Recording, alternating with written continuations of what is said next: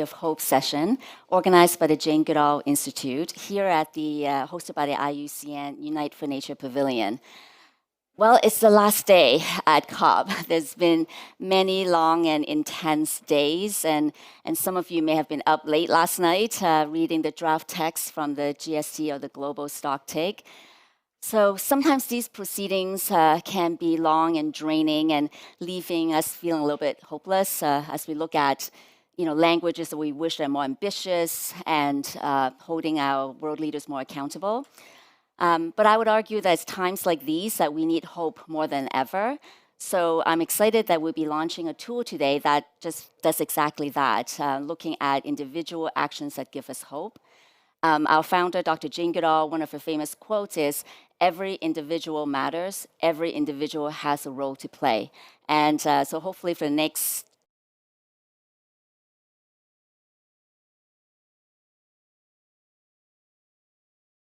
the bigger issues we're talking about here at COP28 in terms of climate change, biodiversity loss, and environmental inequity.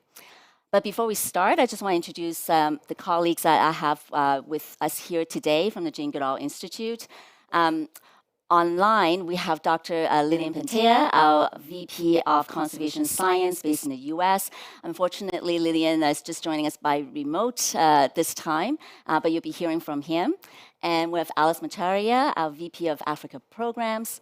And we have Devin Jacobs, our GIS Manager, technical expert extraordinaire, and he'll be walking you through the tool we'll be launching today. And my name is Bella Lam. I'm the CEO of the Jane Goodall Institute in Canada. And there's another person that want to send you greetings, but unfortunately she cannot physically be here. But Dr. Jane Goodall does have a message that she wants to share with all of you. So if we can play her video.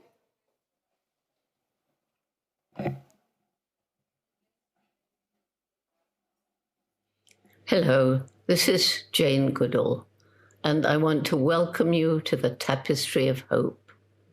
Over the years, I've seen the devastation that humans have brought to the planet.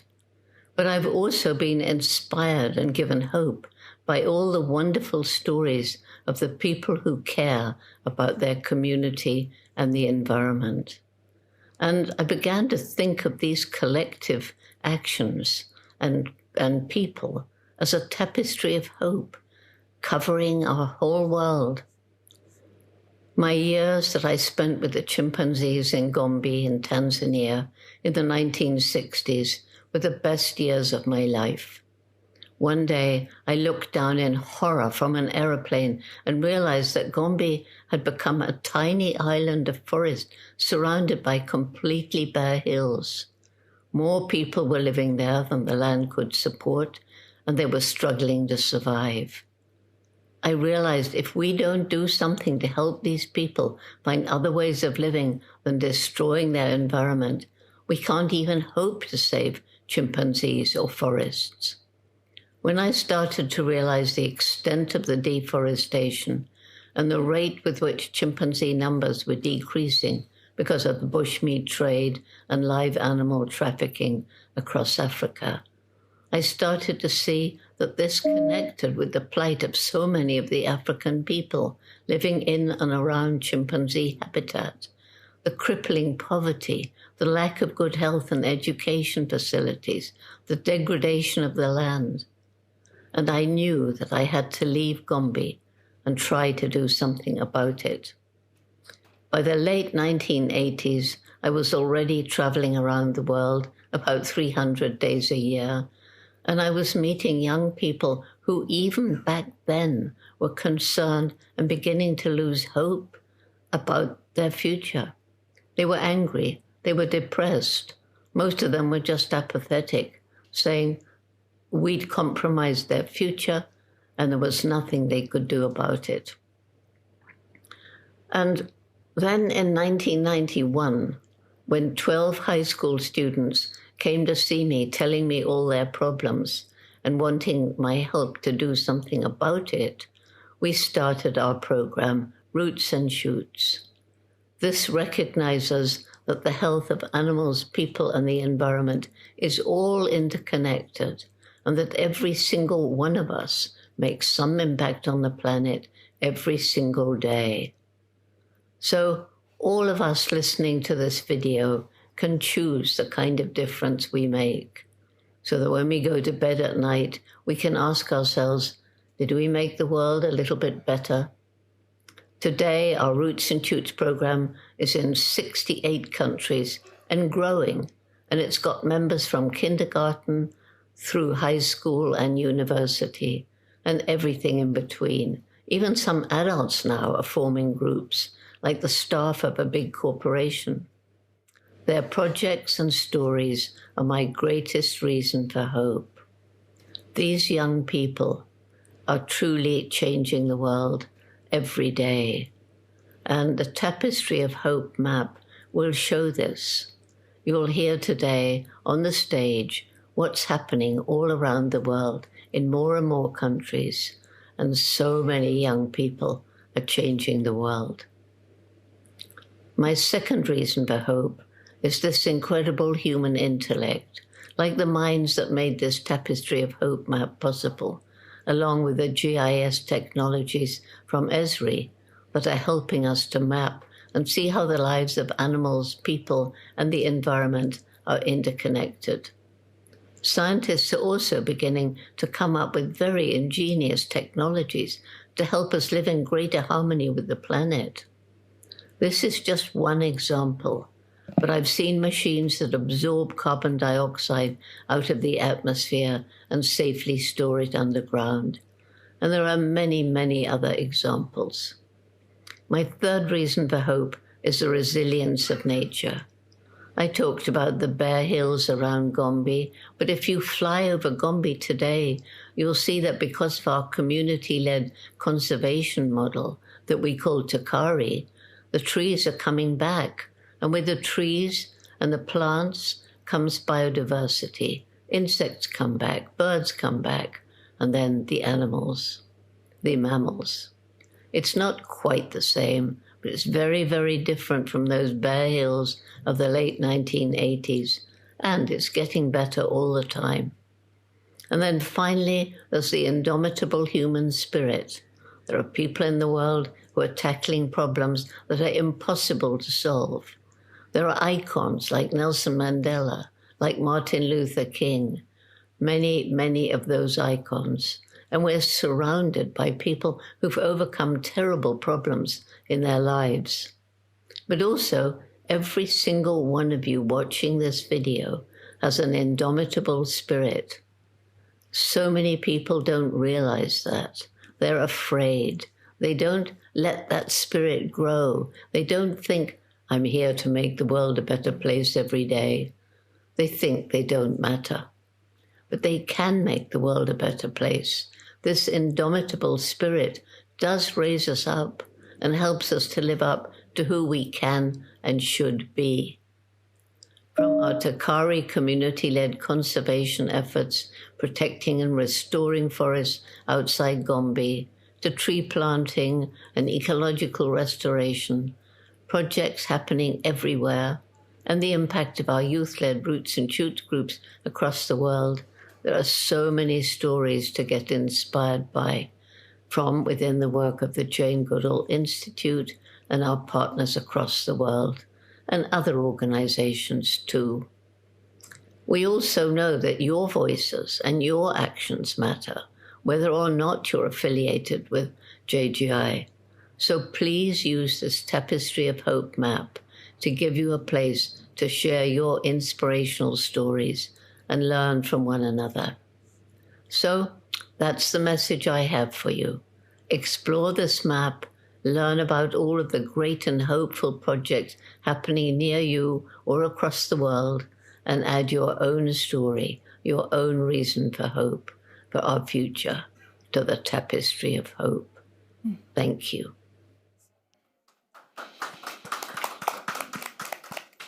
Well, as Dr. Goodall always inspires us to do our part, she mentioned a lot of the work of the institute that she founded, which is centered on community-centered conservation, working with local peoples. But the Roots and Shoots program is also something that we are actively engaging in many, many communities beyond the what we call chimscape, which is a habitat where we find chimpanzees in sub-Saharan Africa.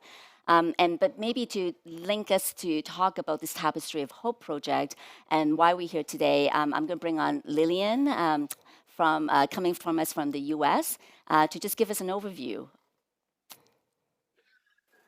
Thank you, Bella, and thank you, Jane, for this inspiring message and for this vision to see our collective action as an evolving tapestry of hope around the world. So good morning, afternoon, or good evening, everyone. I wish I was with you in Dubai, but unfortunately, a late-minute exposure to COVID changed my travel plans. So I'm grateful to IUCN and organizers to have this opportunity to join you remotely. So Dr. Jane Goodall's message and life work is holistic. And from observing and understanding individual chimpanzees in Gombe to partnering with local communities through our Takari community-led conservation model, to inspiring future generations and influencing positive change across the globe through the Roots and Shoots programs that Bella was just describing. And the Jane Goodall Institute science goal is to continue this legacy, this Jane's legacy, by employing a system-driven approach that supports our work across all GGI programs holistically, from Africa programs to Roots and Shoots, and to help GGI colleagues and our partners to collaborate, integrate different disciplines, sectors, ways of knowing, and to achieve science-based outcomes through the lens of three major interconnected systems. And this is animals, people, and the shared environment. Now, in the last 2 years, thanks to a generous support from Apple, we have been investing in GGI Science, a knowledge platform powered by Esri ArcGIS technologies to enable us to better capture, manage, and share knowledge and enhance our conservation impact by more effectively leveraging data and innovative technologies. So this GGI Science and knowledge platform is basically an infrastructure combined with data standards, protocols, models, tools, and human capacity, all designed to enable science at scale, cost effectively. And this would enable us to generate knowledge that supports and informs conservation decisions and inspire action and hope. So the result of this effort is the beginning of an integrated system that supports open science, collaboration, and generation of knowledge in a grassroots way. So this Tapestry of Hope map is one of those tools as part of the broader GGI Science and knowledge platform that empowers individuals and communities to see how the impact is part of a bigger picture, how it relates to other communities, and creating this worldwide movement to make the planet healthier and kinder for future generations. So the more stories people will add, the more data and insights we will have for this, for our collective efforts. So thank you for this, for your attention. And I would like to, I guess, now pass to my colleague, Devin Jacobs, who is right there in the room with you to introduce you to the Tapestry of Hope. Thanks, Lillian. Yes, thank you, Lillian, for the introduction. So I will be giving a live demo of the tool here in a little bit, but just before I do that, I want to give a brief, not too technical overview of how the tool actually works. So the Tapestry of Hope map is actually, we're here to re-release a tool that was originally developed in 2015, mainly to capture stories from across JGI. The new platform that we're developing differs from the original version in a few key ways. First, It's connected to our science and knowledge platform, as Lilian mentioned. So it's able to be updated continually as new stories come in. That doesn't require a huge manual effort in order to make adjustments to it. It's also connected to our system that does all of our sort of monitoring and evaluation of science programs and platforms. So some of these tools eventually can pull from all of our science and evidence-based data systems and analyses, and can also contribute data to those analyses as well. The second main way that it differs is there's a new kind of 3D user interface that was developed based on an Esri ArcGIS Online web scene and customized with the support from an amazing partner of ours at JGI called Blue Raster that helped us with kind of the JavaScript visualization that you're going to see. Lastly, we enabled a public input option, right? Because this isn't just us telling stories as JGI in a one-directional manner. We really want to use this as an opportunity to gather stories and feedback from community members who may even not be associated with JGI, but are inspired by Jane and her message of hope. So without further ado, I'm going to kind of move to the back of the room here, and we'll transition one of these screens to the live demo. So while Devin is setting up his computer, we will throw up a QR code at the end that you can actually just download it on your mobile device. You can start playing with it. You'll see it's very user-friendly and intuitive. And there are ways, as Devin mentioned, that you can add your own stories. You can add assets like photos. And then we just have a system of just like vetting and making sure before it uploads. But it's pretty straightforward, and we're excited. So hopefully that by the end of the session, you'll be able to play with it and and share it amongst your community as well. Devin, you good to go? Yes, Great. awesome. Thank you. Yeah, so what you're seeing here is a splash page. When you first come to the screen, you'll see a slightly condensed version of that video that we showed at the beginning from Jane. There's a YouTube link. You can essentially just hit play there on it and listen to Jane's video. If you're not familiar with navigating these types of apps, I would recommend maybe hitting this info button in the bottom left corner of that splash page.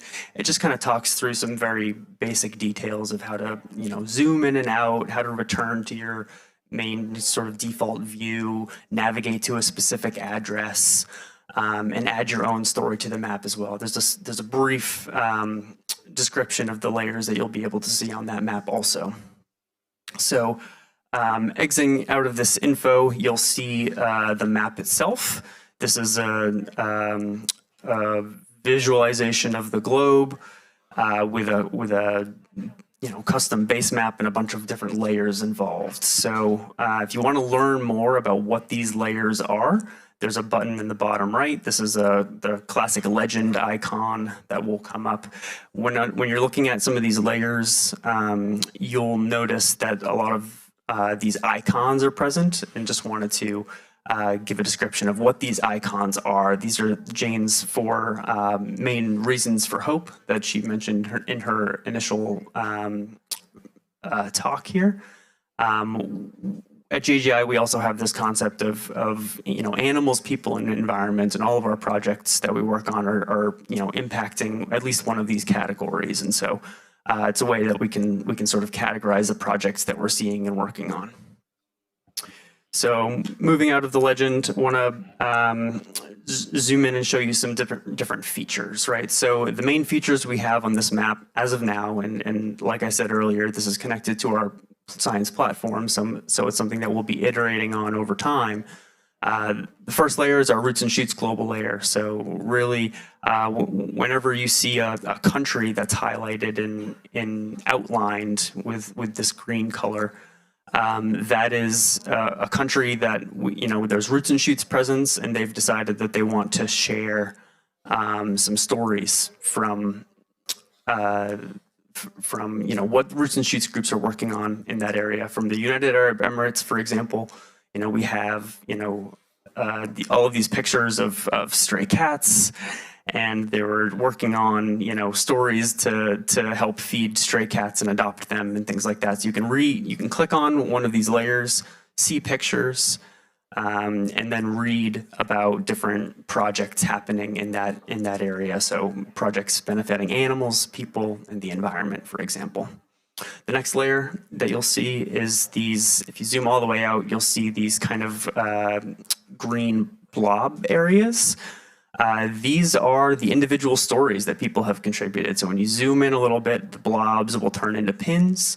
You can select a pin and you can read more about those stories. And we'll be going through a few stories here in a little bit that are symbolized by these pins. The last feature that you'll see on these maps are these green diamonds. The green diamonds are stories that we want to highlight as JGI. So these are our kind of high impact stories that you can read a lot more about. You'll see pictures related to these stories, and we'll go through a couple examples of highlights here as well. The last thing that I want to point out on this map before we go through a few examples is the big button in the bottom left corner of the screen, which is the Add Yourself to the Map button. So when you click on this, this will pop up a form that anyone across the world can fill out, provide some details, and this is how you'll get your story added to the map. So you just got to verify your age. And then, the form will come up where you can fill in all of the details necessary to get that populated on the map. There is a QC process that goes into that. It's currently my favorite part of my job right now is being being the QC person for these stories, because I get to read them all as they're coming in, which is really fun. But yeah, wanted to make sure folks can add their own stories to the map as well. For some reason, my navigation is no longer working. I'm going to refresh this page. It looks like the computer is frozen. I need some assistance here.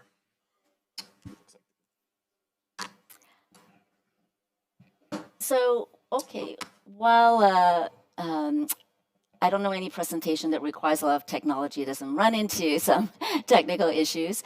But while we're fixing the globe back on here again, but maybe actually one of the stories that we're going to transition next to is, and Devin will be able to show you when the globe comes back on, is a story from Uganda. And so while we're waiting for the globe, maybe Alice, I can get you to tell us a little bit about that story of hope. Absolutely. So the project that's going to be highlighted is really focused on chimpanzee conservation in Uganda. And as Jane Goodall mentioned, well, she started off working on chimpanzee conservation. The mission has really broadened because you can't achieve chimpanzee conservation or conservation of any kind without involving the communities that are living within, next to, or within the corridor areas. And so our work is really integrated, it's community-led, and we ensure that any of the strategies and the interventions that we're working on, especially when we're talking about community-owned areas, private forest areas, are integral with the communities. And so the project in Uganda has really been focused on regeneration and reforestation of forests. What's happening in Western Uganda is there's been an increase over the years, as we're seeing in most of Africa, in forest destruction, which again is chimpanzee habitat, but a lot of wildlife live there. And so when we're looking at, what are those areas that we need to ensure that we are implementing activities, we're doing it in concert with communities to ensure that as we develop this path, this sustainable path, conservation, both livelihoods, that we are working with the communities to reforest these areas. And so we've been working together with, the forest reserves to make sure that those are reforested. We've been working with communities as part and parcel in terms of planting indigenous trees, but also trees that they can use on their own farms for agroforestry that they can also get money from. And then regeneration. So there are also areas that you can just leave open and ensure that it regenerates. And so through this process, we meet some amazing individuals who are either protecting their own forests, and to hear from them why they're doing it. Yeah, so in some instances, they talk about walking into the forest and how it feels just from a physical experience. It's cool. They hear the birds. they just feel alive when they're in these forests. And so if they're able to get some benefits from these forests, fine, but ultimately they're preserving it because of its innate value. So we have individuals like those that we work with. And then there are others who really want to be involved in conservation, but they just can't be involved because life also is happening. And so they have had to make some concessions and cut down trees. And so we've been working with them on improving the forest structure within their own farms, but also including, other species like I mentioned. And then also human-wildlife conflict has also been an issue that we've been seeing increasing, not just in East Africa, but across Africa. So as some of these habitats are being degraded, chimpanzees and other species are moving out of those areas to find food. And so again, they come in contact with people and you have incidences of human-wildlife conflict. So we have been working with communities on coming up with their own resilience mechanisms, because sometimes yes, the wildlife authorities have some compensation mechanisms, but we also want the communities to be able to develop their own internally, where through microcredit or other systems where they have revenue, they put it into a central pot, so that if there is an incidence of conflict that happens, if a chimpanzee injures a child, there's already an internal mechanism within the community for them to verify that the incidents took place and for them to be able to compensate also within the communities. So really working with different sustainable features, building in governance within already existing systems to ensure that we are able to achieve both conservation, but also coexistence, and that the community's livelihoods are enhanced. Thanks, Alice. Thank you. And maybe we can actually go across the globe and take us to my home country, Canada. And here we'll focus one of the highlighted stories that Devin mentioned, using one of those like diamonds.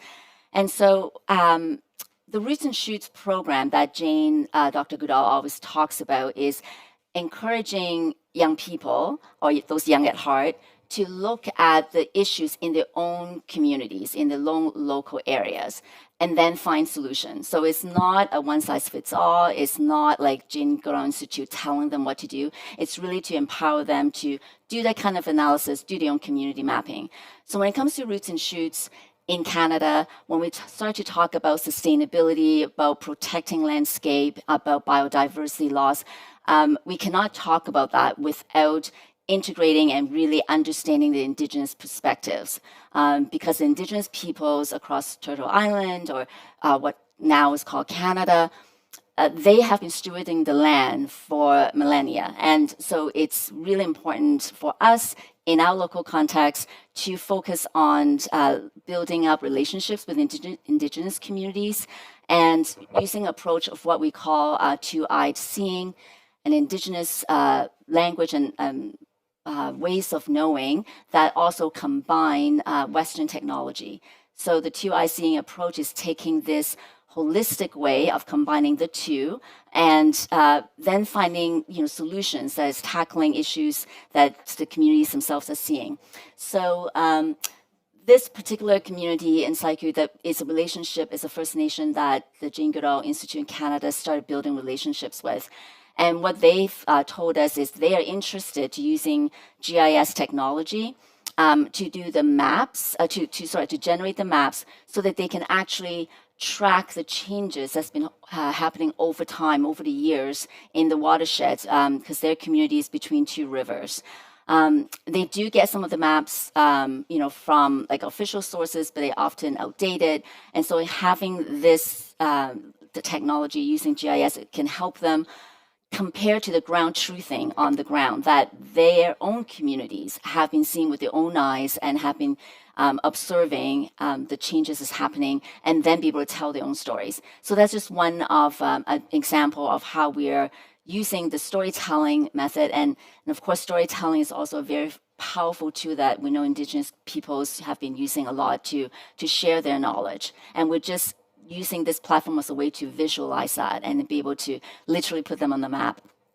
And maybe I'll share a second story from Canada. It's in Northwest Territories, above the Great Slave Lake, where we find this little pinpoint. Yes. So this is one of our Roots and Shoots projects that we supported in 2023. And this community, being in very northern part of our country where the soil is frozen most of the years, food security and having fresh food is a real challenge in their local community. So they start looking at what are some possible solutions. And one of the things that they start experimenting with is hydroponics and, so growing food in their own way.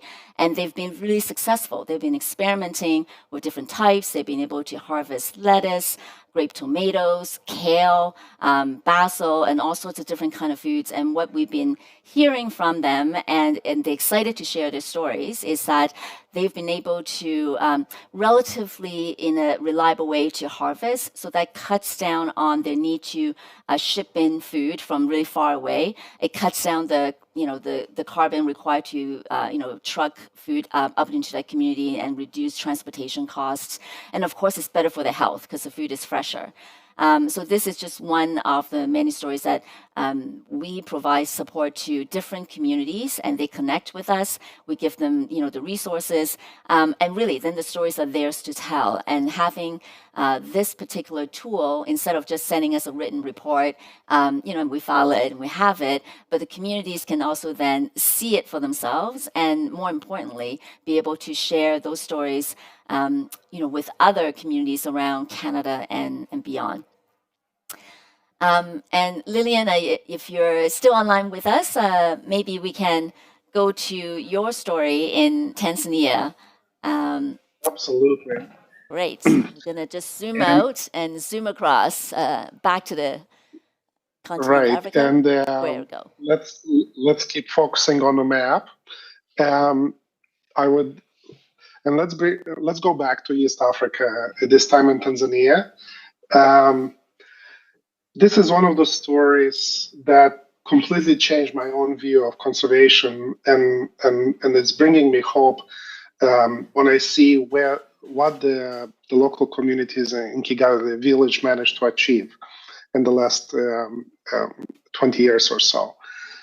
In 1972, if you look at the satellite imagery, let's say collected by NASA, USGS, and Lancet and historical aerial photos, you'll see that what is now Kigali Village Forest Reserve used to be around 370 hectares of Miombo woodland. Now, by 2005, the satellite imagery confirmed that Kigali forests and woodlands mostly were converted to farmland and decreased to around 156 hectares. And as a result of this dramatic loss in tree cover, the people start experiencing landslides. They start experiencing flash floods, stream erosion, and all of that have been impacting their livelihoods. So around that time, the local community is working in partnership with the Jane Goodall Institute in our first Takare project, decided to do something about this. And they decided to develop the first participatory village land use plan and designate these critical watersheds as village land forest reserves to minimize farming, logging, and fires, and allow these woodlands to regenerate naturally. Now, the village government also selected forest monitors, which then the Jane Goodall Institute equipped them with smartphones and Survey 123 apps to patrol and report their observations of what's happening in the forest, if any illegal activities, and then share this information with local decision makers at the district or regional scales. And these community efforts were facilitated by the Jane Goodall Institute through our Takare community-led model, and supported also by USAID, along with some of the leaders in geospatial technology providers such as Esri, Maxar. We also have Google Earth and other partners supporting this over the years. Now, if you look at the satellite imagery now from Maxar at 50 centimeter resolution, you can see that by 2014, this woodlands are in the process of being restored through this natural regeneration. And you can click and see some pictures of before and after. Like, for example, you could see here using ArcGIS technology visualization of Maxar imagery between 2005 and 2014. You can see those trees coming back. You can see the streams coming back, the streams getting healthier. And you can look at the maps as well, showing that about 82% of the original forested area documented in 72 now is restored.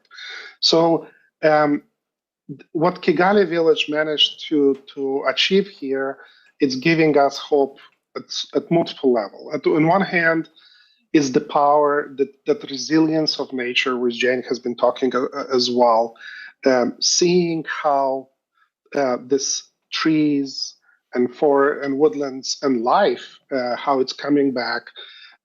It's still not the same what it used to be, but it's a huge difference. And like in the case of Uganda, it's amazing to hear how proud local communities are and to hear their stories, how they can now walk in the shadow of their trees or collect mushrooms or being able to have the security that their children will not be impacted by the next flash flood affecting the community.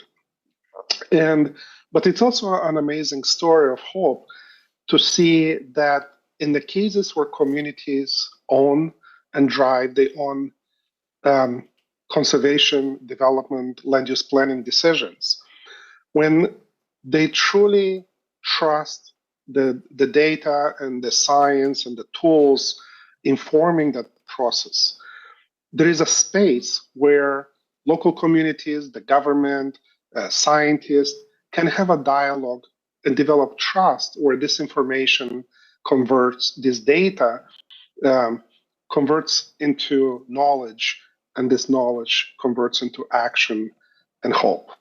And this is something, again, it's a special story which you can use the Tapestry of Hope map to see it and connect it to other stories. For example, you can see a visualization of the reforestation process, which was actually just developed in partnership with NASA. And you can go to the NASA visualization page. It was also shared at COP 2 days ago at the NASA Pavilion. And you also can look at the story map to learn more about Takare community-led model, where you can get a little bit more insights into Kigali's story as well. So it's a story of habitat restoration, which has multiple layers of data and science already communicated and shared and visualized in different platforms. But the Tapestry of Hope allows us to bring this data to the same level and share it and compare it as one example of habitat restoration and hope, which we can share it across the globe. And Devin, if you can zoom just a little bit out, you'll see that in the middle of Tanzania, the Jane Goodall Institute Roots and Shoots Tanzania team has been having similar restoration efforts spread all around the countries. And the same idea of supporting the local initiatives to restore and take care of the forest is supported by the Roots and Shoots, from school gardens to the village forest reserves and across the country. And that can be visualized as well in the Tapestry of Hope. Thank you, Lillian. And I'm wondering if we can actually put the PowerPoint slide on, because then we can actually show you the QR code, and you'll be able to actually check out the tool itself. And while the PowerPoint's being brought back up to the screen, I think one of the things that's so amazing about these different stories is you've heard really a wide range from really technical, using GIS technology, conservation science, and the platform that Devin was mentioning, that it actually integrates with what JGI is doing to inform the conservation science. But also, in an elementary school, whether it be in a village in Tanzania or in far northern area in Canada, can also add their voices. Sometimes when we're at COP and these kind of big conferences, again, the problem seems so huge. And also the structure seems like, well, there are few people making these decisions, does my role actually matter? And I think driving home the message that, everybody has something that they can contribute to, and just having people to feel seen, like having people to feel like, hey, I am, a part of something bigger. I am part of something of a bigger movement. I think that's really our ultimate hope, is to really share that feeling that it's not just people in government or people in big business or even people working in NGOs. They're the ones that are doing the work. Everyday citizen, and it's kind of linking to that citizen science as well. That whatever they're observing, whatever they're doing, can be shared. So if you can go to the next screen, please. So we actually, just before coming to COP, we put out, the Jane Goodall Institute put out a statement in terms of our position on COP28 and what we hope leaders will come up with at the end of these 2-week conferences. Probably very similar to a lot of people in this room, including IUCN folks, in terms of just really, demanding a high ambition and bold actions. So you can download that code and read up the statement yourself later on. And then the next slide, if we can move forward. So this is the QR code for the actual tool itself. So you can open it. Hopefully it works well on your. Yeah, I will just give one not really a caveat here, but it does work much better on like a laptop than a mobile device. It does work on a mobile device. You can access it. You can access all the same layers and things like that, but a little bit more of a stable experience on the laptop. Thanks. Yes. You have a question? Oh, okay. Oh, okay, great. Yeah, so so we really encourage you to play with it, to share it. And Devin, I think as you mentioned, it's very much still in the iterative process. We're continuously adding to it and refining it. And definitely just say if people have certain comments or if they have certain ideas about just beyond adding the stories, but certain functionalities about the tool, what's a good way to let us know? Yeah, that's a good question. So I will make sure that to the info box on the Tapestry of Hope, there's a feedback mechanism that we'll implement as well. It's not there currently, but I think within the next few weeks we'll have an email address at least that people can send feedback to. So yes, so that I know we're almost running out of time. Just want to see if there are any questions. Yes, yeah.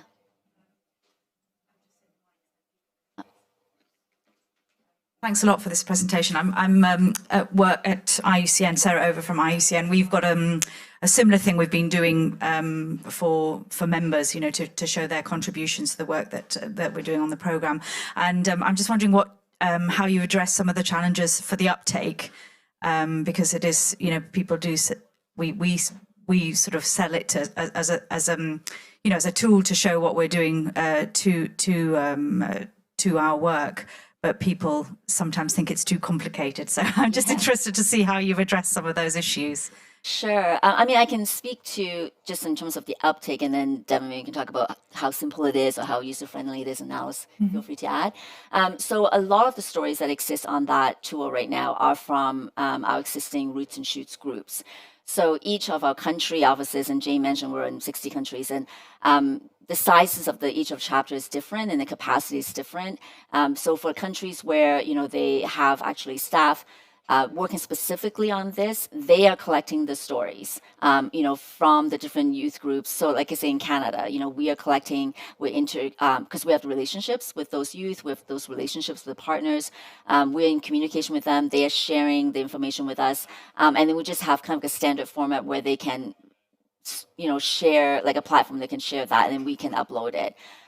Moving forward, we're always going to be encouraged them to do this, to do it themselves. But that's how for us as an institute, because we have that layer of each country chapter, is, having different mechanisms to, like, for example, if they're giving funding to these groups and there's a reporting mechanism, or they're just, have sometimes a good volunteer base, youth advisory councils where the youth themselves are kind of decentralized in different parts of the country to collect those stories. So it's not just putting the onus of the person doing the action to then self-motivated to upload, but so that's one way we've been, dealing with that uptake.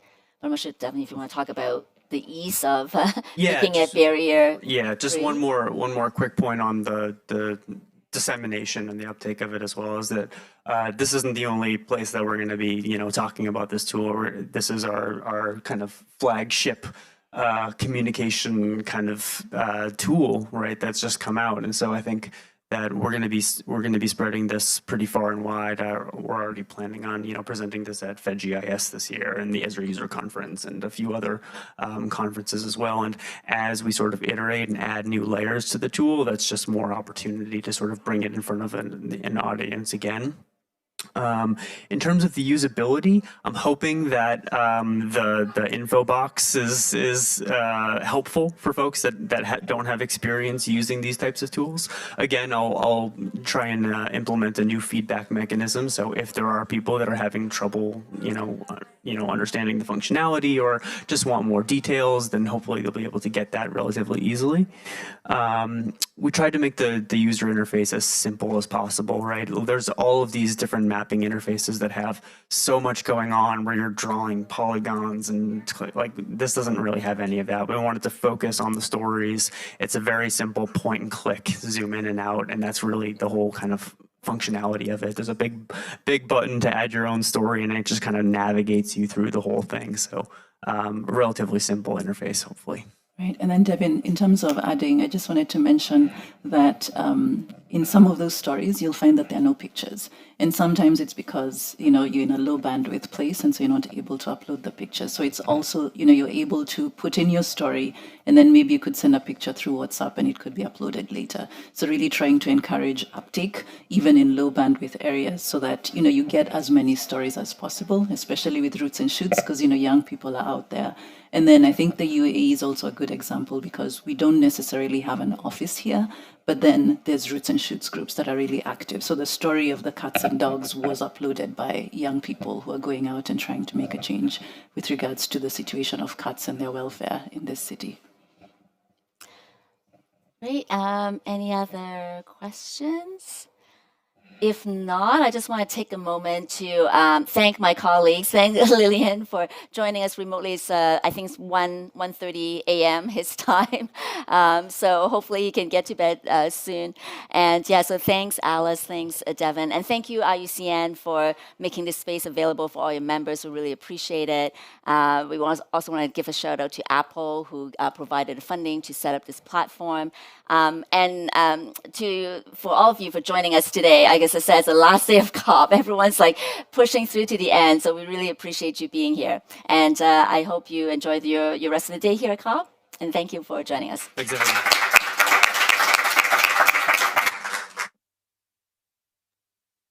Thank you.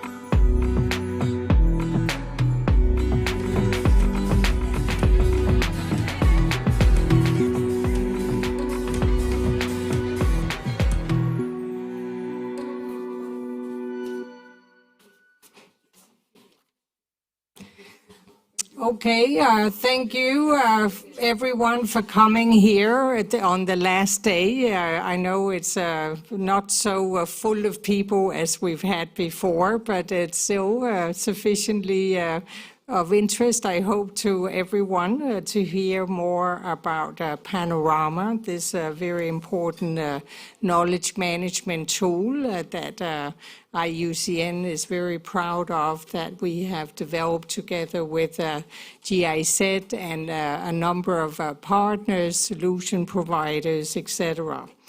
So we are now going to start the event where we will introduce PANORAMA as a tool and its knowledge management approach, its relevance for the climate community and global policy processes. We will also present insights from integrated climate biodiversity solution case studies and present and celebrate the next PANORAMA platform, the web platform, and its beta launch that we will show later on. We have a really fantastic lineup of speakers representing several of our PANORAMA partner organizations, and perhaps also more importantly, some of the users and contributors that will share their experience on the ground. So to start off the session, I'm very pleased to invite our Director General of IUCN, Dr. Goodall Aguilar. Please.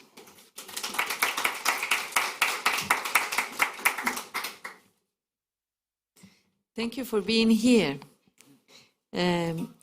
You know, today is indeed the last day of the COP, but this event is very important, and I'm really thankful to the guys back there on the camera and sound, and because we can then share with a lot of people, even if they're not here. So welcome all to IUCN Pavilion. We call it Unite for Nature, home of the Union. So, and let me then talk a little bit about knowledge. Knowledge, the foundation of science, and of course underpins successful nature conservation. Without knowledge, it's very difficult to take good decisions. But one thing that is just as important as generating and using the knowledge is managing the knowledge. How else can you learn from the past experience or share good or bad news with others, allowing them to learn from you, if it's not through knowledge? How else can you access biodiversity data and transform it easily into policies and decisions? As a science and knowledge organization, we in IUCN fully embrace the importance of knowledge management. In fact, we are the global leader in providing knowledge on the state of nature and the measures needed to safeguard it. And this we do with our members and with our 16,000 experts around our 7 commissions. Today's event is centered on the tool of PANORAMA, Solutions for a Healthy Planet. PANORAMA has existed in its current form since 2016, and as a partnership that supports learning from case study of successful solutions, ultimately enabling good practices to be shared and repeated. PANORAMA provides a powerful methodology for knowledge management. Unlikely, it takes uniquely, it takes an integrated approach facilitating knowledge, discovery, exchange, analysis, and dissemination, combining online and offline tools. PANORAMA is more than a data bank of case study. Not only does it describe what was done, but it also tells us how and why things were successful. And while PANORAMA focuses on core topics in nature conservation, such as protected and conserved areas, there is also emphasis on cross-cutting themes like biodiversity in urban areas or the links between nature and culture. By promoting concrete examples of success in the individuals and organizations behind them, PANORAMA provides hope that the huge environmental challenges facing us can be addressed. There is a growing demand for this tool. There is a growing demand for PANORAMA, and it currently offers 1,400 solutions contributed by 1,000 individual providers from around 120 countries. Each month, more than 25 users visit this platform, and growing. So we see huge potential and demand for a tool like PANORAMA, with its focus on qualitative knowledge as opposed to data and information. IUCN cannot do this alone. That is why we are proud that we have partnered with GIZ, and thank you for being here, in this endeavor, and are pleased to work closely with a growing number of other organizations. We invite more partners to join us as we bring PANORAMA more closely to biodiversity processes at the national level. But let me be more real about what PANORAMA is and share an inspiring example of PANORAMA on the ground. In the Southeast Asian country of Laos, there is a national protected area called Him Nam Now. GIZ and the local authorities implemented a successful management approach for the protected area. And so PANORAMA was used to spread the good word. And we put all that you have done, GIZ, in the PANORAMA. So once it was put, through the PANORAMA, the elements that led to the success of the Him Nam Now were distilled into different components, such as collaborative governance or working with local communities to help manage protected areas. This allowed the approach to be easily communicated and scale up, leading to training models based on what practitioners learn from the success story. Now, the model for protected area management inspired by Him Nam Now and the work of GIZ have been expanded over 20 different areas in the country. Great success. So friends and ladies and gentlemen and partners, allow me to end with a quote from the great Nelson Mandela. He said, "Education is the most powerful weapon which you can use to change the world." Yes, indeed, no, indeed.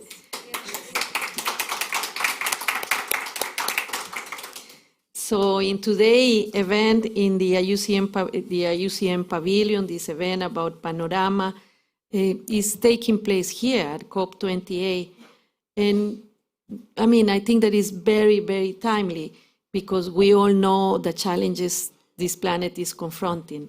And I imagine that all of you are hoping for good results today, hopefully. We are not losing hope. Here you are in the house of the nature. IUCN is the voice of nature, so we are not losing hope. And we know that the nature is already in the text, but of course, we need to see the phase out of fossil fuel,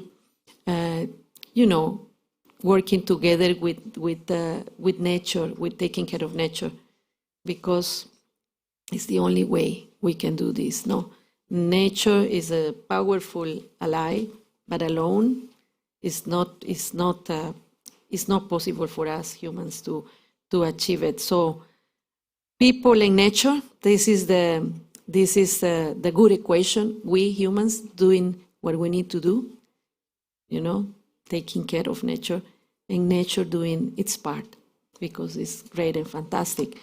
So let me just say that knowledge management is something that is also a tool on our side, creating knowledge, managing knowledge, and of course, everything is about education.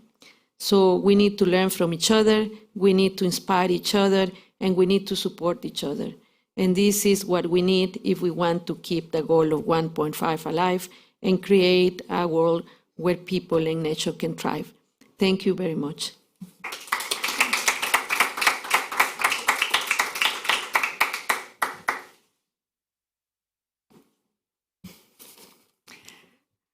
I suggest that I now introduce all the speakers, and then we can just very briefly take a photo with Dr. Greta L'Aquila as well, and then we proceed, and you're, of course, more than welcome to stay. So one of the next speakers that I would like to certainly introduce is Frederik Strapke, who's one of our partners and senior manager and also global development responsible for RARE. And then we have Jochen Renger from GIZ, who's the head of department for climate, rural development, infrastructure. Then we have Carolina Monaco, who's from one of our partners, I believe was it Colombia? Argentina, sorry.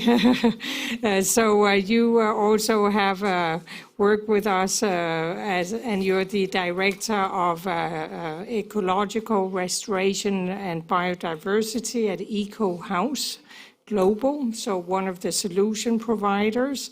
And then the last person that we will also invite on stage is Dr. Susan Marwan Shaheen, who's assistant professor, College of Arts and Science at the Al-Aqwan University and one of the solutions providers. So before we start, if we just pose very quickly for a photo with our providers.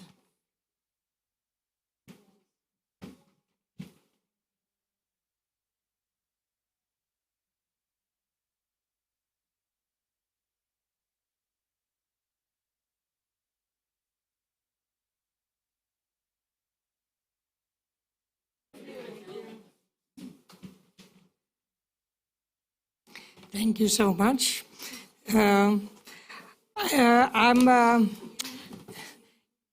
would now like to start, and I would like to send a message from the Federal Ministry for the Environment, Natural Conservation, Nuclear Safety and Consumer Protection in Germany, also abbreviated BMUV.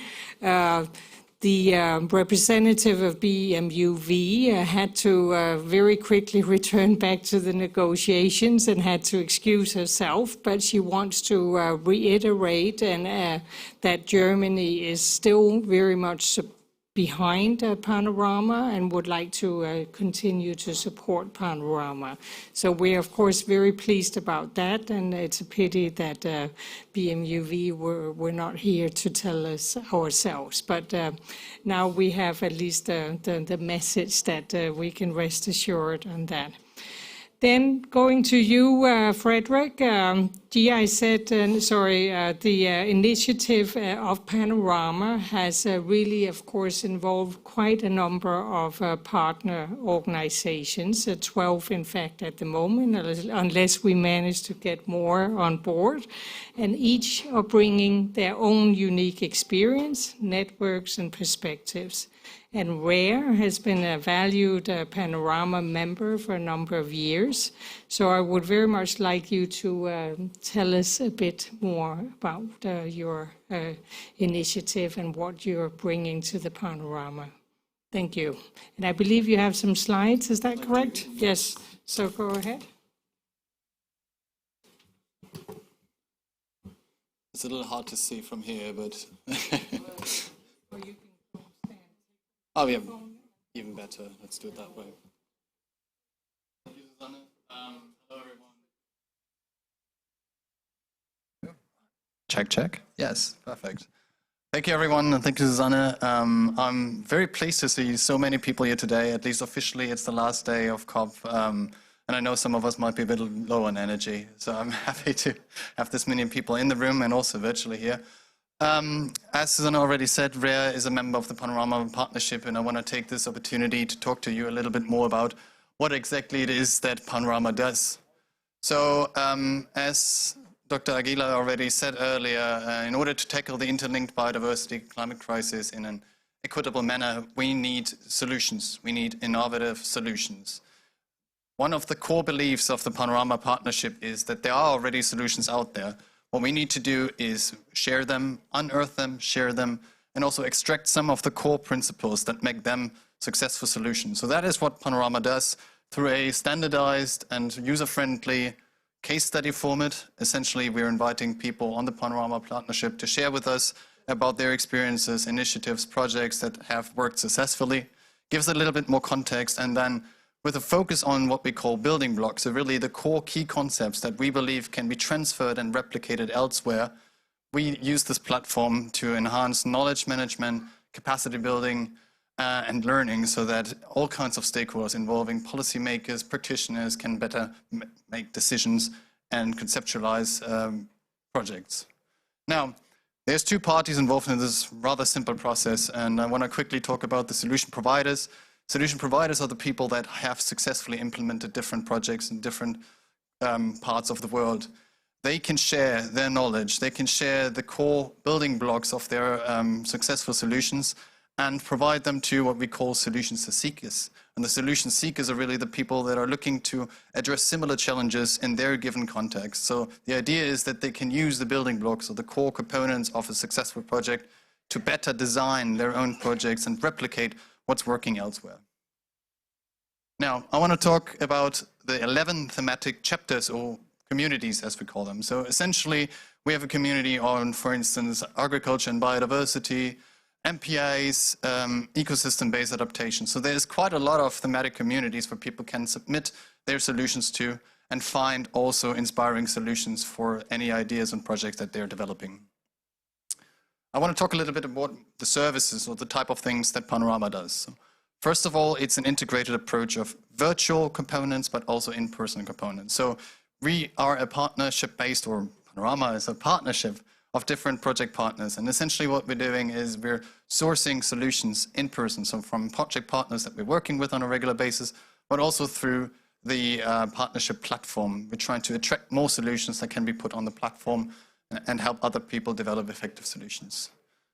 Knowledge exchange is a key part. As I already said, this facilitation between the solution providers and the solution seekers is something that we really emphasize. So peer-to-peer learning is crucial in this process. And we do that again on a virtual basis, so through the PANORAMA communities and also between the PANORAMA communities, but also in trainings and workshops. So we have hosted in the past successful writing workshops where we're helping project implementers to better define what exactly was the successful part of their project in the past.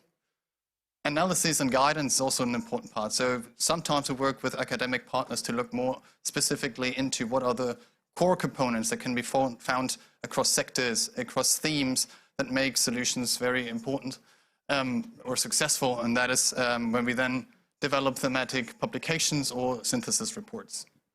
Obviously, knowledge dissemination is very important, and I'm personally quite happy to see that some of our solution providers that come from smaller civil society organizations, for instance, that don't have a massive marketing department to tell other people about all the amazing work they're doing, they can use PANORAMA to get to know other donors, partners, funders in the future, and basically share the amazing work they do through our newsletters, social media platforms, and also some of the videos that we do. And last but not least, obviously, networking is key, not only through the partnership platform, but also through events such as this one here. So after the event, please approach me, ask me questions if you have any. I would love to talk to you about the PANORAMA partnership. Some of the impacts we already talked about, I think, in Ms. Aguilar's presentation. So now we have 1,400 solutions on the partnership platform from 1,000 solution providers from 120 countries. 581 of those are climate relevant, so obviously very relevant in the space that we're currently in here. We have a newsletter that's going out to 20,000 recipients, and the website is being visited by 25,000 people on a regular basis. Concluding my little intervention here, there is no one-size-fits-all approach. We all acknowledge that in order for a project to be successful and efficient and effective, It needs to be context specific, so socioculturally, economically, geographically, obviously. However, there are core components or building blocks that can help replicate, inform better, more efficient, more successful solution moving forward. So what we encourage through the PANORAMA partnership is positive plagiarism, if you will. So asking people to share what's working in their project, why is it working, and offering others that are looking for inspiration to use these insights for a better decision making moving forward. Thank you. Thank you, Frederik. It was also useful to see your presentation, and you're right, we are fortunate that many are in fact visiting the PANORAMA website on a regular basis.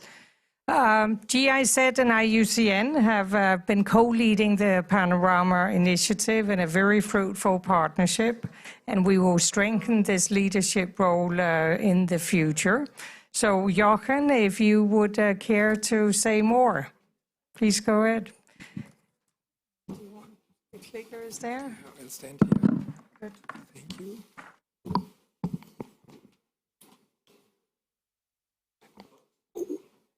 Is it working? Yeah.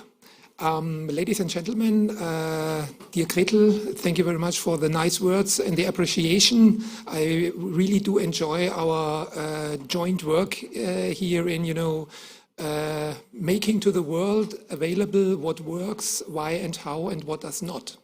And this is PANORAMA all about, as you, Frederik, has just outlined. Yeah, to be honest, I'm totally biased because I'm a great fan and supporter of PANORAMA.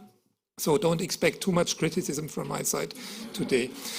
I'd like to, shed some light on the EBA community.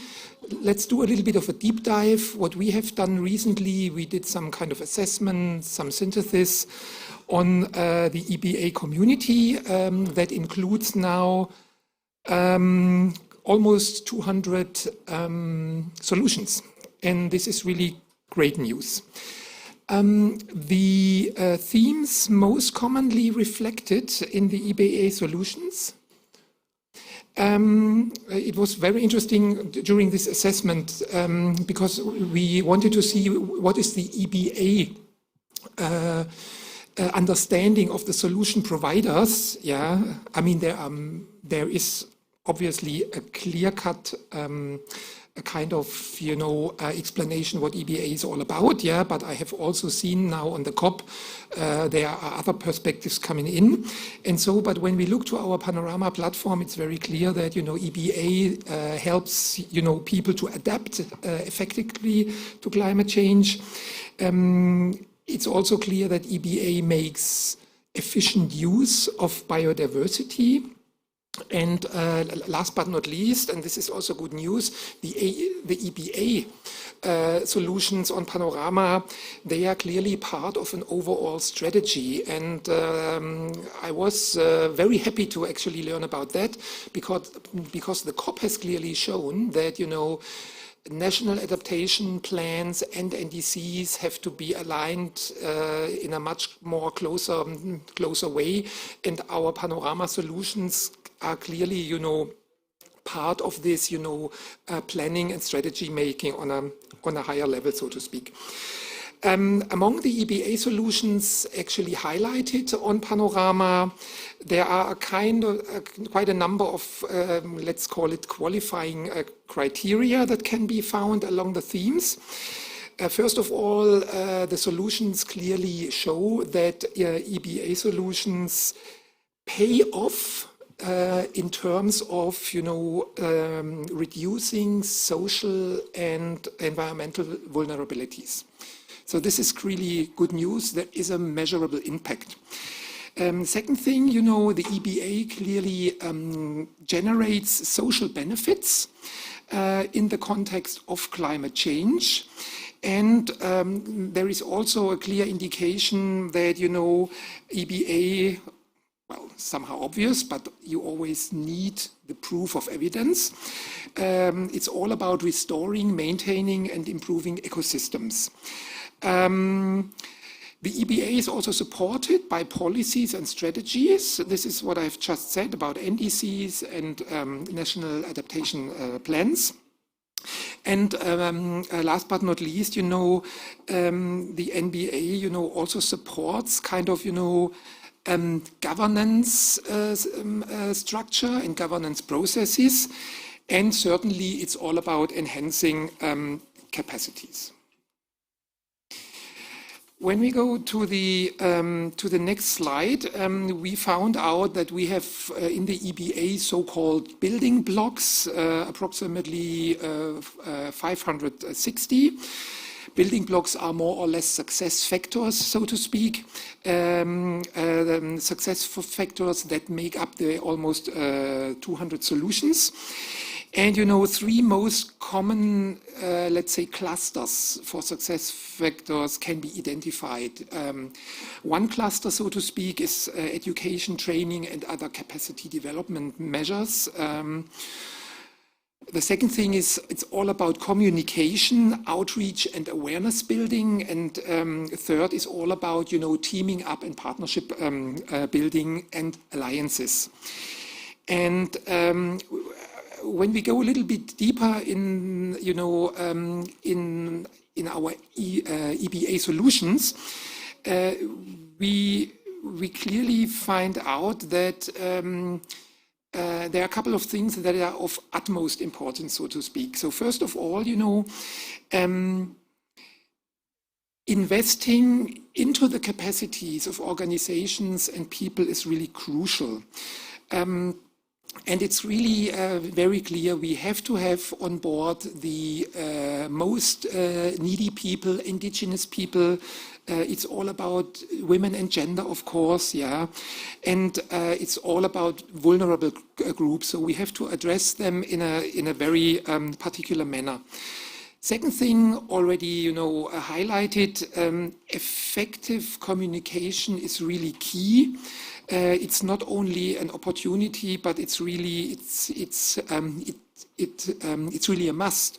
And communication is also all about a multi-stakeholder processes to also involve the very local level.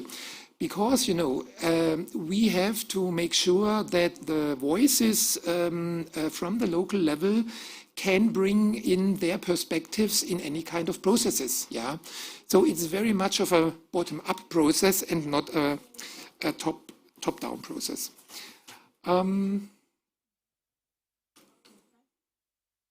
Next slide. Let's see. Next slide. Yeah. The analysis we did, or the assessment, or the evaluation shows that EBA has really many phases. Yeah. And you have clearly indicated, Frederick, there is no one size fits all solution. Yeah.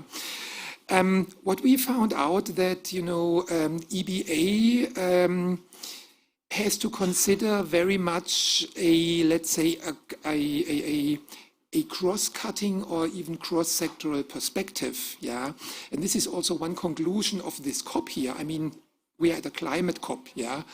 But, there's so much discussion going on biodiversity, on water, and so on and so forth. And it's pretty clear we need to move more towards an integrated approach, so to speak. And I'm also happy to see that, our EBA solutions very much show, that EBA is a very much process-oriented approach. That it is it's multi-stakeholder. I already highlighted this, and when it comes to impact, yeah, the solutions we have on PANORAMA clearly show that there is a clear impact on locally led adaptation. So this is in a nutshell what I would like to share with you from this assessment. Of course, we can provide you with more information. And I would really like to thank my dear colleague, Mrs. Sharma Parveen, who did the analytical work and had this deep dive into the EBA so that we also can learn about our work and in order to, do a kind of permanent improvement. So thank you very much. Thank you. And now we've heard very much about solutions for a healthy planet at the overall level. And now we would very much like, let's say, to hear from two solution providers that have really worked on the ground and will share their practical examples. So first, I would like to invite Dr. Susan Marwan Shaheen to the stage. And you have also slides, is that correct? So the clicker is there. Would you prefer to stand here or with the microphone? The mic, yeah. How to go to the slides?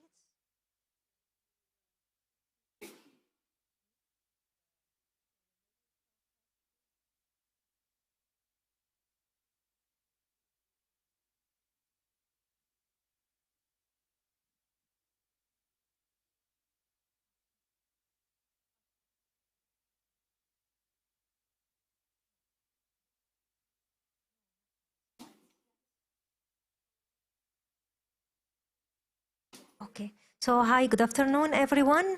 Thank you for being here, and I will try in these minutes to summarize a solution, inspiring solution from the landscape of Al Quwain University. Actually, this example, this is a natural-based solution to mitigate and adapt to climate change based on using and cultivating native plants. So we are proud to have at Al Quwain University landscape fully Emirati landscape. So this is, of course, this will save a lot in terms of fertilizers, in terms of water irrigation, and of course, this is a solution to face climate change. So where is the solution? It's basically in the new campus of Al Quwain University, which is one of the 7 emirates of the UAE. And actually, this example is not only including native plants, but also it includes hardscapes that will let you feel that you have a landscape full of structures and multi-purpose areas, but in the same time, you have just limited amount of plants. So the overall feeling that you have a landscape full of structures, but in reality, you have just minimum amount of plants and also some structures that will support having multi-purpose areas. So here, first, when we go to the softscapes, we have about 19 native species, including the grasses, the shrubs, and trees.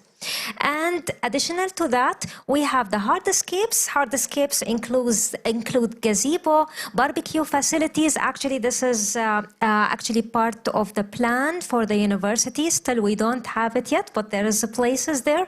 We have water fountains, jogging tracks, and sports areas available to be used from the students and the university community.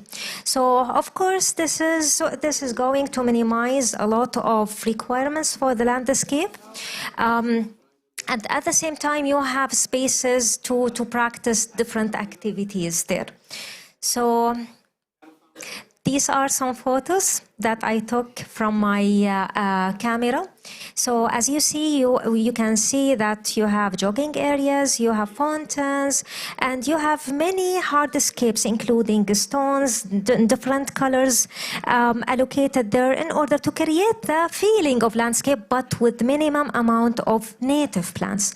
So by that, actually, we thought that this is inspiring because this is a real sustainable solution where you protect and conserve biodiversity, because we have in the landscape at least 2 species threatened, actually, and we have them there. So you are promoting biodiversity. You are promoting actually reducing the costs in terms of all the requirements you need for the landscape. And also you are fostering the national touch, the traditional feelings, the heritage of the UAE, because at the end, Al Quwain University is a national university. So to have Emirati national landscape, this is part of the branding of the university. So these were some photos, and actually the impact of this work that it foster collaboration between different sectors. So for this work, we collaborated with the municipality and also with the TMC group in order to have this landscape. So this is the first impact. Another impact is, to say the truth, this example was a sustainable example, real example that actually inspire our students to participate and won in competitions. So here we have my students, they participating in innovation activities, and they won actually because of this inspiring solution. Okay, another impact at the level of research publication, it's part of the game.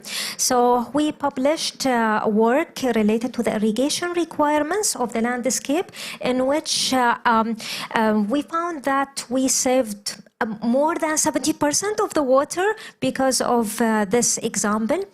And of course, just to summarize, what are the impacts of this work, that we are, of course, supporting the implementation of SDG 13 climate mission, and alongside we also support the SDG 11 and SDG 15.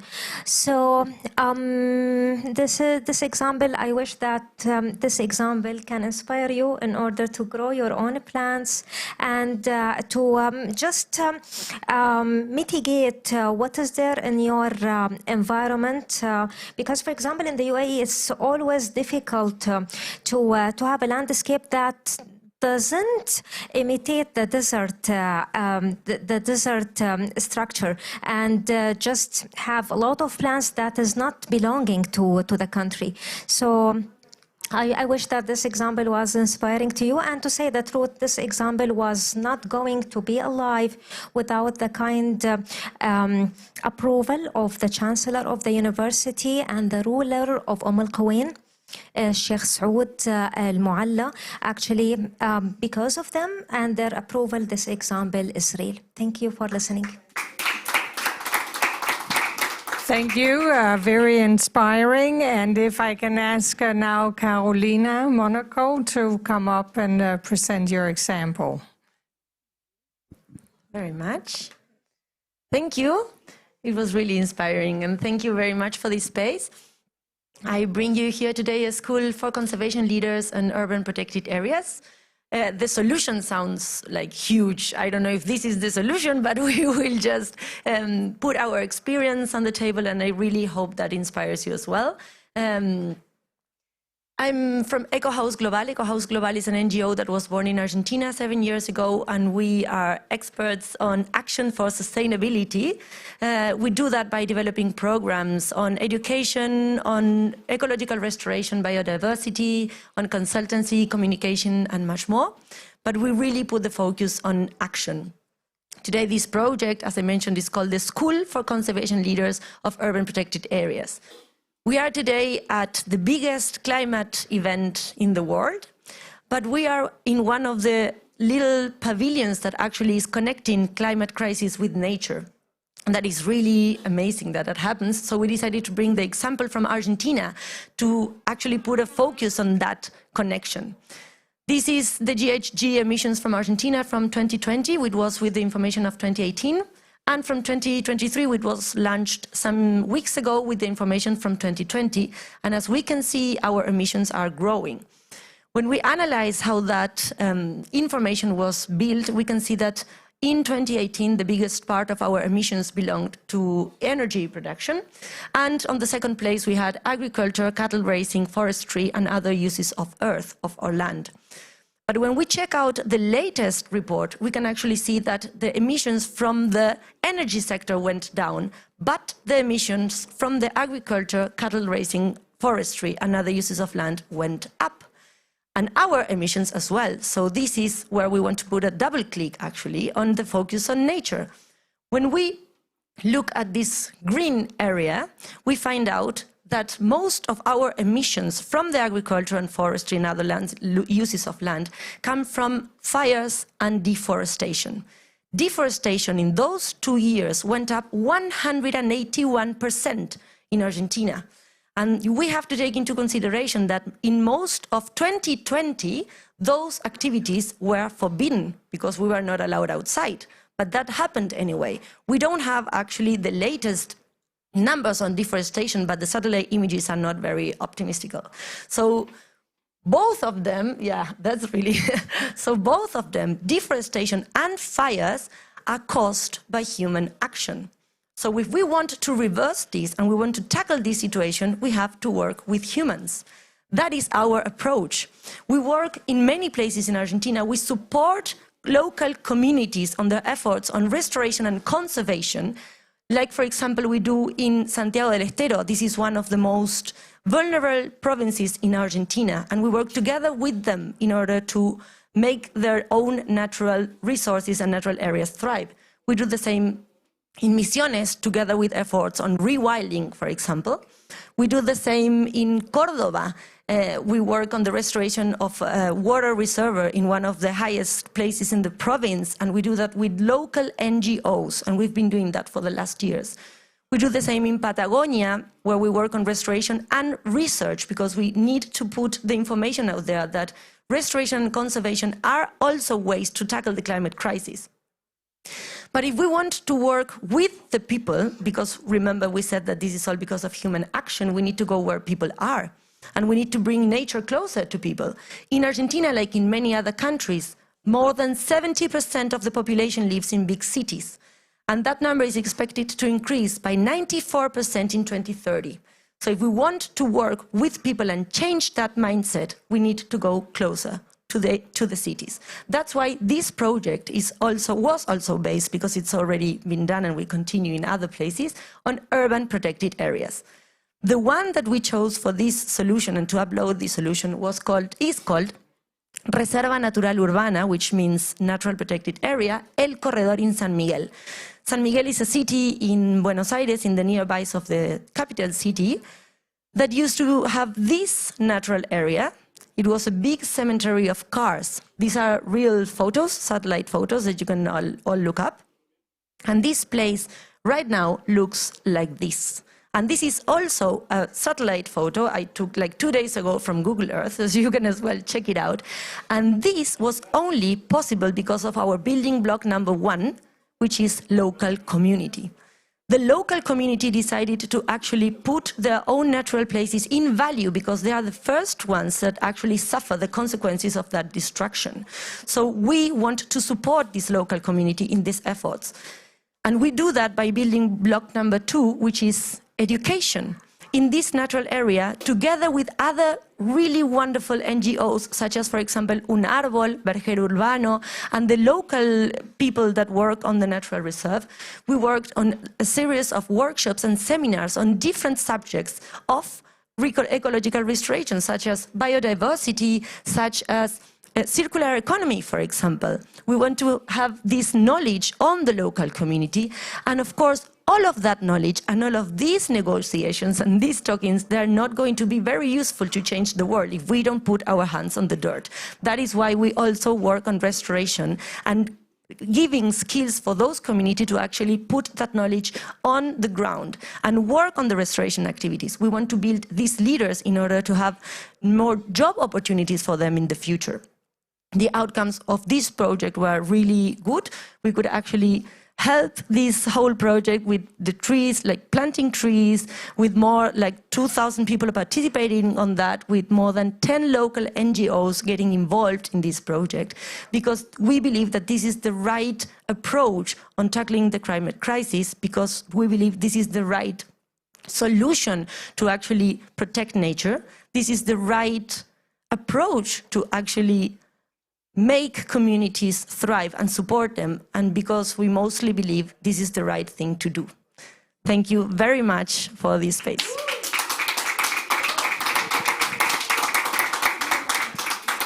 Thank you so much, Carolina, and this was very inspiring. I would now like to invite Jochen back up again to talk about the plans for Panorama 2.0.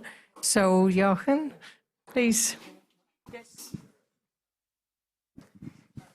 Yeah, thank you very much for, having so much, insight into our solutions and what we are all doing as a practitioners community. Yeah, this makes me really very, very happy. And I think it's also good now to talk a little bit about the future and the vision of our Panorama network.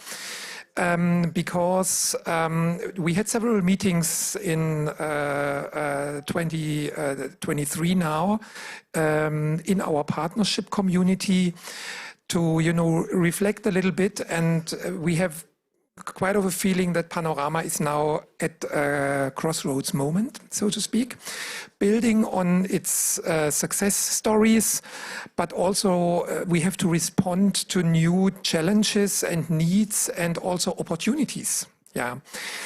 And what we observe is a clear, a growing need for knowledge management, to share information for mutual learning.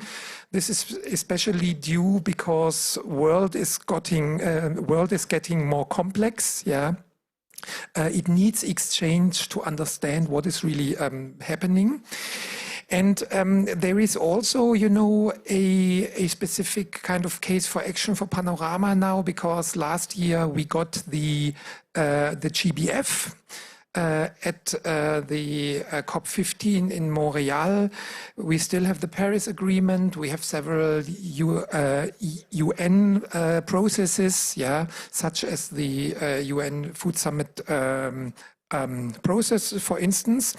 And this clearly shows that there is a very, very high demand for proven solutions and for, effective solutions, proven concepts, and simply good and sound projects. Yeah, and this is what Panorama is all about. Yeah. Having said this, wherever you go here on the COP, people call for, we have to go from paper to action. Yeah, and Panorama really has the perfect ground to do so. So, what are kind of strategic lines now? First of all, our partnership has the impression that we have to do more in informing decision makers and even practitioners. So we have to increase our outreach ambition.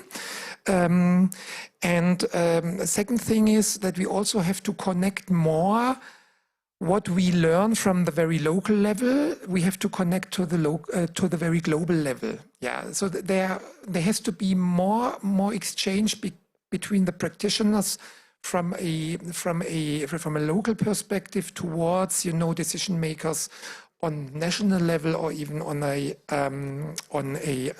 global level. We have now envisioned Panorama 2.0 along a couple of, let's say, lines, and we would like to elaborate within the partnership what can be done in order to improve our partnership, to improve our outreach, and also to improve our strategic importance, so to speak. So what we are going to do next year is very much to talk about and discuss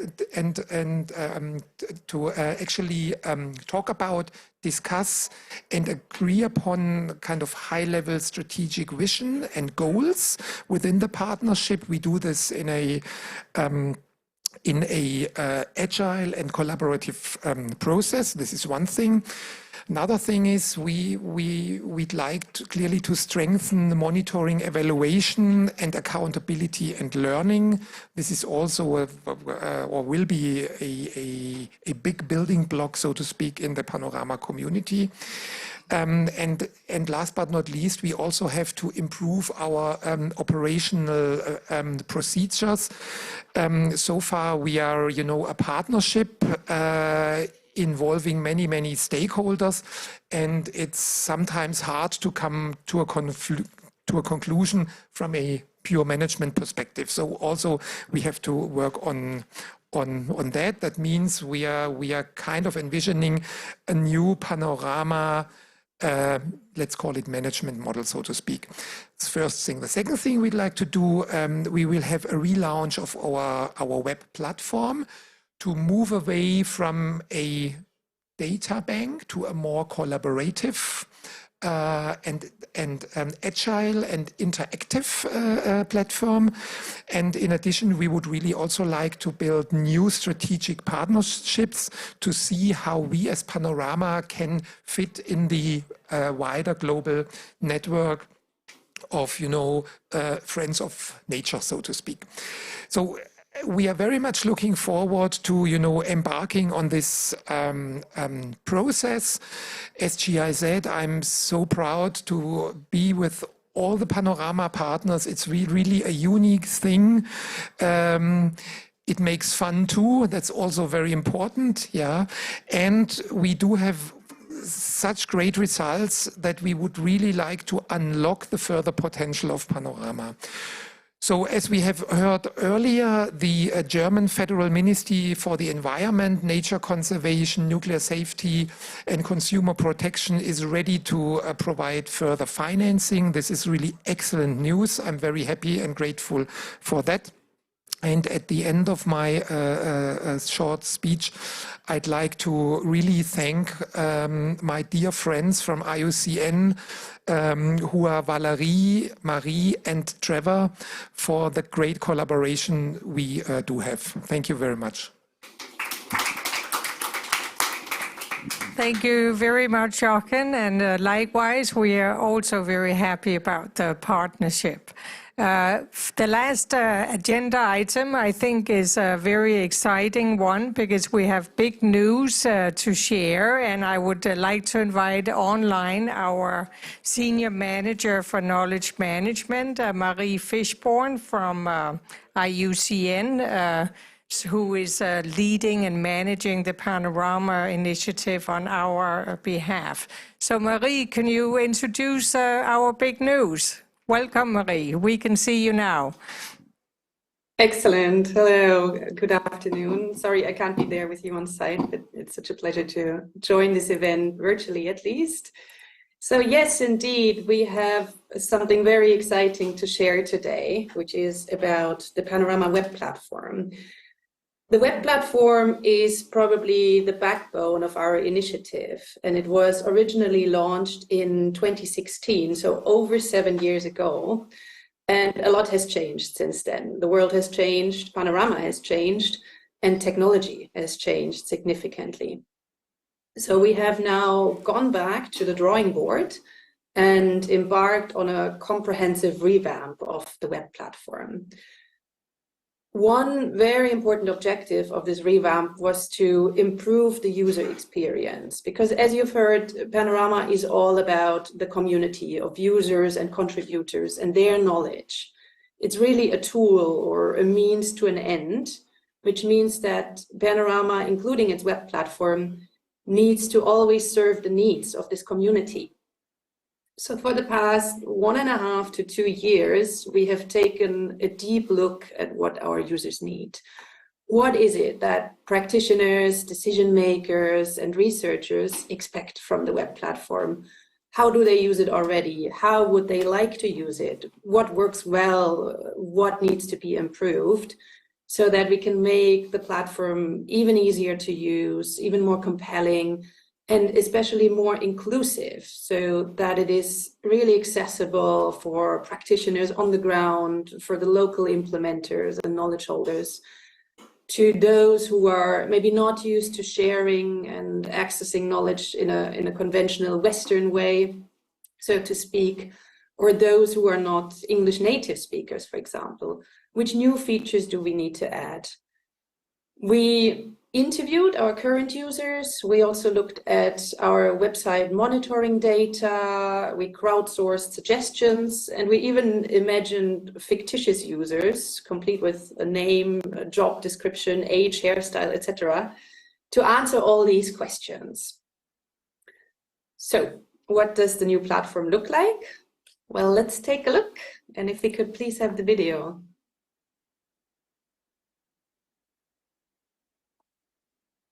Uploading it now.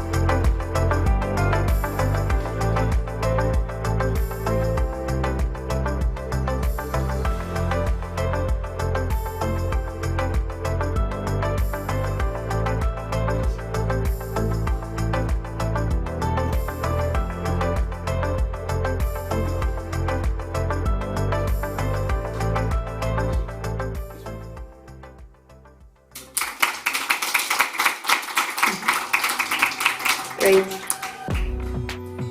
So the video gave you a good sneak preview. Can you hear me? Yes, we hear you well. We need you on the screen. Yes, thank you. We see you now. Super.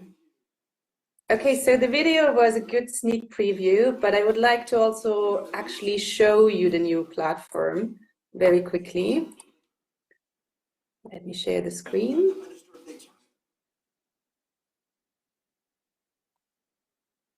Can you see this? Yes, we see your screen share. Excellent. So as you can see, we have a beautiful new homepage which draws users into the solution portfolio, and it invites them to explore this wealth of case studies in an intuitive and even playful way. So for example, we have this slot machine filter, which I just love. Maybe you'd like to know more about solutions relating to infrastructure for freshwater ecosystems applied in Asia. That's a bit of an unusual combination perhaps, but we still have 9 solutions. Or let's shuffle again. How about solutions relating to biodiversity and marine and coastal ecosystems in Africa? 228 results. We have a lot of cases relating to marine and coastal issues. But you can also delve into the solutions portfolio in other ways, straight from the homepage. We have some featured solutions right here. We also have these thematic compilations, which is another new feature. Or you can go straight to simply the entirety of all the solutions. As I said earlier, we really wanted to put the people front and center, and in the event today, you experienced some of our 2 inspiring solution providers with their example. So the homepage features members of the community very centrally, solution providers, PANORAMA ambassadors, solution reviewers, etc. In the research that we did to inform the new platform, we found that many of our users come to PANORAMA with a geographic lens. They want to know who else is implementing similar projects in their country or region. And for that reason, we redesigned the main Solutions Explorer as an interactive map, where you can zoom in and out, go straight to a specific solution, and you can also combine the map with filters and with a free text search. The way that individual solutions are being displayed has also been improved. Let's look at an example very quickly. For example, we have placed the photo and video gallery very prominently, as this is something that people are usually quite interested in. We have also added a simple navigation bar or table of content, which allows you to jump back and forth between the different sections of the case study, and many other smaller and bigger improvements. Now, if you would like to connect with the people that make up PANORAMA, you can go to the network section. And here you can see which solutions are linked to which individual or organization. Let's try filtering by organization and take a look at this one, for example, 3R. They have one solution published on the platform.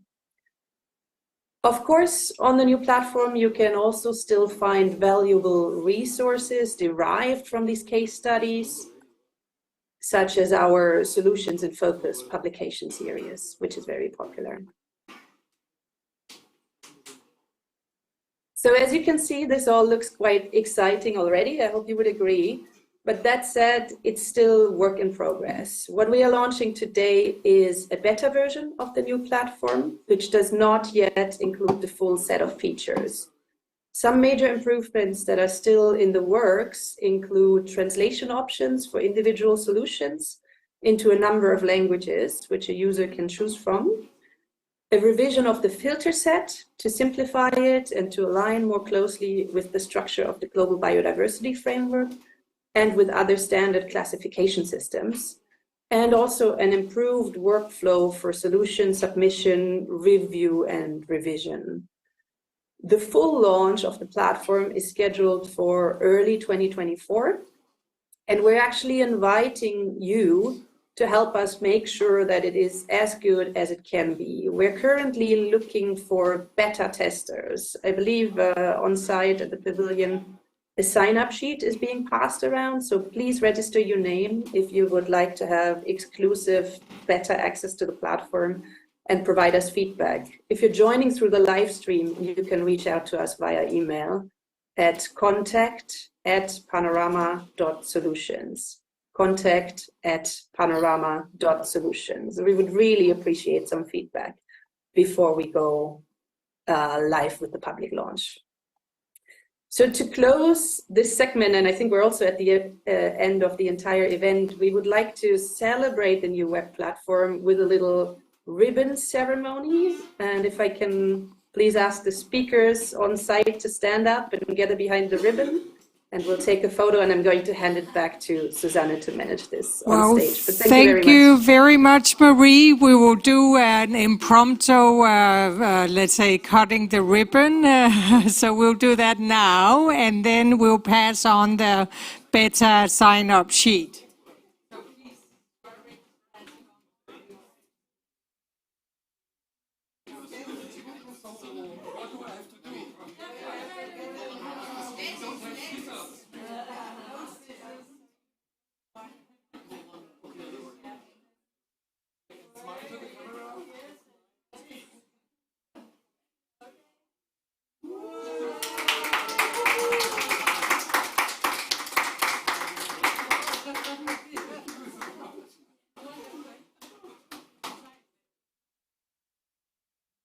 So I think, Marie, I can now officially declare the beta version for launched. It looked really cool, Marie, and we would, of course, want as many potential, let's say, testers and comments as possible to even make it, hopefully fully perfect by the time we finalize the final launch. But I think I would very much like to thank our panel speakers and solution providers. And it is clearly a very, very useful network, a useful site to actually look for inspiration and other providers that you can connect with. So we hope to see your solutions on this platform in the future. And thank you very much.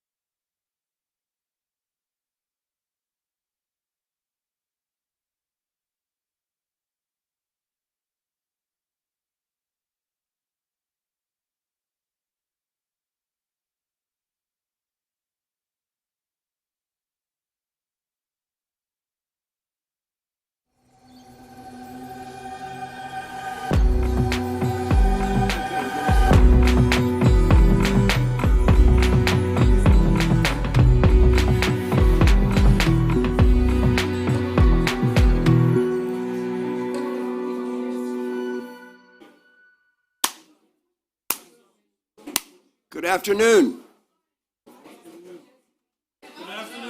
We've made it, almost.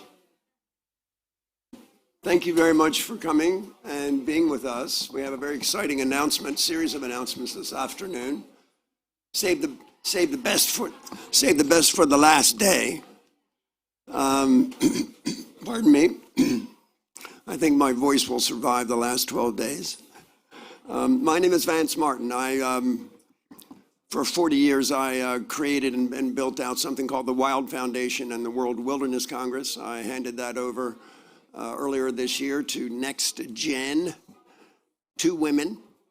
And I'm off on the next phase of my conservation career, part of which includes being a very proud board member of the Union of Nature Foundation. And that's what we're going to talk about here today.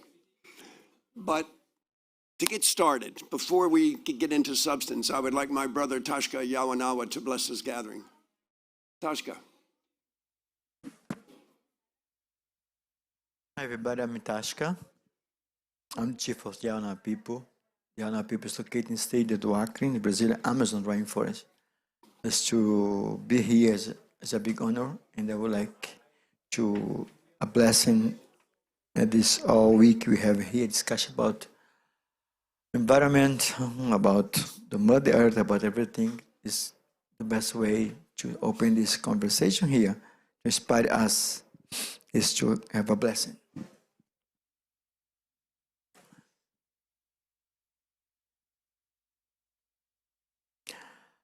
Unvai kiria, unvai kiria, unvai kiria, vai vuru tanaki, kachikachi kurani, kachikachi kurani. Koma koma kurane, mari mari kurane, kapo kapo kiria, hey hey hey hey hey, ankuna vanai hey hey.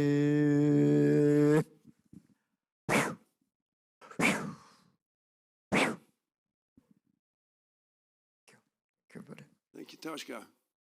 Thank you. We have numerous members of the Union of Nature here today with us, and you'll be meeting them as the day goes on. The structure we're going to have is really 2 panels. I'm going to have a few remarks and with Laura in the beginning, then we'll have first panel and then the second panel. So that's the structure, and there'll be time for interaction as well. And what we're here to launch is a model, a private sector model in cooperation with NGOs and Indigenous people organizations that is easily scalable so that anybody who participates can be part of the answer of 30 by 30 and to 50%, because that's what science tells us. 30% is a milestone. So this is the first world's business model of collaboration between private sector and a confederation of nonprofit groups. And what it's about is protecting nature meter by meter, square meter at a time. You can see on the chairs around here, I encourage you to pick them up and look at them, and later on we'll tell you about what to do. But this square meter is a very accessible, very simple to understand model of protection and inclusion of the stewards of the land and the life that is on that land and sea. I've been in conservation for a long time. We'll round it off at 50 years. Still going. I have one question asked to me more than any other question over all of those years. And you know, you're giving a lecture or you're talking to somebody and suddenly there's a light bulb moment when they say, ah, geez, I get it. It's not just about elephants and ivory and whatever. It's about life. It's about survival. What can I do is the question.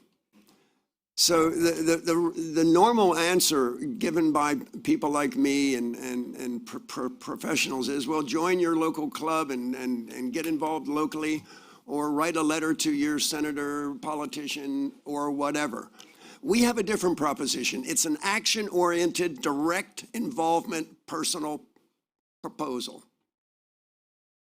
By purchasing the right to help protect a square meter or 1,000 square meters, you can participate directly in this goal of the spatial, what are called spatial targets of achieving 30 by 30. How much space does nature need to survive? Key question that was never asked until a few years ago. It's finally being asked. So we have a proposition where the consumer of any age, of any gender, of any country, any culture, can jump right in and start helping right away. It's based on a very simple square meter geocoded area of land and sea that is being stewarded by or is in the process of being purchased by one of the participating members of the Union of Nature. So you have the for-profit side, you have the nonprofit side. The nonprofit side is doing the land protection so that by purchasing the right to protect, you are helping that NGO, those local people, keep that land intact. The more you add to those square meters, the greater intact that wilderness is. And guess what? That wilderness includes people because there are people taking care of it. And that's why we like to say this is a proposition of protection and inclusivity. Very important for us. The units of nature are protected by these Union of Nature members. Many of them are IUCN members, not all. You'll meet some of them today. After all these years of my career, I'm really focused on a couple of things. One of them is we need new models, desperately. The old model is not broken, it just ain't enough, right? Use a good old American expression. Subsidies, donations, philanthropy, all of it is good. We need more of it. It's not broken. People are fond of saying, oh, the system's broken. It's not broken, it's just can't keep up with the need. So what we're proposing is our new revenue streams, private sector driven, in collaboration with the nonprofit sector. Earth Today is the generator, the private sector business. It's a fintech startup, essentially, that has been tested in the Netherlands for 2 years. It's raised 1.1 million euros, of which 1 million went directly to work. That's an 83% return directly to work. I tell you, in the States, when I hire a fundraiser, a private fundraiser, if I get 50%, I'm lucky. Well, this is 83% return. These 17% goes to keep the doors open and keep the insurances paid. Sounds like a good deal to me. I'd like to make a very clear statement. In my years of doing nature conservation, this is the best model I have seen for inclusive, effective nature conservation. Okay? It goes directly to work. There's a wide variety of groups involved. And many, not all, but many of them are directly aiding the indigenous stewards of the land. It's a groundbreaking business model. it's been beta tested, so jump in. The time is now, because this thing is going to build. This is really the global launch, and we're going to roll it out. In order to bring in a nice feeling and the heart of the matter, I'd like my sister Laura to say a few words, because ultimately it's the heart of the matter that's the most important thing. Laura. Yeah. Hello, I am Laura Yawanawa. I come from Brazil, the Amazon. And first of all, I wanted to let you know about the blessing that Tashka did first. It was the blessing about calling the spirit of the jaguar for healing, and for healing all of us here, and also for healing humanity's greed, so we can be more loving and sharing, and so we can really protect nature. And the reason I'm saying that is because we indigenous people have a very strong connection with nature, with the spirits of nature, and that's why we protect. We, the Yawanawa, protect about 200,000 hectares of rainforest. And here we are at this big conference. And I'm not alone. We also have here our brothers and sisters from Colombia, the Kogi people that came so far away here. And also our brothers and sisters from Africa, the Masaya people from Kenya. And we are here, we share the same feelings. We share, we are here because we are fighting. We are looking for, we are trying to tell everybody, that we need to protect our territory, that we need to strengthen our culture, our traditions, so humanity can survive. And we are part of the Union of Nature.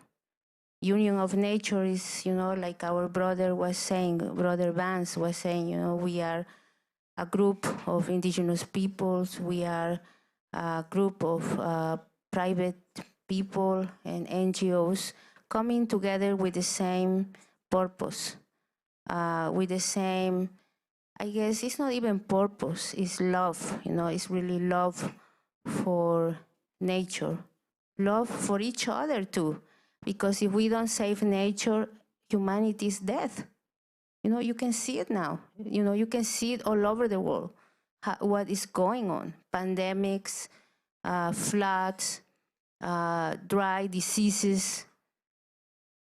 We cannot continue like this. So we have to unite, as allies, as a human family. We are a human family. And that's what Union of Nature it is about. It is not about money. Money is just an instrument. It's about love, the real love that we have to learn, that we have to become allies. So I invite you to know about this new business model, that it is not about making money to destroy, but it's about doing good for all of us, not only for us indigenous people, but for the whole planet, so we can, continue living, in this planet. So thank you. Thank you, Laura. Thank you. Thank you, and I'd like to now call the first panel up. Daniel, Donald, Tashka's here. Can you please come? Have a seat. And Giel, can you join us at the far end there? And we're just going to use this one thing, okay? Because it's like all those wires get hung up in the feathers anyhow. So, right. I'm going to Sorry? We can do, yes. Let's start with that, shall we?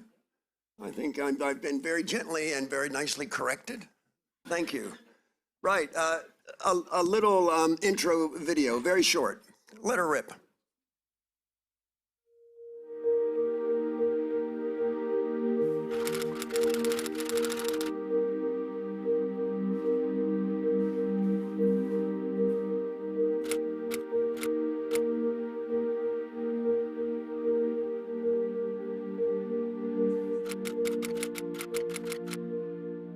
What is so special about Union of Nature Foundation is that for the first time ever, nature protection organizations, they collaborate on a business model level. They have a single product, it's a square meter of nature, and they bring this unit of nature to the world, to consumers and to brands.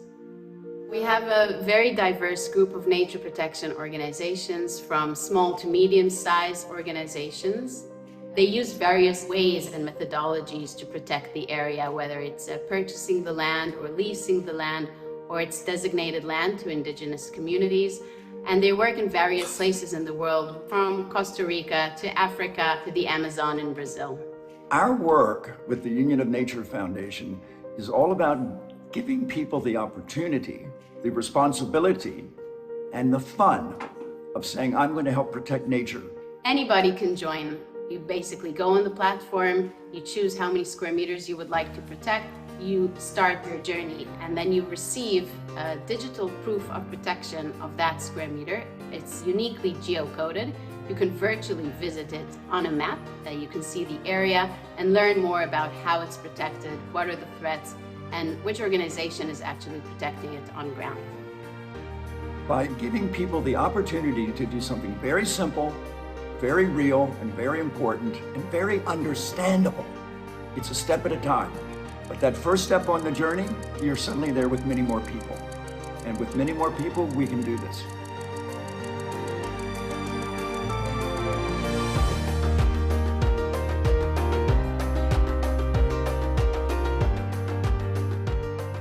Thank you. Here's a little overview. We're going to have another video a bit later to show some more detail, but let's just jump in now, shall we? Let's get it going. We have 3 different projects here in 2 distinct areas, and I'm gonna toss the microphone back to Tashka real quick and talk about. I'd like you just to describe the work that the Union of Nature and you have done together in Acre, in the Rio Gregorio. Thank you, Vance. Well, the Yawanawa, we are about 1,650 people. We are located along the Gregorio River. We are about in 15 villages, and we are working what we call the Yawanawa Life Plan. We implementation of what we want and the future for the next 20 years. The first thing what we are working to that is to protect 200,000 hectares of the land. 200,000 hectares of land is a sacred place where the Yawanawa live from immemorial time. We have a lot of sacred places where our ancestors, they still there. We have a place where we don't use to hunt and not fish, just to maintain the integrity of the wildlife. And we also do protection of the Yawanawa territory against some invasion happened to that, especially with the ranchers, logging companies, and other kind of threats we have it. And also, we are able, because Yawanawa, we don't have a road, we just have a river. We need to move one place to another to patrol land. We have buying boats and canoes. This help a lot. The community move between communities and give a patrol the land. We have work farming because we cannot depend 100% for the forest. Also, we have some alternative like we call little animals like chicken, ducks, pigs. We have installed some internets in some communities. Communication is very important because the villages located very far from each other, and also to talk to the government when have invasion or some disease happen, and we implement the internet. You can see a very humble house in the middle of the forest, but there we have internet. We can communicate with the entire world. Sometimes you think nothing's there but the house there. We have some conference into that. It's really great. Also, we create a very interesting group between the Yawana Ladies Council. So sometimes we have also technology to have a meeting between us to decide about our people. And all this effort that we're doing is to maintain the integrity, maintain the wildlife, not just for the Yawanawa, but we do this work I call for immemorial time, for whole humanity, for the planet. We don't need to think to maintain the nature, to maintain the forest. Just indigenous people homework, but also is homework for everyone. Wherever you are, you can do a difference because we are all connected. If I burn the whole forest, you're going to feel here. If you pollute so much here, I can feel in the forest. We are all connected to a global village. For this reason, you can do using your skill, using your money, using whatever you can to make the difference. I think this idea here to support indigenous people in the last point of the field make the difference. Sometimes it's a lot of money announcing. I just saw like 40,000 million. Norway government just announcing to that. I don't see this money go to the end. Every COP we receive a lot of announcement, a lot of money, but this money never go who really did the money to protect the nature, to maintain the traditional knowledge. I think we all can do a difference. Do by yourself. Thank you.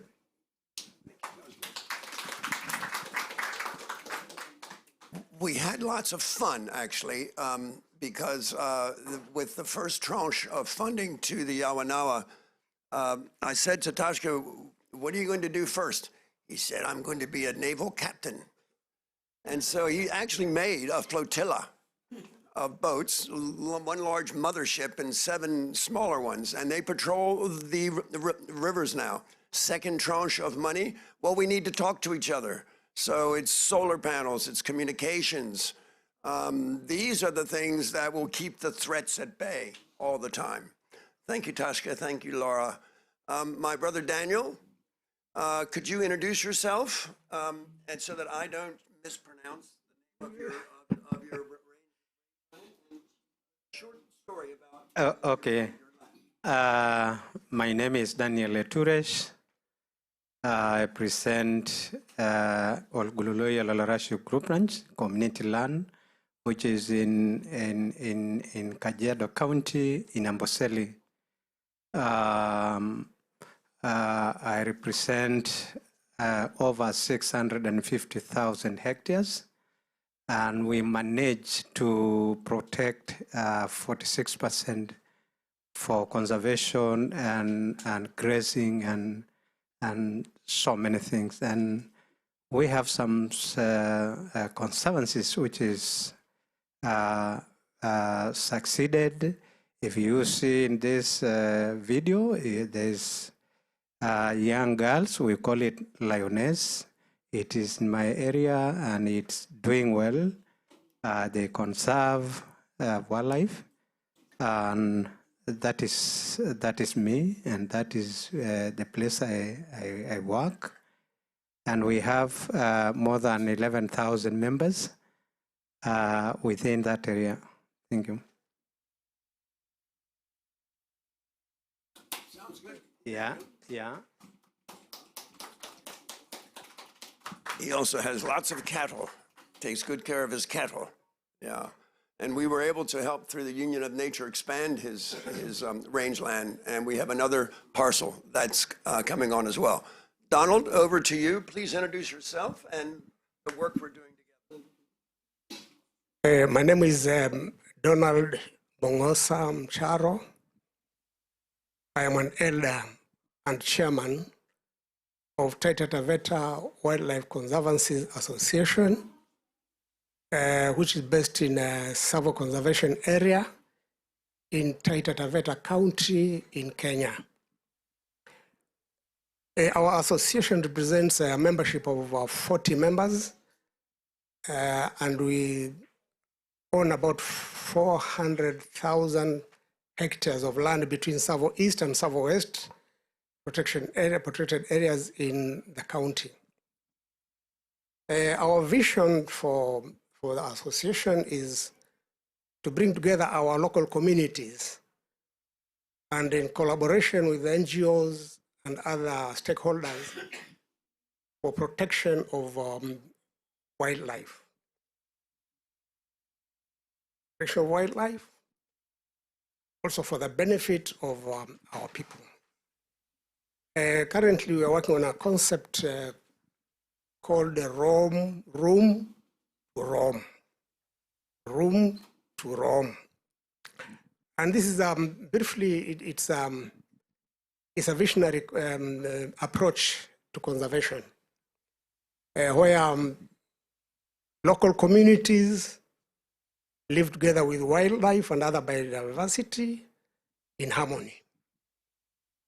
And they do this on the same land, living on the same land, sharing the same resources. And this is mainly done through programs that are set in place and implemented through funding by NGOs mainly, and the various other stakeholders, including some government agencies, where funds are collected, the programs are implemented. The main idea is protection of the wildlife, protection of the biodiversity in the area. And also, this must be for the benefit of the local communities through improved livelihoods. Any conservation that will be successful anywhere without the benefit of the communities who live on the land, who do the actual protection on the ground, will be futile. So our aim is, as we collaborate, as we work together, the wildlife is protected, nature is protected, and the people's lives are improved. That is our basic aim. Normally, what we've been getting through donation, through funding by our partners, has not been adequate. But I'm extremely thrilled to be partnering with this new concept. The introduction of this business model, I believe, is the thing to go. Where we should go is where there should be enough financing for fulfillment of the vision that we have. I believe also it is what will we need in the world for the fulfillment of the vision of the globe, that we protect 30% of the earth by 2030. Asanteni.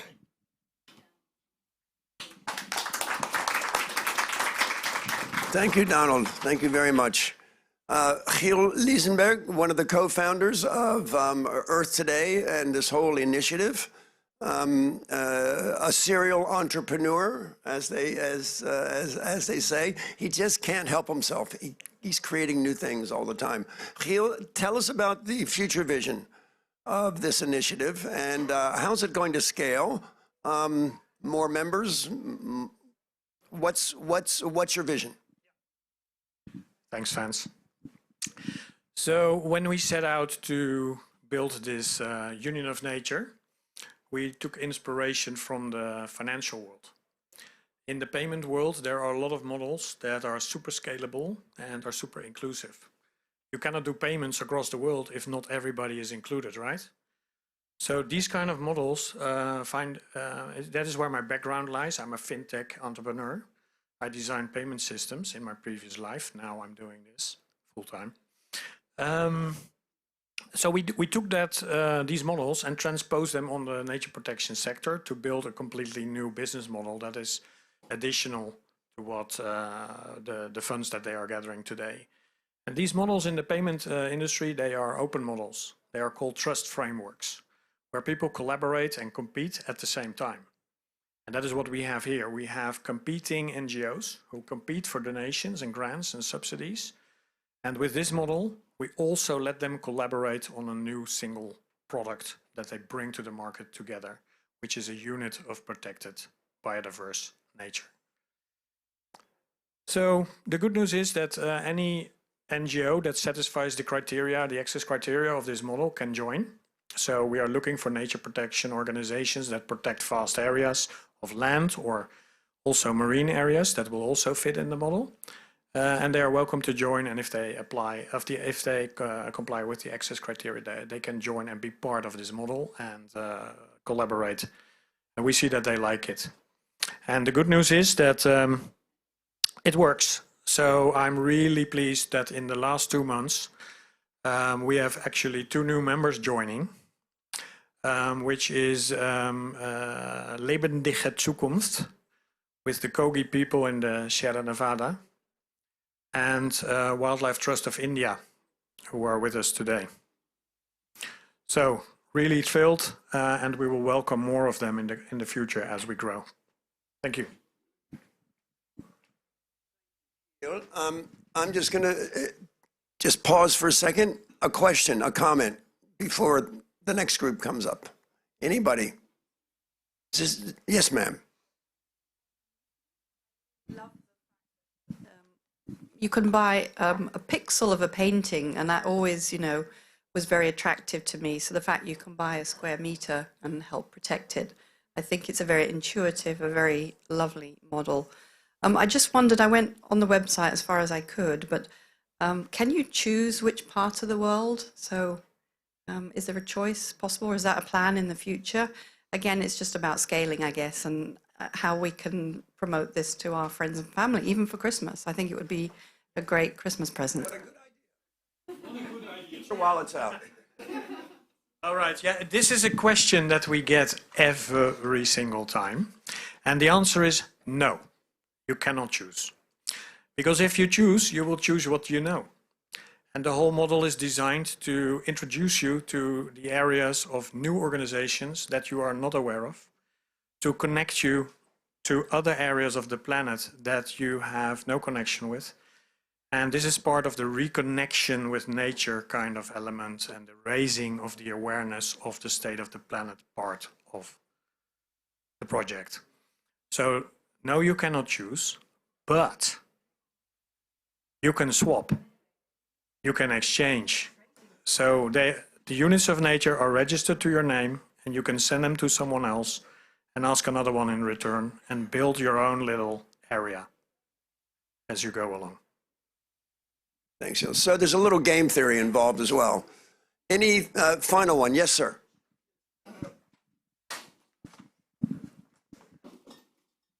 How do you recognize which areas are the next ones you want to protect? For example, I'm from the desert of Sonora. There's an organization, Ana Valer Clark, Cuenca Los Ojos, that she has a lot of square meters. I work with her. So how you define which are the next areas that you want to protect? Because the desert doesn't have the same value as the ocean or the Amazon. Like, how you choose that? I'll just very briefly answer that, and that is this is a very, in the broadest sense of the word, a very Catholic sort of initiative. Anybody can join. There's criteria, so we need to vet people to make sure that they are genuine and that they're actually doing something and don't want to just add a line to their website. So contact us.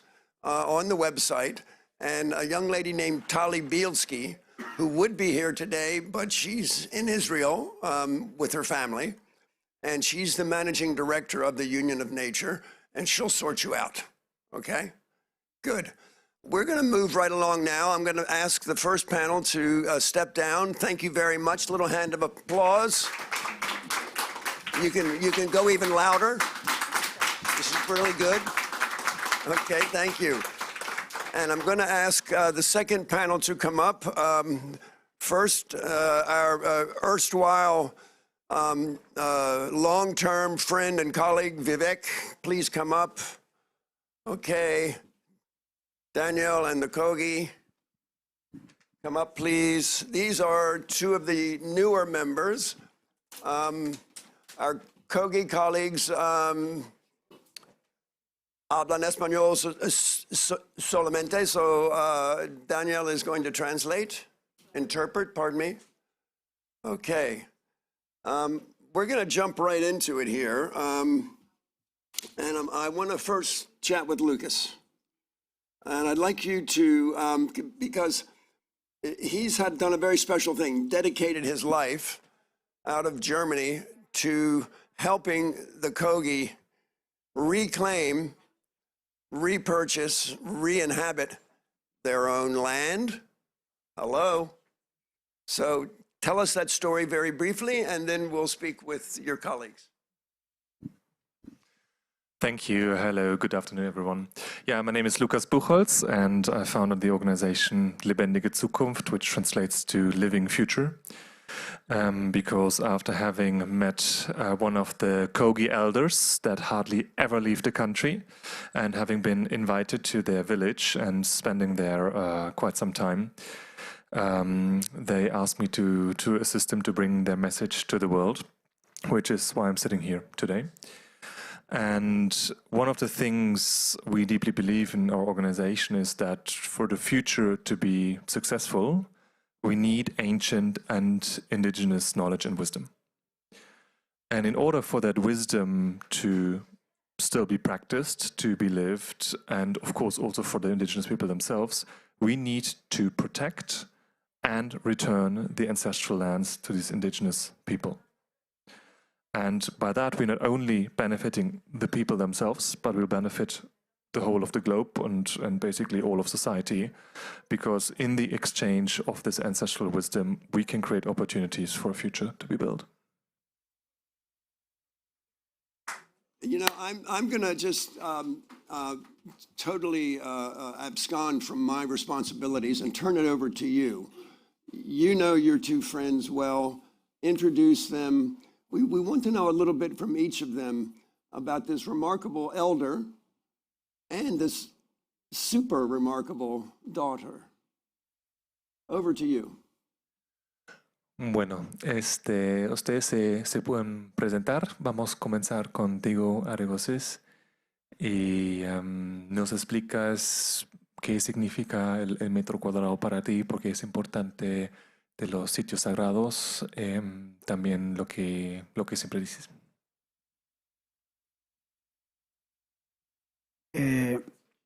Muy buenas tardes, mi nombre es Arregocés Coronado Sarabata, soy indígena Kogi de la Sierra Nevada de Santa Marta, uno de los 4 pueblos indígenas, que son los Kogi, Arhuacua, Arsario y Cancuamo. Okay, we good to go? Okay, perfect. All right, to make microphones make translation a lot easier. So my name is Arregocés Coronado Sarabata, and I am from the Sierra Nevada Santa Marta Mountains and from the indigenous Kogi people. Para nosotros me dio muchas curiosidad del metro cuadrado. En nosotros los indígenas siempre pensamos de los sitios sagrados. I had a lot of curiosity about the square meter and that Union of Nature is promoting, because we indigenous people always protect sacred places. Sitios sagrados son lugares donde están las tumbas, el oro, olla de barro que solamente mide 1 metro cuadrado. Está el sitio en este lugar, está en otro lugar, está en otro lugar, y esos todo se conecta. So sacred places are always places where you will find something in the earth. It could be a stone, could be gold, could be some other object. And these places are always about a square meter, and there's a connection between these sacred places and between these square meters. Entonces, esa fundación, pues está pensando muy bien que empecemos a cuidar desde metro cuadrado. Desde ahí podemos expandir a nivel general, territorial, planetarios, a todo el universo. So the people from Union of Nature are thinking very well, because it's from the square meter that we can expand the protection meter by meter on a planetary level. Porque para nosotros la existencia de cada animales, de cada cosa, primero está las cosas, el objeto sagrado que está en la parte bajo de la tierra.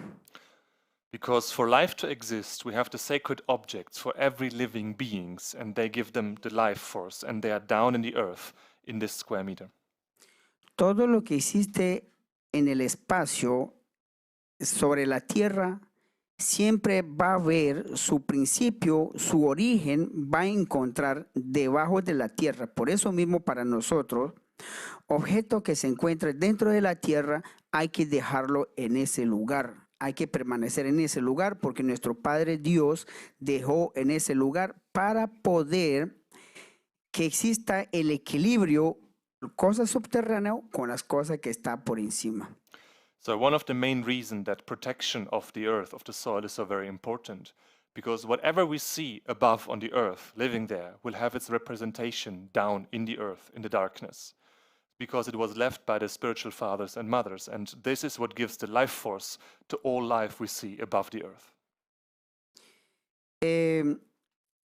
Por eso mismo, la tarea de nosotros, de los 4 pueblos indígenas, es conservar lo que son los recursos naturales. That's why the job of all the 4 indigenous people from the Sierra Nevada Santa Marta is to protect the natural resources. Es una lucha desde miles de años hasta ahora. Estamos luchando que se proteja la Sierra Nevada de Santa Marta. So this is a struggle we have been carrying on for thousands of years. Since thousands of years, we are there to protect these natural resources in the Sierra Nevada de Santa Marta. ¿Cómo así protegemos? Nosotros nunca construimos unas casas a la orilla de lagunas. So how do we protect? We would never build a building close to a lake. Nosotros nunca ponemos cemento u otras cosas, objetos elaborados por el hombre, en nacedero del agua o en nacedero del río. So we would never build anything man-made in the wells or in the beginning of rivers, for example. Nosotros en la sierra nunca sacamos objetos de la tierra, porque nosotros pensamos que las cosas que están dentro de la tierra hace parte del cuerpo de la madre tierra. So we would never take anything out of the earth because we believe the earth to be the body of our Mother Earth. Pásale a Ana María después. Bueno, entonces, pues pienso que para ustedes es corto tiempo, pues para nosotros hay que seguir hablando 1 noche, 2 noches, pero aquí veo que el tiempo es muy cortico. So in our culture, we speak for days and for nights, but as the time here is limited, I will now pass on the microphone.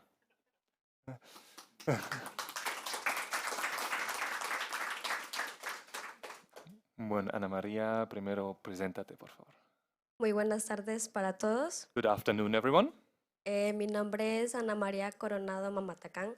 My name is Ana María Coronado Mamatacán. Soy de la Sierra Nevada de Santa Marta, Colombia.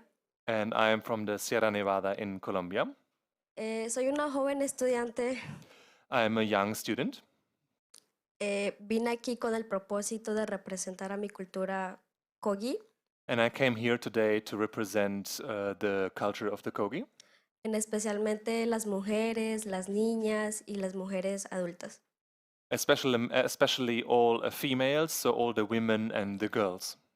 Las mujeres, bueno, nosotras las mujeres representamos la madre tierra, también representamos el agua, las lagunas y el mar. So we women, we represent the water, mostly the streams, the lakes, and the sea. Y en nuestra parte cultural, la mujer es lo importante, es como algo muy sagrado en la cultura. So for us, this is really important and it's really sacred in our culture.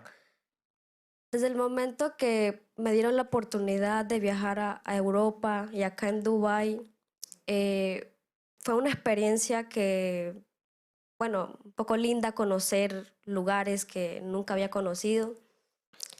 So having been given the opportunity to travel to Europe and here to Dubai is of course a very beautiful opportunity to get to know places that I haven't seen before. Pero también es preocupante y es algo preocupante porque veo que acá no conservan tanto la naturaleza como nosotros lo hacemos. So, but it is also something that is worrying me because I see that here and in Europe, nature is not protected as much as we do in our home, the Sierra Nevada. Cosas que nunca había visto en mi tierra, algo tan sorprendente, edificios tan grandes que veo que por primera vez edificios tan grandes, cosas artificiales que nunca había conocido y que tampoco están en mis tierras. So I see things I have never seen in my home area. I see huge buildings. I see these enormous constructions, and they are very artificial to me. I've never seen them before. Y creo que pues para nosotros la cultura es algo muy preocupante ver estos tipos de cosas que no conserva tanto la naturaleza como nosotros lo hacemos. So for me, it's really worrying to see that people are not taking as good care of nature as we are doing it. Y creo que deberíamos de pensar mucho en conservar más la naturaleza, So I believe we should think more about protecting nature. en parar como hacer tanta tecnología. Pues en una parte la tecnología nos ha ayudado, eso no lo podemos negar. Pero en otra parte hay cosas que nos sobrepasamos. So we need to really watch technology. And on the one hand side, technology can help us, but on the other hand, we should really not overdo it.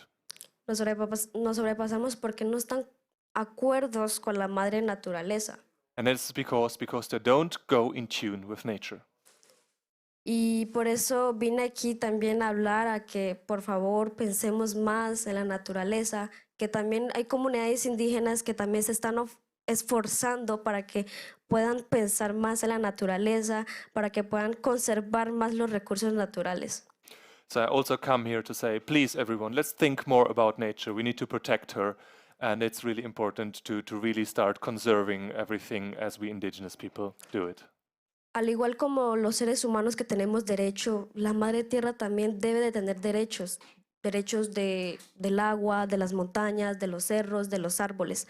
En un principio también fueron creados los derechos, solo que no lo aplicamos. So in the beginning, there were the laws of nature, and they were left to us. And these are the laws of the rivers, of the lakes, of the mountains. But nowadays, we have our own laws, and we don't respect the laws of nature anymore. Y es algo importante que primero la madre tierra tenga sus derechos y luego el ser humano. So it is very important that first nature has her rights, and then it's us, the people. Porque si la madre tierra tiene sus derechos, el ser humano también va a vivir bien, en paz y en armonía. Pero si no tiene sus derechos, pues vivimos en un mundo que no se ve tanto eso. So it's really important to be able to live in peace, is that also nature should have her laws, and it's really important that we take care of that and make sure. Última frase. Y ahora mi pregunta es, de aquí a 20 años, ¿cómo vamos a vivir de tanta tecnología, cosas artificiales? Paremos ya en hacer todo esto y pensemos más en la naturaleza, que también las nuevas generaciones vivan felices y en paz y en armonía. Que pensemos más, y por eso los invito a que puedan conservar más la naturaleza y que también pues paren un poco esto porque nos estamos sobrepasando demasiado cosas que no se deben de hacer, pero que lo estamos haciendo. Entonces, por favor, los invito a que, por favor, conserven más la naturaleza, que piensen más en la naturaleza. Gracias. So to finish off, I want to say to everyone, how will we live in 20 years? How is it going to look like? Are we going to continue the path we're on right now, or are we going to change it? And I invite everyone to really think about the nature again, to really think in protecting nature. And yes, there are some good things about technology, but we're really overdoing it right now. And we should really watch that and make sure nature has the first priority. Thank you very much. Lovely message, and also a lovely introduction and a counterpoint, because you're new, you're very new to this international conservation scene, and young, and it's wonderful.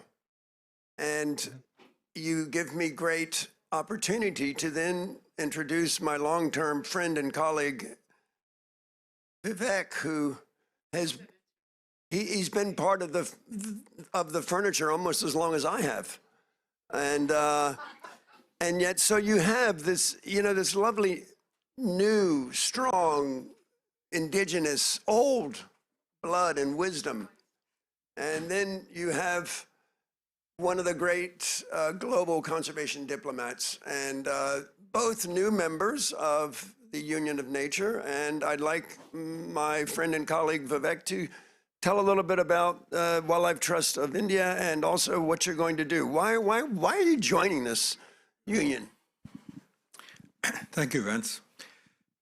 First, very difficult to follow this young lady. I mean, that is an extraordinary speech. So please translate that for her, I think, at least tell her.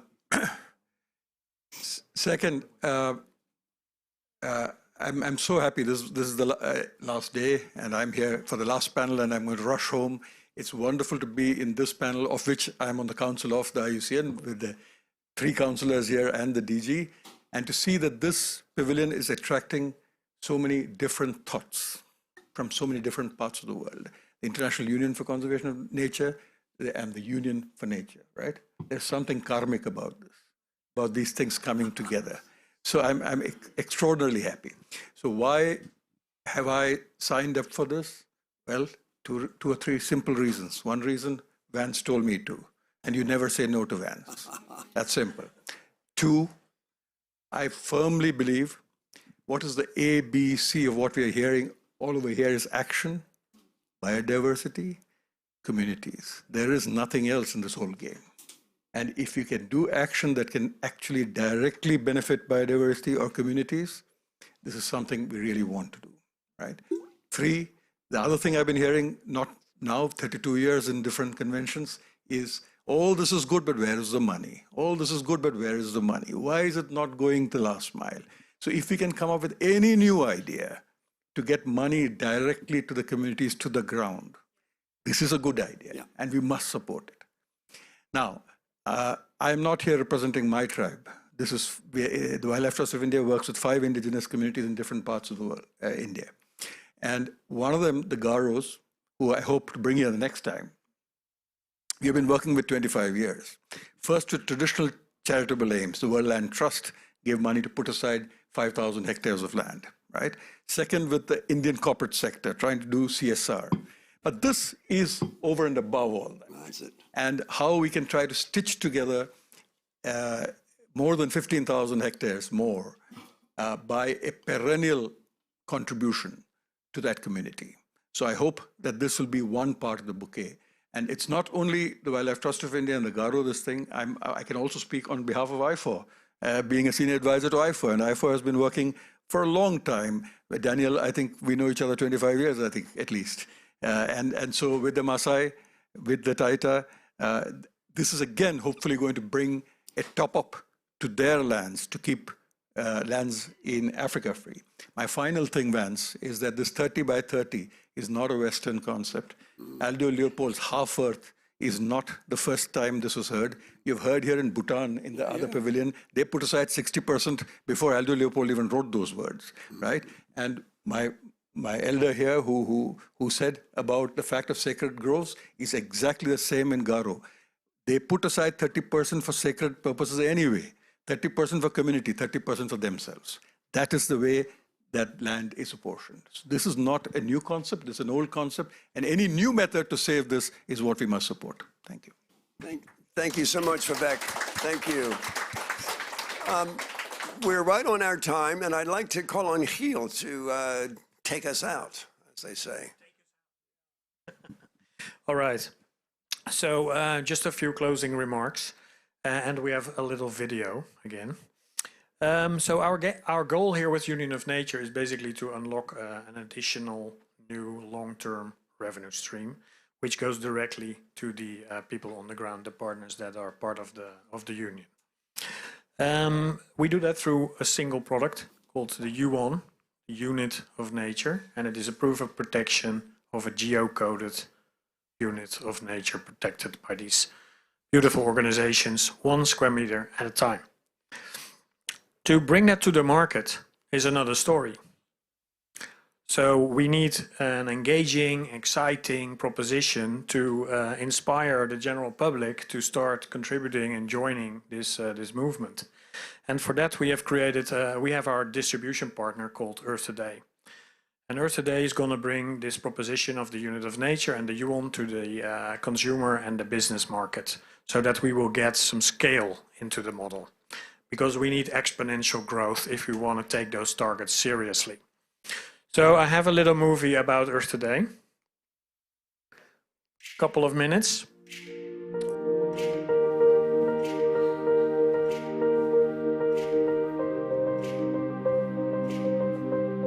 Plastics filling the oceans. Increase in deforestation. Oil gushed into the Gulf. The hottest July our planet has ever seen. 1 million birds have disappeared. So many people on Earth as right now. But at the current rate of killing, it could be the last. Everything needs to change, and it has to start today.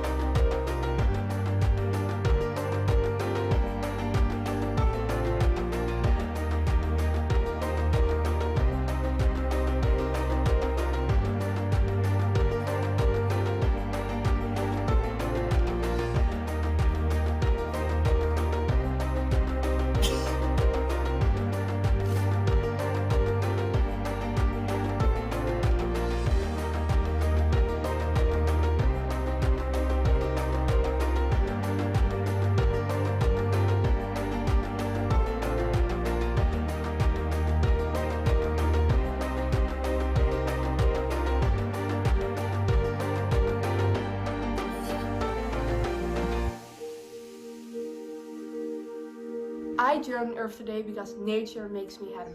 I joined Earth Today because if we want a future, we have to act now. Earth Today! I joined Earth Today because I love the planet. I joined Earth Today because I care. I joined Earth Today because the time to act is now. I joined Earth Today because we need to protect the Earth, together.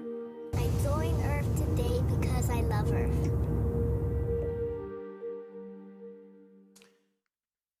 So, oh yeah, thanks. So Earth Today is a private sector for-purpose company. We have designed the company to basically channel the value it generates to the purpose of nature protection. It has a purpose portal which is scalable to facilitate individuals and businesses to start protecting nature together. Everyone can buy a yuan on earthtoday.com for $1.20, and then out of that $1 will go to the work on the ground. Consumers and individuals open an account and collect their yuan there, but the scale will come from brands that will integrate yuan into their marketing and loyalty programs and start giving these yuan to their customers as a purpose-driven loyalty reward. So instead of saving points, because what is the point of a point? when we really should be saving the planet, right? So we should be saving meters. And we tested this model in the Netherlands in a 2-year pilot. The sales was 1.3 million, like Vance already mentioned, and 1.1 was directed to the NGOs and the IPOs that we work with. We think the solution is now market ready and proven, and we are ready for international rollout. So I'm really happy here to announce this initiative on the global stage at COP28 at the stand of IUCN with their beautiful theme, Unite for Nature. Thanks for choosing that, by the way. Really good. And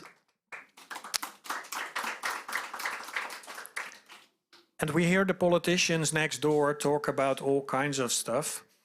And you wonder, you know, you see them struggling and haggling for wording and all kinds of things. And I think it is about time we take charge ourselves. We, the people, have the power. We can just show them the way. So I invite the world to join us. Nature Protections, please join Union of Nature. Brands, organizations, hook up with Earth Today and see how you can integrate the UN and start protecting nature with your customers together.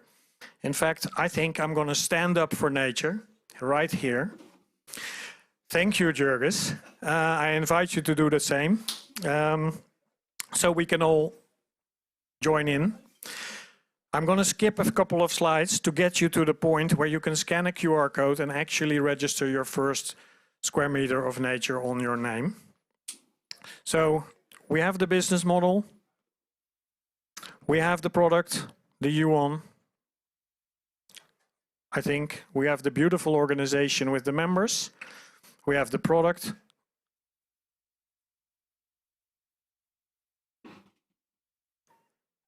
There it is. For purpose-driven marketing. Forget air miles, start saving square miles. We have Earth Today to bring it to the market. And people love it. We did the test and we have this crazy counter after we were on television. And you see the live counter over there that has been accumulating square meters the whole afternoon. Scan the QR code and register your first unit of nature to your name. Thank you.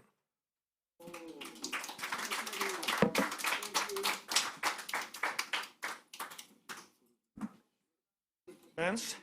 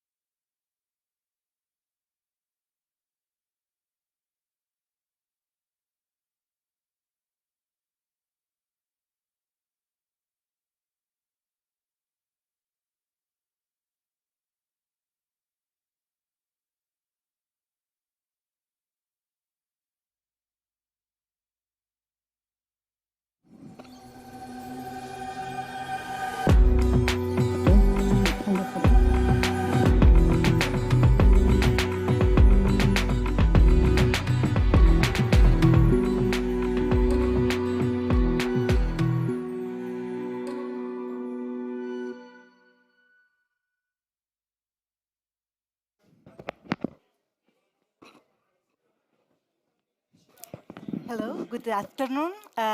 Welcome to everybody to this one of these of the last sessions of the IUCN Pavilion. I'm very glad to be here. My name is Susana Borràs. I'm from Catalonia, Spain.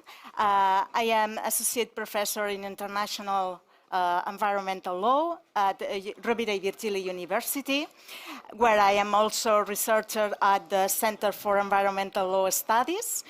And I will be a little bit the chair, but in this event that is regarding to the rights of nature towards the recognition of the ocean rights. Before to start, I would like to thank to IUCN Pavilion organizers for managing everything so effectively. So I'm very grateful for all the support that they provide to all of us for managing these side events. In particular, I would like to thank to Sarah Ober for giving me the second chance to celebrate this event today. And of course, I would like to thank to the audience today because it's the last day of the COP28 and you must be very tired and exhausted, so we really appreciate that you are here.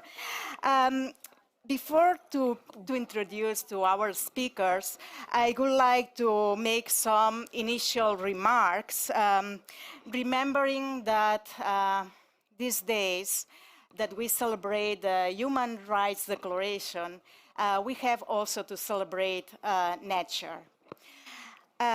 We have to remind that we are nature and nature is us. Our present and our future is the Mother Earth. Of course, it is, even if we are not treating Mother Earth as it is required. We have to learn, we have to start to learn to living in harmony with nature. This means living in coexistence with all ecosystems, including the oceans, the big blue, the main lungs of the planet. Over the past decade and a half, more or less, approximately 200 laws and policies in 40 countries worldwide have recognized the rights of nature, the rights to nature, to some natural entities, forests, rivers, lakes, and so on. But I would like just to mention in particular the case of Ecuador, who was the first country to pass the first constitution recognizing the rights of nature in 2008. After we have so many judicial decisions in Colombia, Bangladesh, India, and also some laws has been passed in Bolivia, Uganda, New Zealand, and even in Spain, the first European country recognizing the rights of the Mar Menor, the Menor Sea, the largest salad lagoon in Europe. These are some of the examples that we have from laws, judicial decisions, and policies recognizing the rights of nature. In addition, I must say that at the United Nations level, more than 10 resolutions from General Assembly has been adopted on harmony with nature from 2009 to 2022. And in 2012, the IUCN itself has adopted a resolution recognizing the ecocentric approach of law, encouraging its members to adopt this ecocentric perspective. And most recently, in 2022, at the CBD, the Convention on Biodiversity, during the COP, as an outcome of the COP15 in Montreal, we had an international non-binding instrument recognizing the rights of nature, the Global Biodiversity Framework. this has been some of the examples of great momentum so far, I would say. A good great momentum at global level. The rights of nature is representing a global movement. However, despite these significant developments worldwide, the recognition of rights of nature are facing so many challenging open questions to be answered. Therefore, we have invited our brilliant women experts on rights of nature to give some answers or at least some inspiring comments to help us to understand this paradigm shift that as lawyers have to introduce in order to achieve this type of living in harmony with nature, in particular for Western countries, Western communities who are really disconnected from nature. So let me introduce our speakers. On my left side, I have Jenny Vega. Welcome, Jenny. Thank you. She's a lawyer, PhD, president of the International Observatory on Natural Rights, based in Canada. Thank you for coming and joining us. Thank you. We have Myra Jackson, UN representative and focal point on rights of nature from the Earth Law Center in US. Thank you for coming as well. And we have Michelle Bender, legal counsel from Ocean Vision Legal from US as well. She couldn't attend in person this event, so she kindly sent us a video just trying to answer some questions more regarding to the ocean rights. We had an extra speaker, Patricia Cortez, but she unfortunately is not here for several reasons that she sent our apologies, so we will manage as well. Within these challenges, I will start with Jenny, just raising some questions. By the way, if any of the audience wants to participate, just raise your hand or just speak up. Your comments, questions will be very welcome. I think it's more dynamic since we are all tired, so any comment will be very welcome. Thank you. So Jenny, just to start a little bit, can you just explain us the philosophical foundation of the rights of nature, in particular how we arrived to this paradigm so necessary to deal with the climate crisis and the loss of biodiversity. In particular, I'm very interested to know the work of your observatory in Canada, since I heard that Canada has recognized the river magpie as a subject of rights. So I think your experience will be very interesting to highlight a little bit these challenges that we face in this recognition of the rights of nature. Of course. So thank you so much, Susana, for this invitation. I'm so happy to be with you and also with the audience. Thank you for coming, for attending, and to share with us today this knowledge. In fact, I am a lawyer and also an expert in water law. And I have analyzed many water management models. And I was very disappointed because we have seen just that they are not working at all. We treat water as it's like the poor parent of the environment. We have forgotten the rivers and we are just polluting everything. And we have forgotten also that it is an environment that is living, and we are not the only species that should have rights to live and to thrive in this world. So it's important to acknowledge the paper of Christopher Stone, who in 1972, he wrote an important paper called Should Trees Have Standing? He tried to protect trees on the mountain from a project that wanted to destroy it. But the important text is that he acknowledged the importance to recognize that nature can be harmed and have an autonomous harm different to our living at our rights. He didn't want because it was a legal fight. But at that time, we just start thinking differently, and at this moment, the mountain he wanted to protect is protected. So I think it's an important point. The second point is that an important pillar of the rights of nature is an indigenous epistemology, because indigenous see themselves as being part of nature and not separated from it. And so we need to learn from them to see that if we are harming nature, we are harming ourselves at the same time. And also it inspires the ecocentric vision. The ecocentric vision invites us to put nature in the center of our decisions, so that we can treat every ecosystem as the Mother Earth, oceans, as the center of concern. So considering the importance of preserve ecosystems, and they have the right to thrive for many years. So I think this is the three main pillars of the rights of nature in my point of view. So I go to Mayra for asking the question regarding the indigenous people. What role do you think that indigenous people could play in this recognition of the rights of nature? I remind Silvia Rivera Cusquinanqui, who is a Bolivian sociologist, who always said that the Western society is trying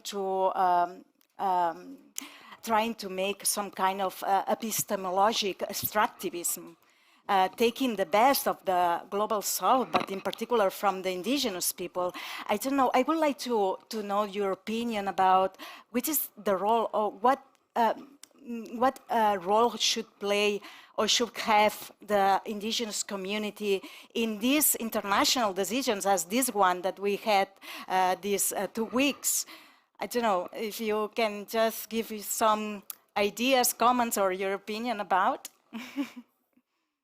This is the one I'm spending a lot of time considering myself. I'm listening a lot to what's going on inside of me as I react to and am present to this moment in time. And what I'm most grateful for is that we still have these communities to consult. It's truly, to me, as I sit right in this moment, kind of odd that we have lost our connection to Earth, and that we have to, in the text, even make a case for putting Earth at the center of our thinking and our the decision-making process that we're compelled toward when we look at what's gone on in our world. And so for this reason, looking how lost we are, how disconnected we are, I am grateful that we have language within these cultures that help us restore, if we will allow ourselves to listen and partake, a thinking that is holistic, a thinking that is relational. So I'm in a bit of distress, actually, at this moment, because I feel the Earth is giving us the signal. It's been screaming at us. And it's, to me, undeniable. So when do we notice? When will we register that the systems that we built need to calibrate, need to align, need to speak to the living principles of the planet? The science is actually pointing us in that direction. And when we consult with indigenous peoples, we find a lot of correspondence in what we're discovering in the science. So let's put that front and center. We've done it. I'm an old engineer, literally. I'm 65 on this stage today. So I really feel like I have I don't have time. And on the other hand, I need to take advantage of the time and experience that I have. And so I like to cut to the chase on this question, is the circles that we gather, the meetings that we have.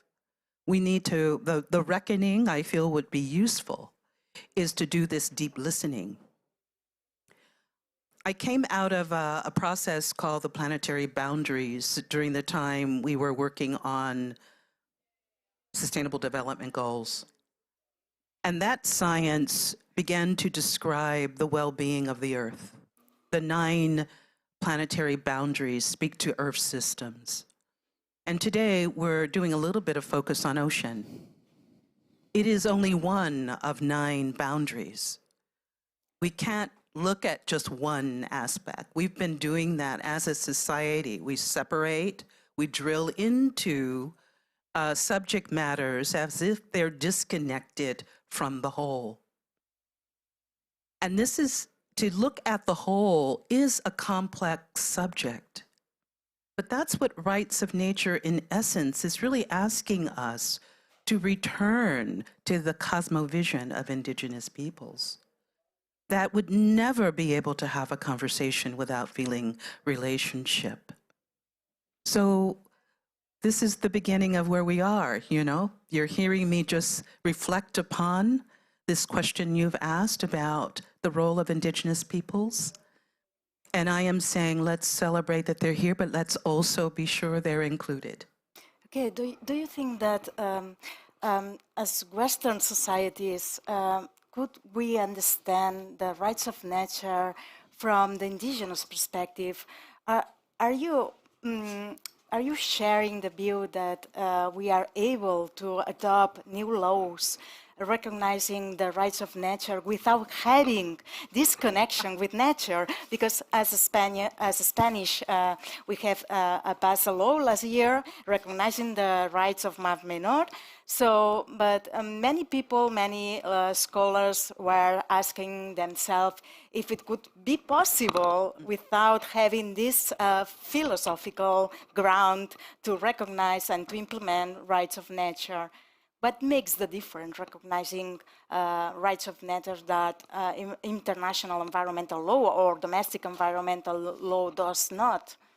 What is the contribution recognizing the rights of nature in Western societies in particular? You know, this is very, again, it brings up something, and I'm glad that you went back to this, because it was almost like you're in my head. What I've been finding myself caught in is the idea that if we are looking at law in the way it's framed now, we may not be able to get there, because the thinking behind our systems and structures begin with a separation. It does not begin with the idea of basic rights of even people. But when we're working with the law, which Yenny is and I am, we need to understand the limits of it as long as it does not consider a holistic view, a cosmovision, that all life has a place and that we can't separate. I mean, I come from a country where the Constitution did not recognize Black peoples brought to the continent as humans, fully human, you know? And we still have the relics of that. And that's why the recognition of the rights of nature means a lot to me personally as a human being, but for all of us, because without our recognition of nature, we don't have any basis for any rights at all. I feel the rights of nature are a priori. They come before. We can't confer rights to nature, can we? No, we're embedded in that body that is nature. We're a part of that. So the recognition is simply our knowing our sense of belonging. And when you know what you belong to, that's a relationship you care for. And that's the shift. Right. Thank you very much. Going to Jenny, I'm really curious to know which type of rights we can include into this category of rights of nature. You make the relation with the Magpie River in Canada. I'm very curious which type of rights has been recognized to the river, who speak on behalf of the river, and how is the implementation situation right now, and challenging situation right now in Canada. I'm really curious. Yeah, in fact, was the first river with rights, with a legal personhood, was the Magpie, the Mutehekoshipu in Innu, and was a beautiful collaboration between indigenous and non-indigenous. So the community of Innu Equanichit, they put together with the MRC, there's a regional municipality of Mangani, they just create to put parallel resolutions, twin resolutions, very similar, but not the same. And they recognize legal rights and legal personality to the river in order to protect it to a big project of a dam that was jeopardizing the whole ecosystem. The impact was very, very huge. Now it's one of the rivers that is most visited at this time in Canada. Many scholars coming from different parts of the world, journalists that want to know more about the story, that need to be told to many people about the river and what it means, what it represents for the community. And the community said, it is a sister. It's a sister for us, so it's a person. And we can recognize that has a place at the table and that we need to consider its rights. And which kind of rights? It's not the human rights, are river rights, like the rights to be preserved, to be restored, to be protected, to its natural cycles, to its natural biodiversity. So it's normal to see that a river should have those rights, but also legal standing. So to be defended in front of a judge, in justice, in a court. And that is huge and very powerful. And concerning the implementation, after the resolutions, they are more involved in many projects that continue, because sometimes we are like thinking that the solution for climate change is to go to renewal and without regarding the price of that. Sometimes we see rivers that we can destroy it, and then we're going to just put the problem in another place. So we need to change to produce this paradigm shift. And they really was an important point to sensibilize people. And now the government, last time he said, I'm not going to touch the Magpie River.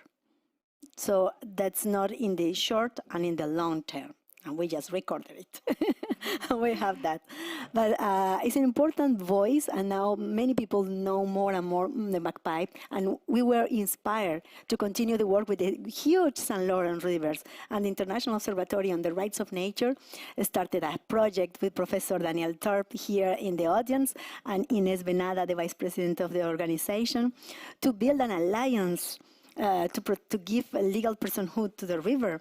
And I don't know if Inés want to add a word about this, what we have obtained just in May 2022.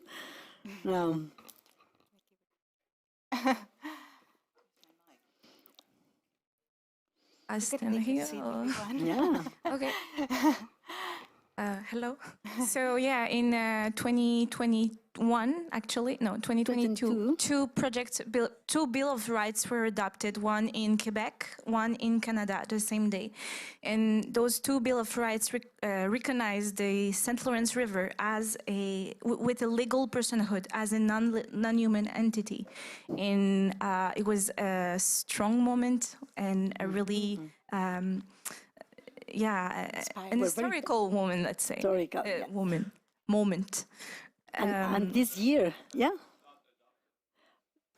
presented. Yeah, the word presented. Presented, yes. Yeah, table. Yeah, and those projects presented install as well a committee of guardians represented by civil society, the government, First Nations, and also scientific community. Yeah, of course, scientific. To have on the around the table. Around the table. Thank you. My English is not helping right now. Around the table, all the interest of the river represented and protected. So that was one major and important thing that needed to be on those two project of Bill of Rights. Yes, and this year, in 2023, we have an adoption, the declaration of the legal personhood and rights of the St. Lawrence River coming from indigenous nations. 11 indigenous nations along the river, they adopted a resolution, they passed a resolution to say, this is expression of our self-determination. And they adopted that and they made a beautiful declaration. So I think the work is continue and we hope it's going to be those bills, or a new one going to be finally adopted, as was the case in the Mar Menor. So I think we can make a difference. Yeah, in this case, it's a little bit different from Spain. We don't have indigenous communities, but we have locals, peasants, people who are really close. They shared their own identity with the space, with nature. They are not considered indigenous as such, but they have a particular connection. You know, it's different, but it demonstrates that we are part of nature. So this is the idea, the core idea. And I think law is a tool to incorporate this new paradigm shift. And it's a good tool to increase eco-democracy, I think, to connect people with nature and nature with people. Mayra. Yeah, there's really an important point here too, and there's something that's come up in this COP that's brought forward by Indigenous peoples who are concerned about the conflation and the conversation around local communities, because what they are, the position they have is that of a sovereign entity, of a sovereign nation. And those rights are embedded in treaties that have already been made. And so this is another part of the work in North America for us to be sure as we move in the courts that we are not undermining the rights of sovereign nations. And so that instead we are asserting and allowing the sovereign nations the rights through treaties and such to prevail. And when that occurs, then the recognition of nature is very clear and straightforward. And so this is something in around the world that we have done some damage to sovereign nations when we've gone into the court. So we need to keep that in mind. Yeah, there is a kind of correlation among human rights and rights of nature. When we talk about rights of nature, it's not to replace human rights. I think it's to reinforce human rights and to be aware that our human rights are coming from the nature. So it's a brilliant idea. Mayra, can you tell a little bit about the Earth Law Center? What is going on? Which activities are developing in this regard? So the Earth Law Center is operational in the United States, but it does work globally. And it supports communities that come forward to assist them in a consult toward using the law to protect their environment. And as I say, this work is going on around the globe, and primarily we are approached by Indigenous groups, but more and more, I just mentioned the local communities. This has become a part of movements in the United States, regional movements. And right now there's a strong mobilization in the global south of the United States around the Gulf Coast and the Mississippi River. And they are completely wed with climate justice and human rights. And here again, these movements are beginning to say, you really can't fundamentally make a change unless you're organizing yourself around the realities of Earth systems. So Earth Law Center has been listening to the various groups on this regard and getting in the right position to support them. The other thing is education. Many of the legal schools around the globe are adding rights of nature as a part of their law school curriculum, and there were no textbooks.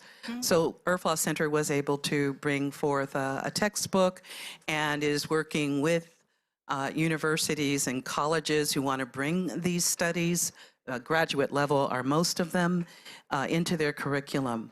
And so that's another way of advocating for rights of nature. Okay, thank you very much. I think if you agree, we can move to Michelle, to the Michelle's video to listen the possibility to expand this ecocentric approach to the oceans, considering that oceans are 70% of the Earth, representing a large ecosystem in the Earth. So it's absorbing most of the anthropogenic green gas emissions and generating oxygen for living in this planet. So Michelle will provide us some insightful comments on the possibility to extend the rights of nature to oceans, please. Good afternoon to you all in Dubai. Thank you, Susanna, for organizing this panel and for the opportunity to share a video message. I'm so sorry I cannot be there in person with you all today, but I'm sure it's going to be a fruitful discussion. I'm Michelle Bender, legal counsel at Ocean Vision Legal and the creator of the Ocean Rights Framework. Ocean Vision Legal safeguards the ocean through law and is the central hub for the implementation and enforcement of ocean rights. I created the Ocean Rights Framework in 2017 after seeing a large gap in the rights of nature movement, where a very small proportion of the laws, policies, and judicial decisions are specific or refer explicitly to the ocean, marine ecosystems, or species. However, the good news is that plenty of case law and lessons learned are emerging in the rights of nature movement, and this forms the basis for our understanding of how rights of nature may transform ocean governance. In my humble opinion, this gap is the most important to address, because not only does the ocean comprise over 70% of the planet, but it provides half of the oxygen we breathe and food and livelihood for billions of people. Not only that, but the ocean climate nexus, the interconnection between oceanic and atmospheric and land systems and cycles, is undeniable. And here at COP28, the ocean must be central to discussions, as current projections of emissions could result in the ocean becoming 2 times more acidic, leading to the declining oxygen content and loss of biodiversity in vital ecosystems and species such as coral reefs. The good news is that the global community is starting to invest and change away from business as usual, such as the acknowledgement of the inherent value of biodiversity in the preamble of the newly agreed upon treaty to protect biodiversity in the high seas. Finally, ocean rights serves as a stepping stone towards universal recognition of the rights of nature, but with specificity to the jurisdictional reality of the ocean. Ocean rights is in some ways a lower hanging fruit than the all of nature approach, in part by providing a more tangible concept. And this can be seen through already established legal frameworks such as the United Nations Convention on the Law of the Sea and principles such as the common heritage of mankind, and specific management practices such as the lack of property rights in areas beyond national jurisdiction and the protection of migratory species. So ocean rights was born, and it's provided a fresh wave into the rights of nature movement. Ocean rights is the recognition of the ocean as a living entity, our source of life, with inherent rights and intrinsic value, regardless of the benefit and utility to humanity. Ocean rights provides for the representation of the ocean's interests and needs in decision-making and disputes, leading to human activity being conducted in such a way that it respects ecological boundaries and limits while respecting Indigenous and local knowledge of those who have long had a kin-based relationship with the ocean. Now, I want to highlight just a few examples of where rights of nature is occurring in the ocean realm. This year, sea turtles were recognized as a subject of rights in Panama, and a national refuge was proposed in the Pearl Islands that included rights of nature principles from the national law that was passed in 2022. Also, the Loyalty Islands of the French territory of New Caledonia recognize that sharks and sea turtles are natural entities, in line with the Kanak cultural's worldview. And we have also seen judicial cases that have involved marine ecosystems and rights of nature principles, including in Ecuador, those cases involving illegal shark fishing and harm to mangroves, and in Belize, involving harm to the barrier reef. In both 2017 and the shark fishing case in Ecuador and the 2010 Belize barrier reef case, one central component of rights of nature was the right to restoration, and that this right involves the full reparation from harm, including material and immaterial damage, thus moving us away from a purely anthropocentric focus of profit and harm and restitution. So I don't have time to go into more depth. I did want to mention that recognizing rights is just the first step. We need standards and principles to ensure legal effect. So with this work, it involves reorienting principles such as this. We know that the ocean, its species and elements, they're fluid, they're dynamic. They're not confined to these imaginary boundaries that we set. This is why international recognition of the ocean as a subject of rights is so important, and hence why the Universal Declaration of Ocean Rights Initiative was envisioned. This initiative was launched in 2022 and has since received official support from the government of Cabo Verde to lead this effort within the UN. Through the course of a year and a half, we held 9 workshops where we invited stakeholders of all backgrounds, expertise, and geographical representation to contribute their inputs to not only the strategy for achieving such a feat, but we really delved into what our relationship with the ocean is and how we can we best respect that relationship in a multi-governance system. Alongside the Around the World Ocean Race, summits were held and were instrumental to not only education and raising awareness, but gaining the support of local governments, including in the US, Europe, and Brazil. This September, the first phase culminated in a summit at the United Nations. Cabo Verde and Monaco introduced ocean rights into this year's Omnibus Resolution on Oceans and Law of the Sea at the UN. This ultimately did not reach consensus, but it represents a very strong starting point to continue dialogue with UN member states. Alongside the UN summit, we presented the foundational document, We Are the Ocean and the Ocean is Us, which reflects the culmination of feedback throughout the workshops, meetings, and a call for inputs round after we produced the first draft. I do want to highlight that this is not the draft declaration. We did not go that direction in strategy to present a draft to the UN for many reasons. And so this really serves as the foundational document going forward to not only encourage further dialogue, but help folks understand what we mean by ocean rights in this effort, raising awareness, but also informing the potential for a draft in the future. So we're just being cautious in how we approach that.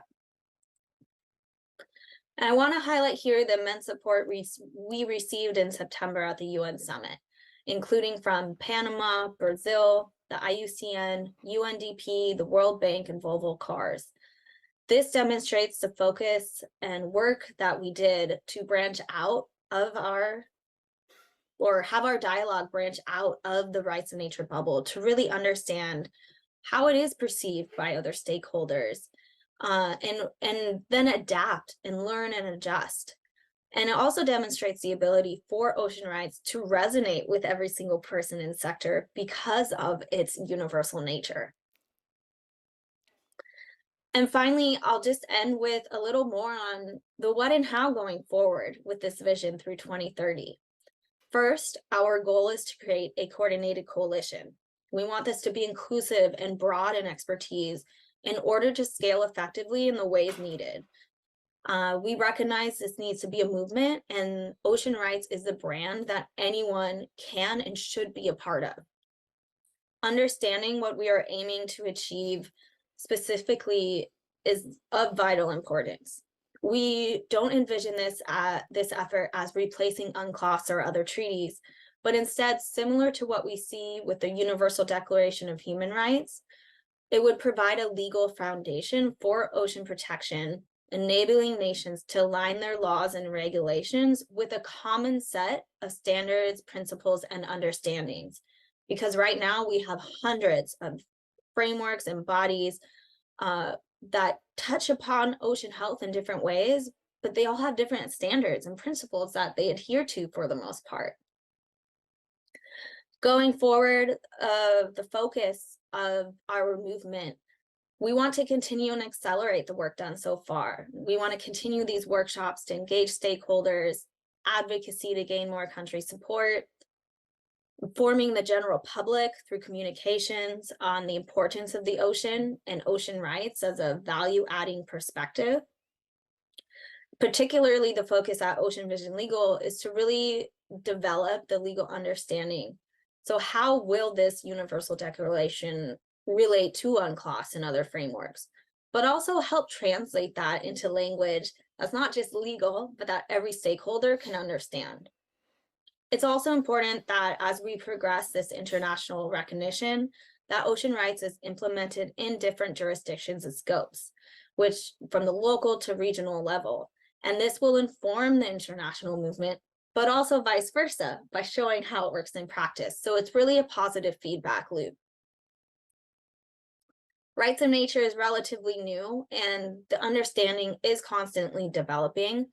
However, we see ocean rights at the forefront of its development. And if anyone has interest in collaborating or being a partner in this movement, we welcome you with open arms. Do not hesitate to contact me with any questions you may have, especially on how to get involved. So thank you so much and have a happy rest of the panel and COP28. Thank you. Yeah, I think it was really interesting to know the most recent developments in expanding the rights of nature to oceans and what is going on at the international level, and just highlighting that law is not enough. It's not the only instrument. We have to work together with several tools. It's not just the law and to implement the law. It's more than that. So it's any reaction to that? Do you want to comment anything? Yeah, in fact, that initiative gives us hope because the ocean is huge. We just presented a panel on Sunday concerning the legal personhood of maybe the Arabian Sea. And just to make a communication with the San Lawrence River that is going to the sea too. So we are all connected. And we have in the audience Professor of International Law, and grand expert on that matters. Not in the ocean, but he was a little bit skeptical at the beginning, but now I would like to hear your comments about the possibility of this after hearing our expert. Well, and as you come up to make that comment, you know, this is some of the really good work of Earth Law Center. Michelle just went to the new organization, but this was something that got launched last year in Sharm el-Sheikh, that we brought oceans into the conversation at the UNFCCC, and Jenny, you were there, and as you were there for the launch. So this good work also includes the protection. I mean, Michelle has been a great defender of the orca. And many of the little small cities in the United States along the Pacific have adopted these protections. And so this has been legitimately Michelle's playground. She really has worked with great dedication in this space. She's young. And she'll be in it for a long while. And I congratulate her on this declaration. How would you like to add to this now, my friend? I would dual human rights, mainly political and civil political rights. Then it became economic, social, and cultural rights. And then came the Universal Declaration.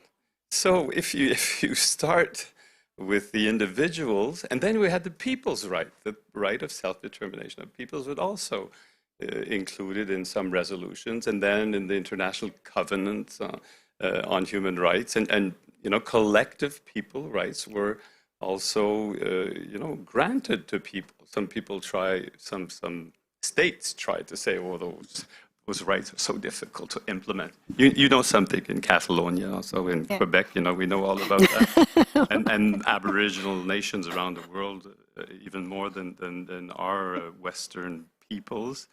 But at the end, it happens. It just happens. So we have individual rights.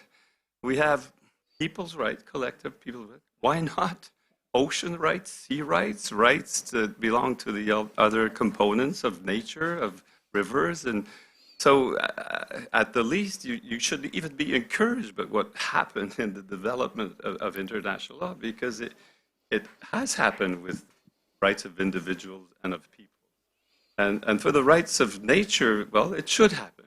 It already happening at the national level.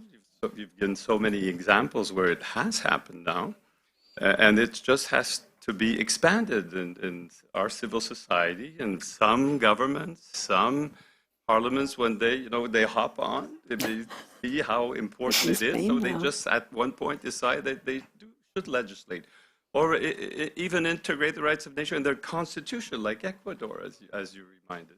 But it's really a big challenge, because we might want to mention what's happening here in this COP28. There's been an attempt by the delegation of Bolivia to insert into one of the decisions of this COP that is adopted by some countries, some jurisdictions. The language of last year's COP15, World Framework on Biodiversity. It already happened. It is. But when it comes to COP28, some delegations are just blocking it, or maybe not. We'll see what happens. We'll see if in the text there's a reference to Mother Earth, or who knows, maybe someone will have convinced others to make even a reference to the rights of nature. But, on that, you must not stop. You must just go on. You have to mobilize people. You have to just make sure that people come to understand. And Mira, what I found interesting is that after we've proclaimed individual rights, we came to see it was important to proclaim people's rights. And there's no individual rights without people's rights. Maybe now we're at the point we should think there's no individual rights, no people's rights without nature's rights, the rights of nature.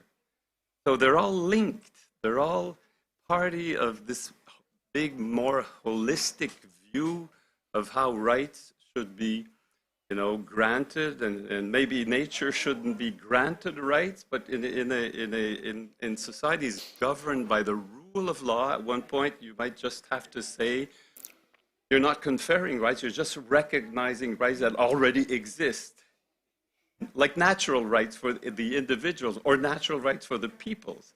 But at one point, because you're in a society or an international community ruled by law, you really have to advocate that law, make sure rights do exist and can be implemented. That's other, even more difficult way of dealing with this issue of rights, whether they be individual people's rights or nature's rights. Really Thank interesting. you. Thank you very Daniel. much. Mayra, do you want to add something? No, go ahead. Okay, so maybe we can open the floor if anyone have questions. Great. Just introduce yourself and maybe your affiliation. Do we have time, Sarah? Yes, great.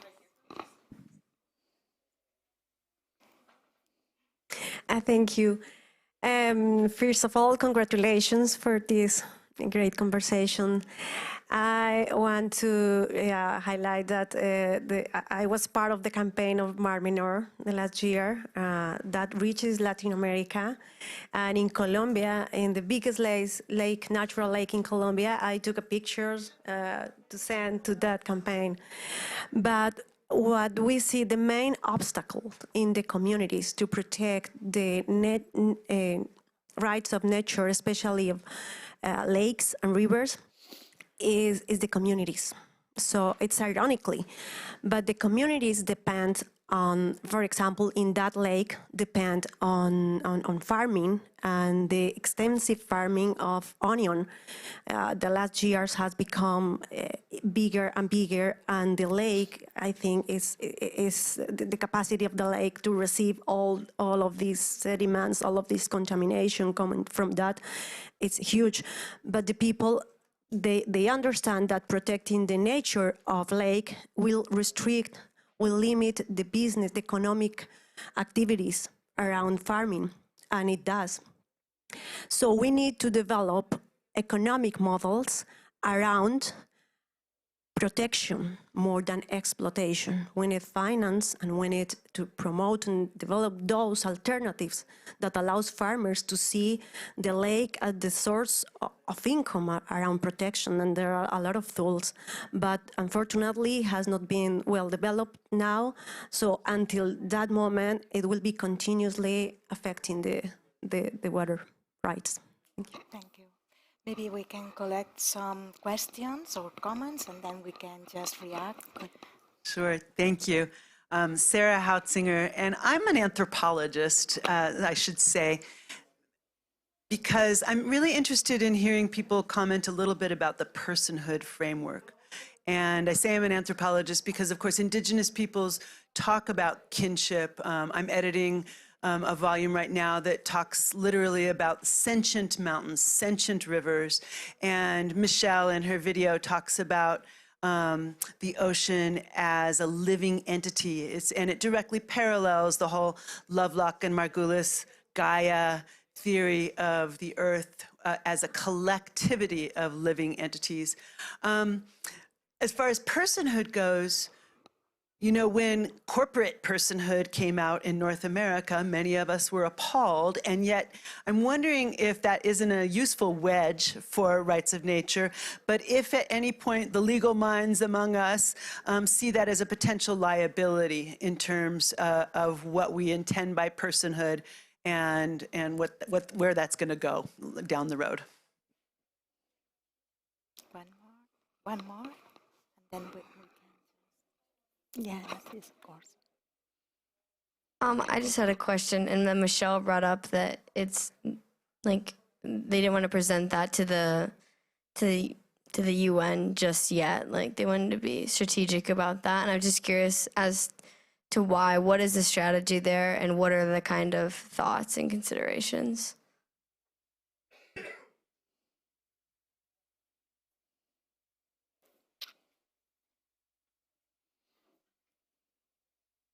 Thank you. Thank you very much. My name is Hasna Maudud. I'm Regional Counselor from South and East Asia, IUCN.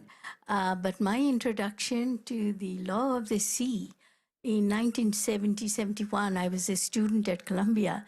And at that time, my roommate's uncle was the chairperson of the ongoing law of the sea. And I took great interest. It was my childhood thing to, to be attached to sea and ocean. And so I really got into it. And over the years, I was a promoter, I campaigned, and the UNEP recognized me as with the Global 500 Roll of Honor, specifically saying I was promoting law of the sea. Now, the law of the sea, we have not yet explored fully. There is also, not only it gives us sovereignty, it also gives us rights to protect. And that protection part, we have not yet been able to explain to sovereign countries. Most countries are ready to grab as much as they can using continental shelf or any other theory. So we need to explore what is already binding on states. The law of the sea has tremendous opportunities to even bring in ocean. And I do agree we need a bigger focus by IUCN on ocean, because IUCN is very thin on ocean. It is not as, as it should be. And so therefore, not only ocean, but also UN has another law, UN non-navigational water courses of the world. that also gives the fresh water, the rivers, not only rights to the states, but also to the river itself. And that we need to exploit, and we should make all countries who have, for example, those who go upstream and downstream, international rivers. Like in my case, Brahmaputra, Meghna, and Jamuna rivers, they flow through different countries. And yet the lower riparian Bangladesh has no right over how to contain all this vast amount of water during flood, and also suddenly the gates are open during monsoon, so we are overwhelmed by flood, and then we also have land is drying up. We are getting more towards arid as climate change is taking place. I like to say that monsoon is changing, it is shifting. We need so many things are attached, not just ocean. We need to be extremely, IUCN is a scientific, boasts of scientific knowledge.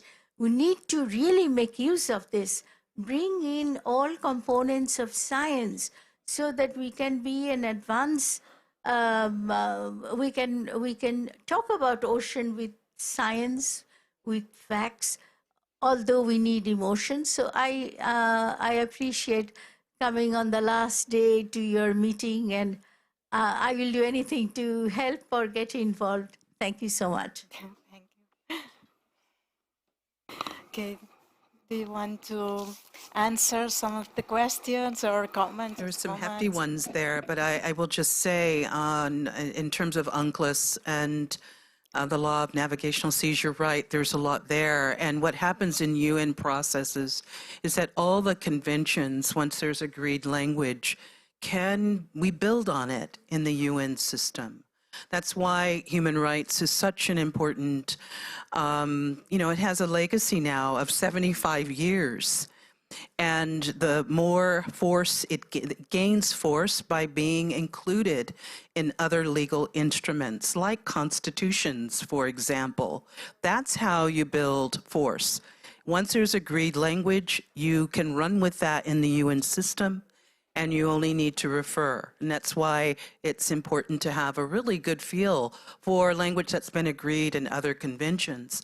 Same with UNCLOS. It doesn't go away. It gets embedded, it's built upon. And this Declaration of Ocean Rights has done a complete survey of that. But you're right, there's a lot more work to be done there. I will say one thing about personhood, is that when we're looking at that, and this is the big conversation around the recognition of the Wanganui River in New Zealand, because it was granted personhood. And the question is always, how is it represented in the court? And it is through guardianship. It's taking off on the model of young children, minors, are often in guardianship. Their voice is not direct in the court, but there are others that are looking on behalf of their well-being that represent. And so in New Zealand, the guardians will appear and are responsible for that, for being the voice of the Wanganui. So that's one way that personhood plays out in terms of rights of nature. And let me send it over to the lawyer, which I'm not. I'm the engineer. I have my phone. Thank you. Yeah, concerning the question, I think the first one, are you from Colombia? Were you talking about the Laguna de Tota? Originally from that region. And I love to go to that Laguna de Tota, with my father. And always when we saw that culture of onion, he was very upset. Very, very upset.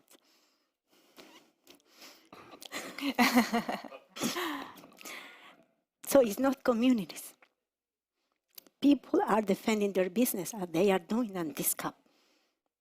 How many lobbyists we have now in this COP trying to block the decision?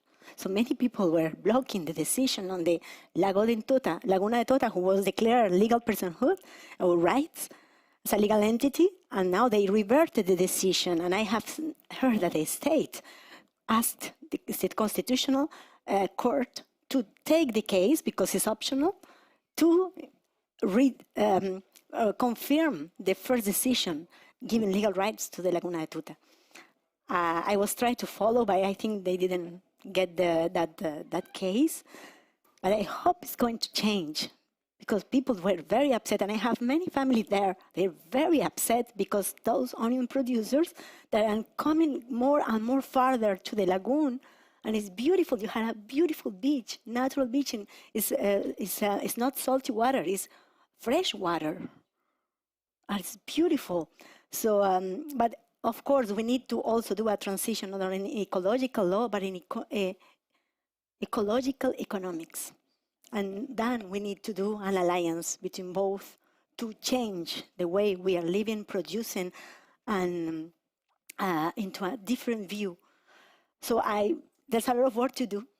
But now Harmony with Nature is trying to make an alliance with International Organization of Ecological Economics to try to find other ways to survive for those communities who they think they are the only way of living. So I hope it's going to work, because my father is no longer here, but he is friends with us. And continue with the law, the legal personhood. Yeah, of course, it's important to know that when you recognize rights to an entity, to a person, is a holder of rights. A holder of rights is the legal personhood, it's a vehicle. So when you say that a person, a human person, has rights, intrinsically, we have the legal personhood. So we exist, we have a status in law. So even if the Constitution of Ecuador, they are not talking about legal personhood, but about rights, it's holder of rights. Nature now is holder of rights. So this means legal personhood, but sometimes it's technically. And when we are talking about companies, they have legal personhood. So why not for nature? Companies, they don't really exist, they're not tangible. But nature, it exists, we can touch it. So it should have a legal personhood and rights.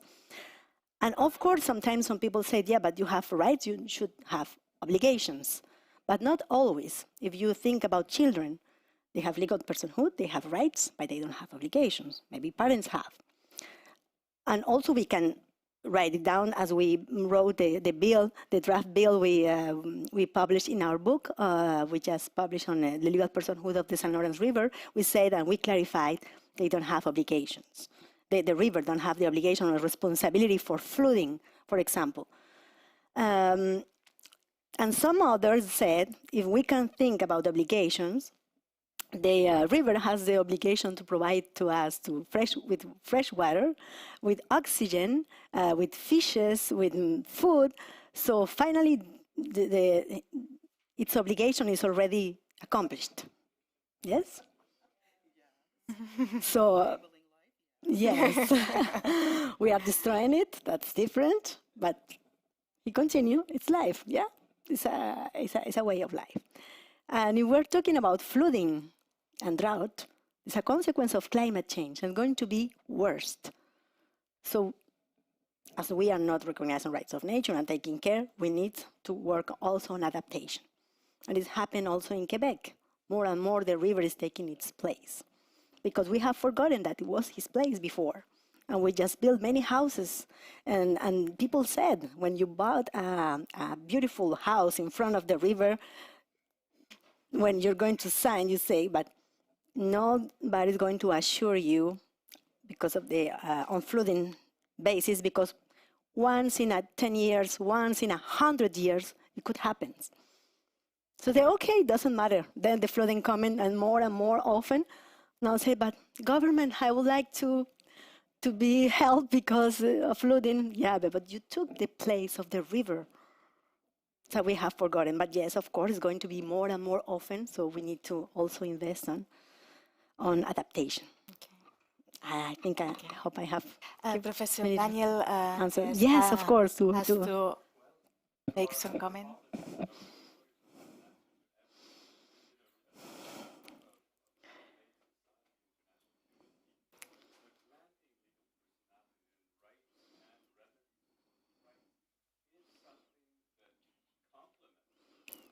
something that complements or adds to what, for example, the Convention on the Law of Sea does. It does create obligations to states, So, but when states don't respect their obligations to protect what they should be protecting, well, there's not a lot of remedies. There's not a lot of remedies. They can go in front of the Hamburg Tribunal, the Tribunal of the Law of the Sea in Hamburg, but not many do. And if that's not the case, you know, the convention will not be respected. And so many people now, so many countries do not respect that convention. But if you have an oceans right declaration, if you have granted personality to oceans, they can, and they have, and they would have standing to go in front of a body that will, you know, determine if their rights were respected or not. So there's a very important limit when we only reason in terms of obligations of states and not rights of legal persons. And legal persons can be, you know, in nature, like peoples, like individuals. And the problems with corporate legal persons is that, you know, states have not created a lot of obligations and responsibilities to, you know, corporate persons. And that's why, you know, we're having some problems with some corporate legal persons around the world because they don't have enough obligations themselves and responsibilities or duties themselves. Thank you very much. I don't know if we have 1 minute more for her. Professor, yeah. Thank you. Really quickly. Thank you very much. And that complements, you know, the Ocean Declaration, because what is happening in the high seas, we don't know what the shipping, all the shipping companies are doing. So the Ocean Declaration has to be a very strong one, well built, that can address the high sea crimes. And right now I want to report, my daughter is married to Norwegian. I want to report that in Norway, in the parliament, they are discussing, manufacturing from the ocean, from the sea. This is, and how can even any one person be involved? But they say, no, half of their population want to explore the seabed. So this is criminal. We have to stop it right there. Thank you. Yeah, that's true. Thank you very much. Unfortunately, we don't have more time. It was really exciting, really insightful. I think, it's very nice to close this event just saying there is hope for nature. So hopefully next COP we will have more hopeful news to report than right now. But I wouldn't like to finish this event without thank you, Jenny, thank you, Mayra, thank you, Michelle, for being part of this event. It was really great. Just please join me with a applause.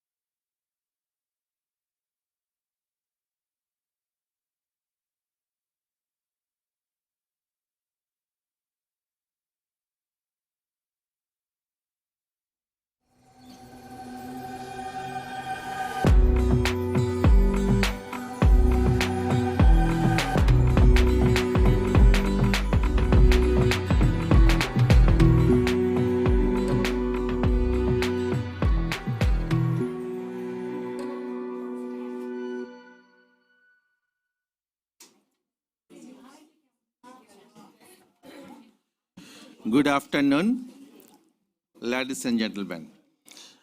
Welcome to our session. I know today is the end of COP. Everyone in exit mood, but very important this session for all of us. And in the very beginning, I would like to welcome you to see a video. This video is an experience of friendship in Bangladesh. Friendship implemented, meantime, 200 hectares mangroves plantation in coastal areas, 500,000 trees planted. So this create a new momentum, and we are heading for new areas to cover with mangroves plantation. We have no idea what's happening at this moment in negotiation room, and we are in the crossroad. One leads to hope, another frustration. Now you will have to decide which road we will take forward. But but in our hand we have a natural machine. This machine is our mangroves. This machine is our forest, and this machine our landscape. If we can take care of this machine, nature-based solution, at least we can reduce suffering. We can delay suffering.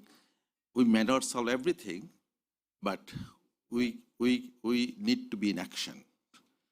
So we need to get ready with answer for our next generation.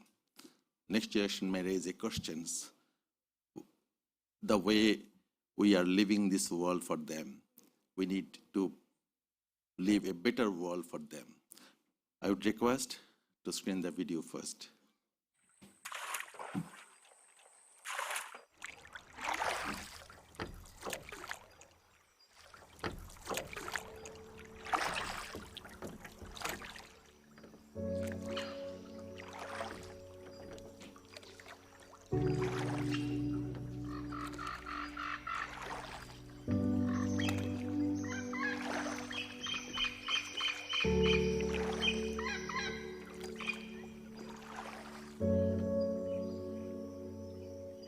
The Sundarbans. Fringing the Bay of Bengal in Bangladesh is the world's largest mangrove forest, a source of livelihood to millions, and more. It protects the land and its people from the effects of the changing climate, ferocity of the cyclones and tidal waves, a provider and a protector. Over the last few decades, cyclones, erosions, and tidal surges have been intensifying. For the communities around the Sundarbans, a slow disaster has been unfolding. During high tides and tidal surges, saline water enters the mainland, seeping through embankments and lowlands, making the soil totally infertile. Farmers can no longer grow crops, and people are forced to seek alternate livelihoods, penetrating deeper and deeper into the forest to hunt for crabs, fish, honey, and firewood. But all at risk. Boshanto Mondol is one of them. He lost his beautiful farmland to saline water, now entirely dependent on the Sundarbans for a living. এই ধারে লবণ পানি ইয়াও ধারে লবণ পানি এখন যাবো কোথায় যাওয়ার আর জায়গা নেই জঙ্গলে ছাড়া আমরা আর কোথায় যাব যাওয়ার আমাদের আর জায়গা নেই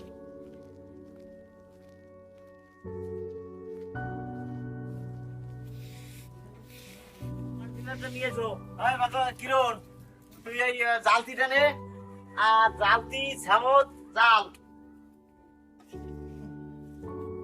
তাহলে চলে গেলাম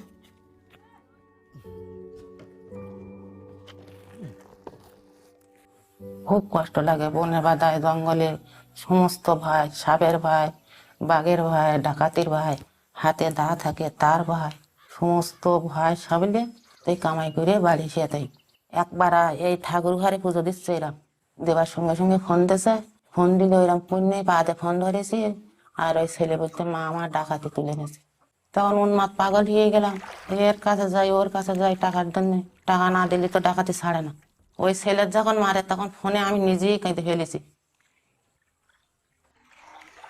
আগে আমাদের বয়সে দেখেছি 2 মণ 3 মণ করে ধান হতো 1 বিঘা জমিতে তখন জমি করতাম 15 বিঘে 20 বিঘে, এখন জলের জন্য নোনা, ওই এক ফসল করে হয়, তাতে মানুষের ঠিক মতন খাওয়া করা হয় না।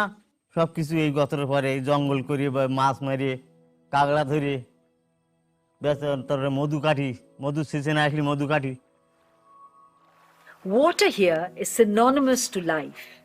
In the coastal villages, people suffer from salinization, and many women spend 3 to 4 hours just fetching drinking water daily. In the last 35 years, salinity increased approximately 26% in the country, now spreading even to non-coastal areas.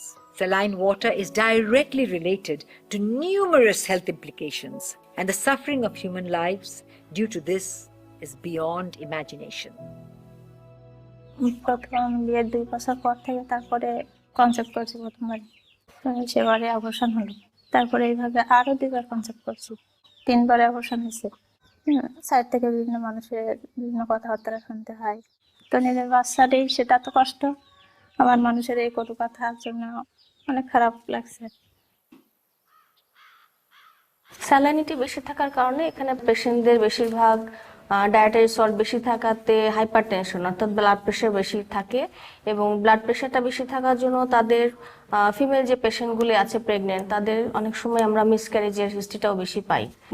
নারী কি পুরুষ প্রত্যেকেই দেখা যায় যে প্রায় পেশেন্টদেরই স্কিনের problem থাকে, স্কিন ইনফেকশন থাকে, প্লাস তাদের জেনিটাল ইনফেকশন থাকে, তারা পুকুরের পানিতে গোসল করে বেশি, এবং পুকুরের পানিতেও সেখানেও স্যালাইনিটি বেশি থাকে, যেহেতু এখানের ক্লাইমেটটা এরকম। These are the people ready to fight back for their lives with resilience. And this strength is the basic element of Friendship's mangrove afforestation project.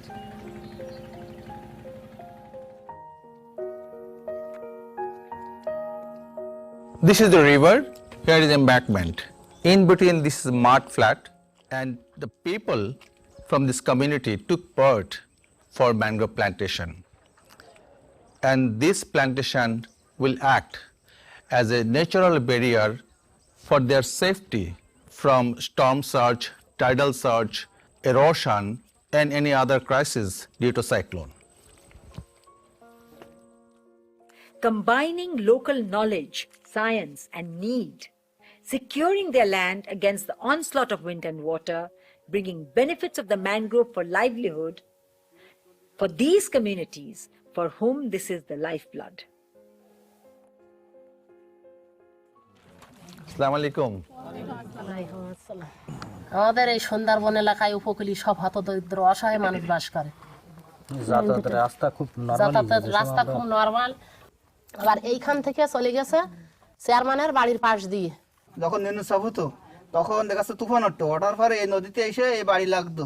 যখন গাছ না থাকার কারণে আমাদের এই যে রাস্তা ভেঙে যায় তুফান হলে, হওয়ার পরে মনে করো সে পানি ভিতরে ঢুকে পড়ে। As the community is integral to the project, they know, they learn the importance of the mangrove for their survival. It is not for one man's interest. Its role is to create solidarity, engulfing the whole community. All get livelihood access, comfort, and continuance of their life. Leaves and seeds from the mangrove, which floated in the river, were used as cooking fuel.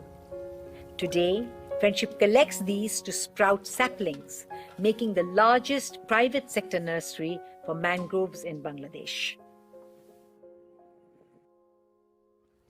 All people from the community, they feel ownership for this plantation. The forest department and local government and community, this is a tripartite ownership for a better future. Friendship has planted 100+ hectares of forests on the mudflats to protect the embankments. Preparation is going on for several hundred more hectares.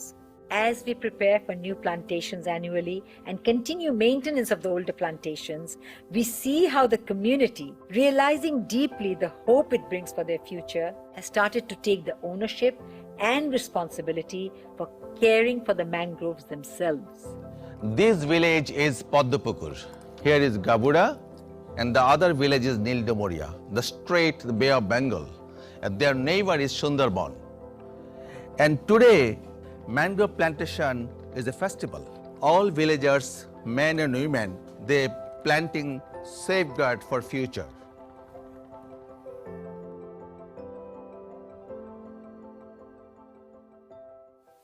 To nurture the trees as they mature, a community caretaker is employed to look after each hectare of the plantation. এই জালটা এইখানে মানে ফেলিয়ে দিলে ওই ছাগল যাইয়ে গরু যাইয়ে ওই গাছগুলো খেয়ে ফেলে, যার জন্য আমরা এই পিলিয়ারটা ভেঙে গেলে জালটা ছিঁড়ে গেলে আমরা সোজা করে আমরা মানে দেখাশোনা করি এইখানে এই বাগানটা।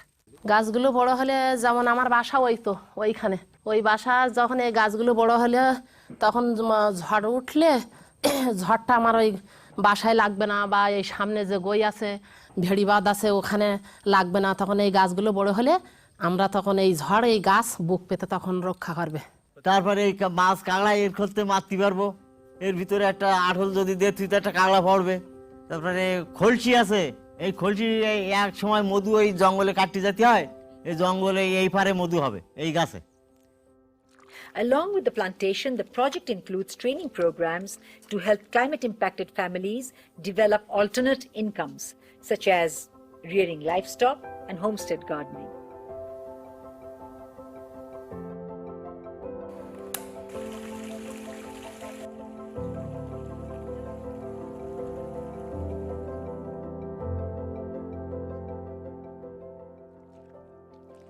The mangroves forests like these have a superpower to help to fight against climate change. Typically, mangroves can body and store much more carbon than terrestrial forest. This carbon vault can remain secure for a millennium as long as the mangroves exist. The crisis is only half of the world's original mangroves remains. The way it continues indicates mangroves will disappear within the next 100 years. There is still hope, and we can continue these efforts to bring back our ecosystem. Any individuals, industry can be part of this whole initiative for a better world. Look into their eyes, full of possibilities, ready to fight every disaster with courage. Only through global solidarity, respect for each life on this planet can we overcome today's crisis and leave a world of hope and opportunity for the generations to come.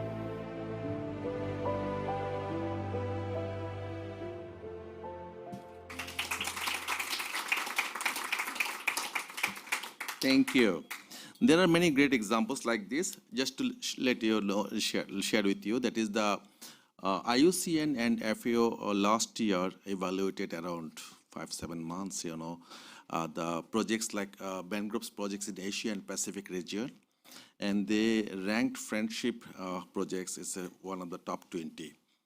So, and I would say that is we need to explore and find new innovation and ideas and what really implementing in the field, and we need to replicate rather reinventing the wheel. And today's session, to share with you such a great initiative based on those experiences. And today's session we organized jointly with the Conservation International, Bolipara Foundation, and Center for Climate Repair at Cambridge. So first of all, the whole initiative, I would request Katrina from Mission Observe Story, and as a part of, at the same time, she is the communication strategic communication specialist for Mountain to Mangroves Great People's Forest. Just an overview what the initiative has been taken.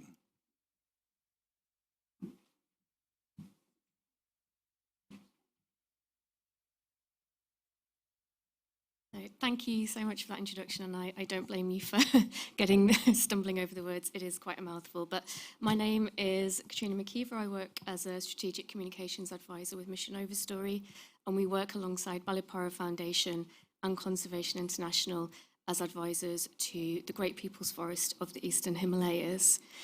Now, I first visited the Eastern Himalayas in 2016. I didn't realise that I had necessarily visited a region called the Eastern Himalayas. I visited India, I visited Bhutan, I visited Nepal. I haven't yet visited Bangladesh, but having seen that, I really want to. But what I didn't quite connect and what I didn't realise at the time was that I was visiting a single connected ecosystem that runs the whole way from the mountains down to the mangroves. It's vast, it's fascinating, and it's a stunning place. Now, since then, and through my involvement with the Great Peoples Forest, I have learned an awful lot about the region. I have learned that it's one of the most densely populated regions on Earth, that the lives and livelihood of 1 billion people are connected to the land and waters of the region. It contains 2 biodiversity hotspots, 12,000 vulnerable species, and holds 636 million tonnes of irrevocable carbon, a word I can never pronounce. So essentially, it's one of the world's most important natural assets that the world has never heard of. It was news to me when I learned about this region last year, and I'm sure that many internationally would feel the same. And that needs to change because this is too important a region not to be a global conservation priority. And the region is facing threats on an unimaginable scale. We've just seen that really incredible video, and that is happening all over the region. Glaciers are melting, rivers are changing course, coastlines are being battered by storms. 1 million people were displaced last year due to flooding. The people in this region are amongst the most climate vulnerable on Earth, despite contributing historically very little to the climate situation that we find ourselves in. So this is why organisations in the region, Friendship being a really great example, so thank you for having us here today, but organisations across this region understand the threat. They also understand this is a single connected ecosystem, and they've been working together for a number of years to work out collectively how they can preserve their home. They've been sharing knowledge across borders, and they've been taking an effort to reverse the damage. They have the solutions, they have worked together on these solutions, they know what needs to be done, but time is not on our side. The scale and ambition of this work needs to rise to meet the crisis that we are all facing. So, in September this year, just 2 months ago, Conservation International and the Balipara Foundation, together with 5 implementation partners, including Friendship, announced the Great Peoples Forest of the Eastern Himalayas. This was launched during India's hosting of the G20 summit, this historic moment, and was inspired by this. What it has done is bringing all of us together, bringing all of these individual, regional, collective efforts together and applying scale, monumental scale, and the kind of scale that we need to fix this issue. Together, by 2030, our aim is to plant 1 billion trees, restore and protect 1 million hectares of land, and bring benefit to the 1 billion people of this region who rely on this directly for their lives and livelihoods. Just 2 months on, here at COP in Dubai, we announced the first phase of this work. We have gone from launch to action immediately because our partners on the ground have the solutions and they're ready to scale. So in this first phase of work, which will begin in the spring, we will be planting 2 million trees and we'll be restoring 61 hectares of land from the mountains to the mangroves. You'll hear that phrase a lot today. And this includes restoring fallow lands in Bhutan, indigenous forests in India, creating sustainable harvesting plans, introducing climate resilience greenhouse with the Earthshot Prize winners Katie, planting mangroves in the Sundarbans, and training young people across the 4 countries of the region so that we make sure that we engage the next generation of environmental leaders and give them the skills that they need to carry on this work in the future. All of these plans are driven by local knowledge. They're driven by the people in this room. They prioritise the lives and livelihoods of the people who live in this region. That is critical to the success and the outcome of this long-term project. And all of this will be underpinned by a strong science agenda so that as we scale, as we move, as we make these changes, we are researching, monitoring the data, checking the impact on soil, making sure that the decisions that are being taken are the right decisions, that the plants that we are planting are the right plants, and that the impact that we are having is bringing everybody with us. So this is a huge effort. It requires us all to play our part and to ensure that the Eastern Himalayas is a priority for the world. Thank you. Thank you, Kate. Now, Eastern Himalayan region, partly India, East India, Nepal, Bhutan, Bangladesh. Now I would request J.M. Dessen from Balipara Foundation, from scientific lens, why this part of this world is truly important and why this initiative we should take forward.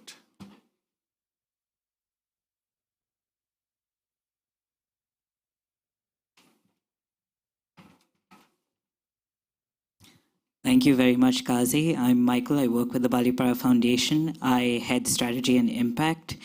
And we started this conversation on the Great People's Forest just a little more than a year ago. So it's been very interesting to see how quickly it's gone from just an idea that we threw around saying, wouldn't it be cool if this could happen, to something that's actually happening. And for that, we are very, very grateful to our founding implementing partners. Why is the Eastern Himalayas important for the world? Firstly, I think we've heard of the North Pole, we've heard of the South Pole, this is the third pole. It's a water source for a confluence of countries, India, China, Nepal, Bhutan, Bangladesh. And that is, I think, a huge proportion of the world's population today. But also from a scientific point of view, from just a conservationist point of view, it's an immensely biodiverse region. Every year we're discovering new species. It's a very under-researched region as well. So, and this is a problem I've run into where if I'm looking up papers, it's very hard to get the right knowledge, to get the right data, to get the right information. And yet at the same time, there are a lot of incredible scientists in the region discovering new species every year. It's a region that holds fully 1/3 of South Asia's forests, right? And these forests play a critical role in the lives of people because they regulate the hydrogeology of the region. So the Eastern Himalayas operates in what we call a water paradox, where there's simultaneously too much water and not enough water.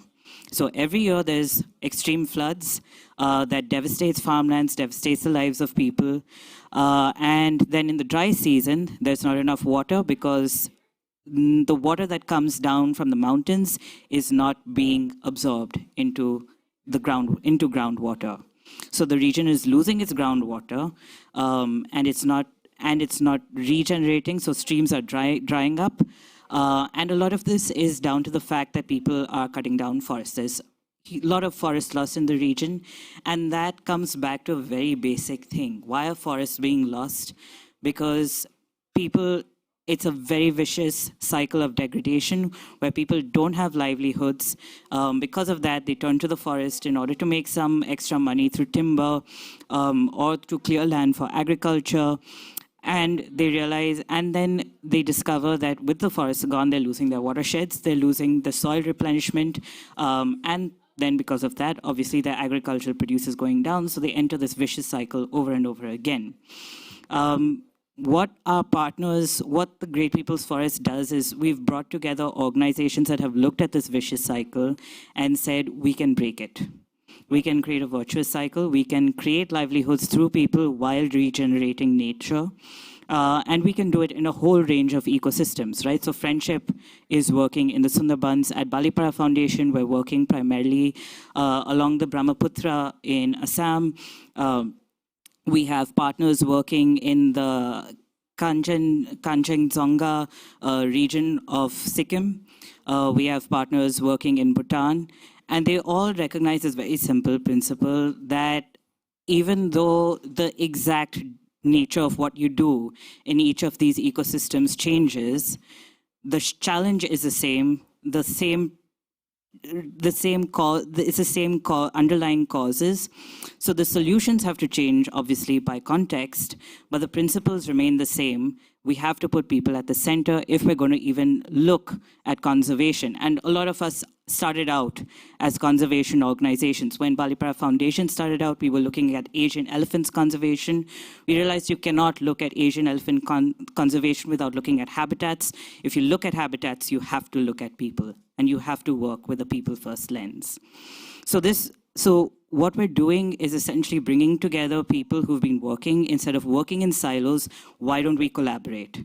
Why, instead of competing for the same small pot of funding, why don't we come together and work together, leverage these together to really achieve scale, not just so that we impact more people, but we also create greater ecological connectivity, right? And at the same time, we also can then share best practices. We can also put our heads together and identify that, okay, what are the data gaps? How do we actually understand? How do we build a cohesive understanding of this region and really be able to pinpoint where we need to really target different interventions, right? Because some places we may not need to do restoration, we may need to do reduction of deforestation, and those are different levers we have to push. And of course, I think collectively we can really mobilize to change and shape policy in the region, and to really build a cohesive policy for managing our forests so that benefits go down to the grassroots communities and go down straight to biodiversity, create well-being. And that is, I think, the operational word for this initiative, is that it's about well-being for biodiversity and people together. It's about coexistence, and it is about essentially moving away from, say, our traditional forms of practice of working individually, muddling along, and then you meet once a year and you share ideas, and then you go away and you do your own thing in a different corner. Let's work together. Let's do something together. So I think that's why we're doing this, and love to have more people on board for this journey. Thank you.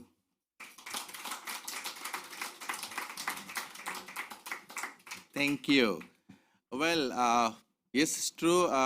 Our experience in Bangladesh, last 5 years, friendship mangrove forest, we realize it's truly an amazing initiative, not only carbon sequestration point of view, but most importantly, mangrove forest can protect people, and 200 hectares plantation, we assume 200,000 people will be protected from storm.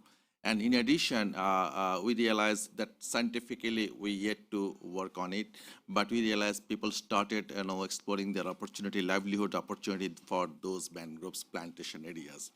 Per hectare, around 10-15 people can find their livelihood opportunity around $5 to $6 earning per day, 15 days in a month. So people, those who are extremely in suffering for salinity, and they had to migrate in many areas, so that that bringing back again the new opportunity.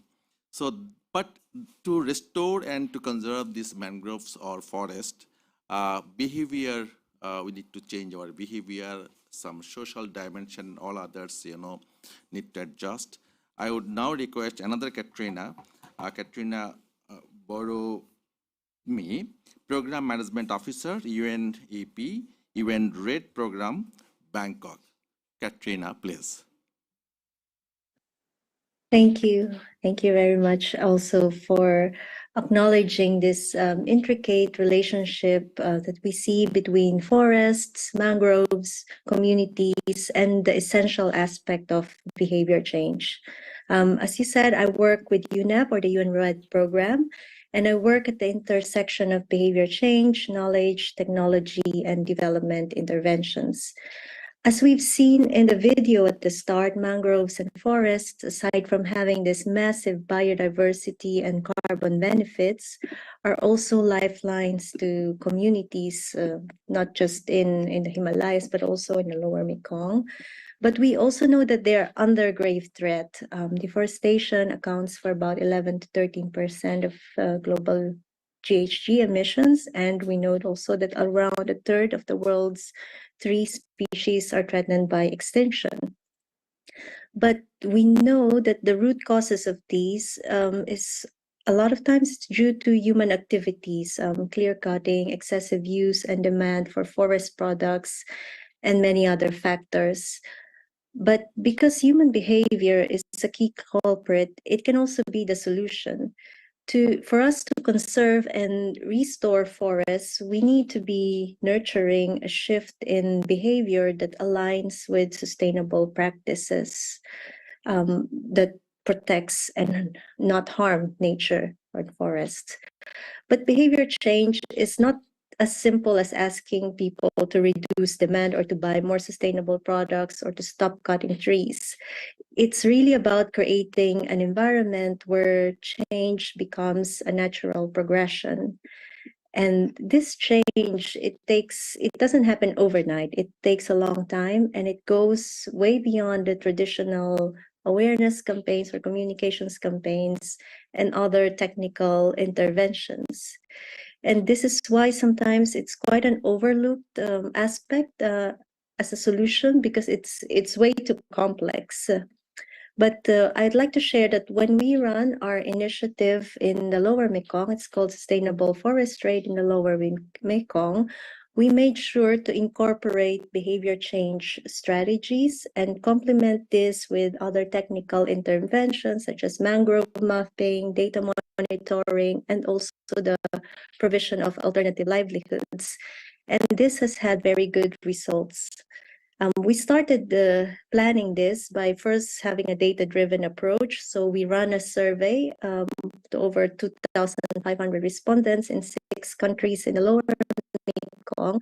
And what we found was quite disturbing, because we found that about 50% or 1 out of 2 of the people we surveyed really do not care about forests, about illegal logging, about illegal forest trade. And in fact, in China, although knowledge is very high and there's high awareness on the FSC alternatives or sustainable products, there is a huge knowledge to action gaps. So it doesn't always translate what you know and what you do. And this is why we run a campaign in China, because that's where the demand is mostly coming from, called Forest for Life. To make people, especially those in cities, care about forests by bringing forests to the cities, Beijing, Nanchang, Shanghai, through series of interactive exhibits, interpretative dances, and other cultural activities that would really connect with people at a personal level and then introduce them with alternatives. So it's more of a dialogue, of a messaging, of a community activity rather than your usual top-down messaging. But of course, this is not enough. To make sure that behavior change happens, we need to be able to remove the barrier of unsustainable consumption habit, making sure that sustainable forest products are available. So at the community level in Laos, in Thailand, Vietnam, we initiated a business incubation program where we work with local communities, and we identified and mentor new entrepreneurs to develop community-led sustainable forest enterprises like sustainable honey, or those bamboo rattan products. And we also supported them to ensure that the ideas become commercially viable and that they can attract private investments. This mix of activities were very successful in already instilling some changes in the mindset and consumer behavior, that in fact we will be replicating this in our next initiative next year. It's called SAFE, Sustaining an Abundance of Forest Ecosystem in Laos, PDR, Cambodia, Vietnam, and now we're also including a country in the Himalayas, Bhutan. And the goal of this project is to accelerate local action to conserve and restore forest ecosystems through changes in behavior and the development of alternative local livelihoods, placing value on resilient forests. And next year, we will replicate it. We will partner again with small businesses and set up a business incubation targeting women and men entrepreneurs, and mentoring them to test their ideas and initiate the access to market. So by providing this alternative and complemented by the target behavioral change interventions at different scales, levels, backgrounds, so in urban areas, communities, forests and cities, the consumers, producers, suppliers, or intermediaries, we are really able to produce more effective results. So for me, just concluding this, behavior change in the realm of forest conservation and restoration is complex, yet very, very essential. And I do think it shouldn't be overlooked when we have these technical other interventions. But we also need to remember that this goes beyond the usual education or awareness campaigns.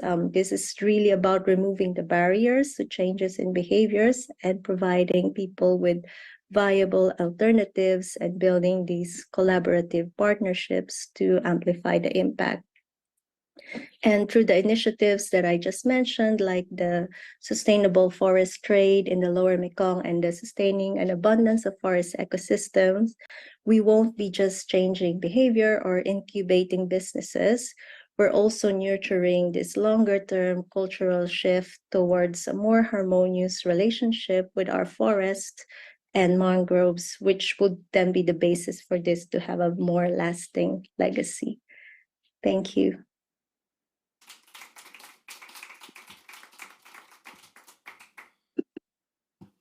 Emmanuel just shared with me around, at this moment, 645 friends across the world with us. So great, thank you. I believe many more will join. Now, just we learned, we listened from UNEP. Emmanuel, I'm correct? Yes. So we just listened UNEP. And I'm sure all we are aware about the UN Decade on Ecosystem 21 to 2030. And UNEP and FAO co-lead jointly. Now I would request to give a light on it. Dr. Amy Duche, PhD.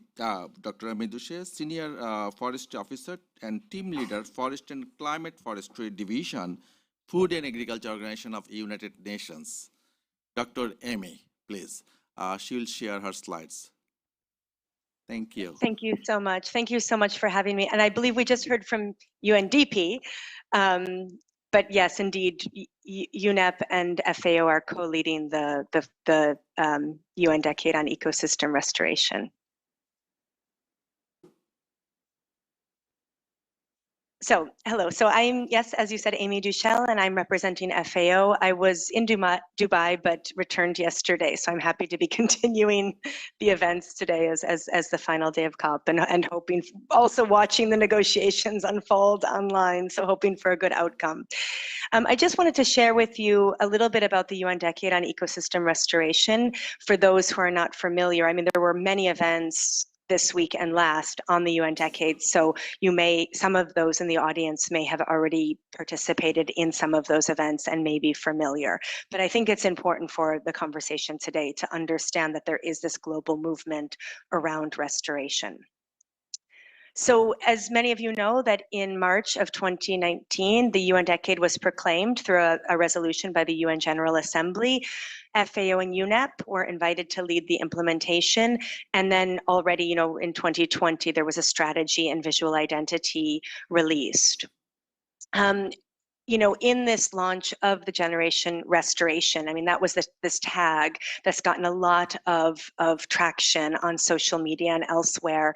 And really, it's trying to promote this vision of a world where, for the health and well-being of all life on Earth and that of future generations, the relationship between humans and nature has been restored. The area of healthy ecosystems is increasing, and ecosystem loss, fragmentation, and degradation has been ended. And, this is now very much bolstered by Target 2 of the Kunming-Montreal Global Biodiversity Framework that's calling for, 30% of lands, degraded lands, to be restored by 2030. So there was an action plan to implement the strategy focusing on, building this global movement, building political will for restoration, and providing technical support. And that was launched earlier this year with themes, many different themes, in fact. So there's kind of a place for everyone in the UN decade on ecosystem restoration, from biodiversity, business, cities, climate, communities. I mean, you can read the list here. It's really quite comprehensive, and you can just search for this online, the UN Decade Action Plan, and get more information. And then to turn those commitments into action on the ground, the World Restoration Flagships were launched. And there was a call for countries to nominate World Restoration Flagships. And basically, those needed to be promising examples of large-scale and long-term ecosystem restoration.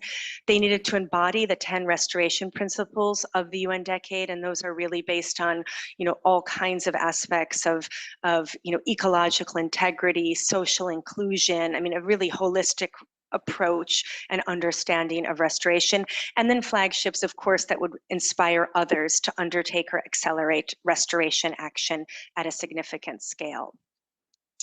And you can, scan this for those who are in the room or those who are online. You can scan this QR code, and you can see the results of the first call. Last year, the first 10 flagships were announced at the CBD COP28, and that included a virtual gala, press release, and a documentary series. And these flagships, and you can see the list if you go into the QR code, but I'll also include it on the next slide. I mean, these initiatives will receive targeted support, both financial and technical assistance in the coming year. And there will be a second call for new flagship nominations. So for those of you in the audience watching online, maybe those who submitted a proposal for a flagship and didn't get it, you have another chance next year. And there will be a second call for these new flagship nominations. The flagships are really diverse. They're kind of all over the world. We were talking about mangroves, today in the session. Flagship 2 on building with nature in Indonesia has a strong focus on mangroves.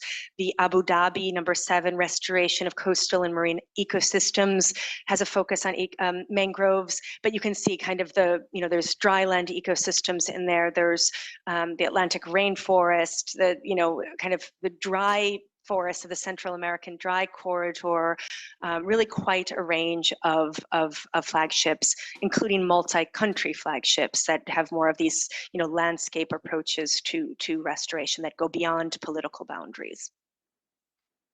And there are these task forces that are established to support the decade.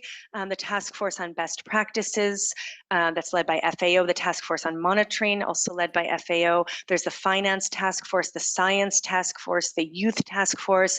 I mean, all of these are initiatives that folks can get involved in. And it's really, again, really quite a movement as opposed to just an initiative. So it's really gained ground. And one of the main outputs from the monitoring task force has been this framework for ecosystem restoration monitoring, and that was launched last year. It's really the official platform for tracking global progress and disseminating good practices for the UN Decade on Ecosystem Restoration and reporting areas under restoration for the Kunming-Montreal Global Biodiversity Framework Target 2. And we just hosted a big workshop with colleagues from UNEP and the CBD and countries, of course, on the Target 2, and creating essentially a roadmap for monitoring and reporting on restoration under the framework of the CBD. So that's really it from my side. Thank you. You can find out more on the website. And of course, if you're active on social media, follow the Generation Restoration hashtag, because there's always information being shared that way. Thanks again. Thank you, Amy. Thank you, Dr. Amy. Because I understand it's time flying and very exit mode, so I'll not elaborate the whole thing. Now I'll call upon Dr. Antoinette Nesto. She has many hats. She is the Director of Studies Law, Cambridge, Engagement Manager at Center for Climate Repair, and many more. And I would request, from your perspective on climate repair and research engagement, is there anything lacking, please? Now, 1 second. 1 second. Please join with me. Very recently, she has been elected as the City Councillor of Cambridge. Oh, thank you. Thank you very much. Very good friend of mine. Thank you. Thank you, Cassie. I was going to say one of my many hats. So thank you very much. And thank you very much for the organizers of this event. And but first, I'll start by giving you a brief summary of what the Center for Climate Repair does, and then I delve into the topic a bit more. So the Center for Climate Repair is a mission-driven organization advancing research on high-impact climate repair projects that can be rolled out at scale within the next 5 to 10 years. Now, the center acts as a global coordinating hub for research projects into areas covered by reduce emissions, remove greenhouse gases, and refreeze the Arctic. So the idea is to build international consortiums and coordinate research to advance projects from basic research to full scale. Now, the idea is to support, that we support potential tools for repairing the climate system. And our objective is to advance research so the world has a clear idea of the cost, benefits, and risk of using each approach. Now, how does this fit into the whole area of forest landscape restoration session? So as you could see there from my background is also law, so I'm very interested in the law. We are here at the COP. So you might be familiar with some of the articles. So Article 10 of the Paris Agreement called for a long-term vision to facilitate effective technology transfers and development for the implementation of mitigation and adaptation approaches. Now, Article 10.1 indicates that parties share a long-term vision of the importance of fully realizing technology development and transfer in order to improve resilience to climate change and to reduce greenhouse emissions. Within the text as well, it said it shall strengthen cooperative action, and accelerating, encouraging, and enabling innovation is critical for an effective long-term global response to climate change and promoting economic growth and sustainable development. And also, it indicates that the technology mechanism should be there as well as the financial mechanism of the convention. Now, we hear a lot of the financial mechanism. We don't really hear much about the technology mechanism. So the technology mechanism of the agreement, among other things, is tasked with fostering and enabling innovation and facilitating access to technology, in particular to developing countries at early stages of the technology cycle. Now, Article 6.4 indicates for the establishment of a mechanism, but it doesn't really mention what mechanism that is. Only indicates that a mechanism to contribute to the mitigation of greenhouse gas emissions and support sustainable development. Now, of course, it goes to like promoting the mitigation, incentivize and facilitate participation in relation to mitigation of greenhouse emissions, contributing to the reduction of emission levels, and to deliver an overall mitigation in global emissions. Now, I'm glad that the previous speaker mentioned the one of the, and I forgot sorry, I'm a bit tired, but the last, the UN resolution on the restoration of ecosystem. Now, a couple of months ago, it was also passed the International Decade of Sciences for Sustainable Development. Now, there's the resolution 77.326, and it's just, you can see sort of how the process is coming. First, you focus on ecosystem restoration, and now it's like, what is the role of science? And it indicates basically this new decade indicates that it's open to science can help in promoting and strengthening international cooperation. And it also highlights that developing countries face specific challenges in accessing new science and technologies, stressing the need to bridge the divides within and between countries, and highlights the importance of financing and capacity building. It also raised awareness of the importance of all sciences for sustainable development, and also indicates that it should be evidence-based analysis and data necessary for establishing and effectively implementing policies in such a way that no one is left behind. And then the previous speaker also mentioned the lack of data, of everything happening, and there's no data. Now, climate repair technologies will play a part in providing, sort of, for example, data from trial experiments to see if the technology works, And if it does, then it can basically bring it to policymakers so they can make informed decision. So as a whole, even it's not really applicable to forest restoration itself, it really provides a framework that supports it. So I'm just sort of very excited to be here. Thank you very much. As you can see, I'm very passionate about mixing law and science. And yes, and any questions, welcome. So thank you. Thank you, Cassie.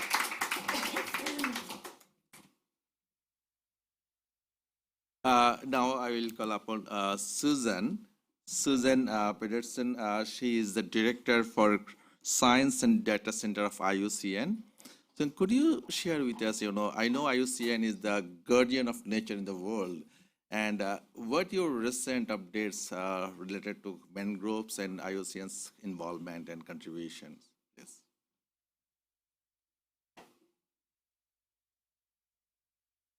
Well, thank you so much. And it was a real pleasure not only to see the fantastic video of the work you do in Bangladesh, but also hear the previous speakers. So I won't be long and stand between you and the end of the day.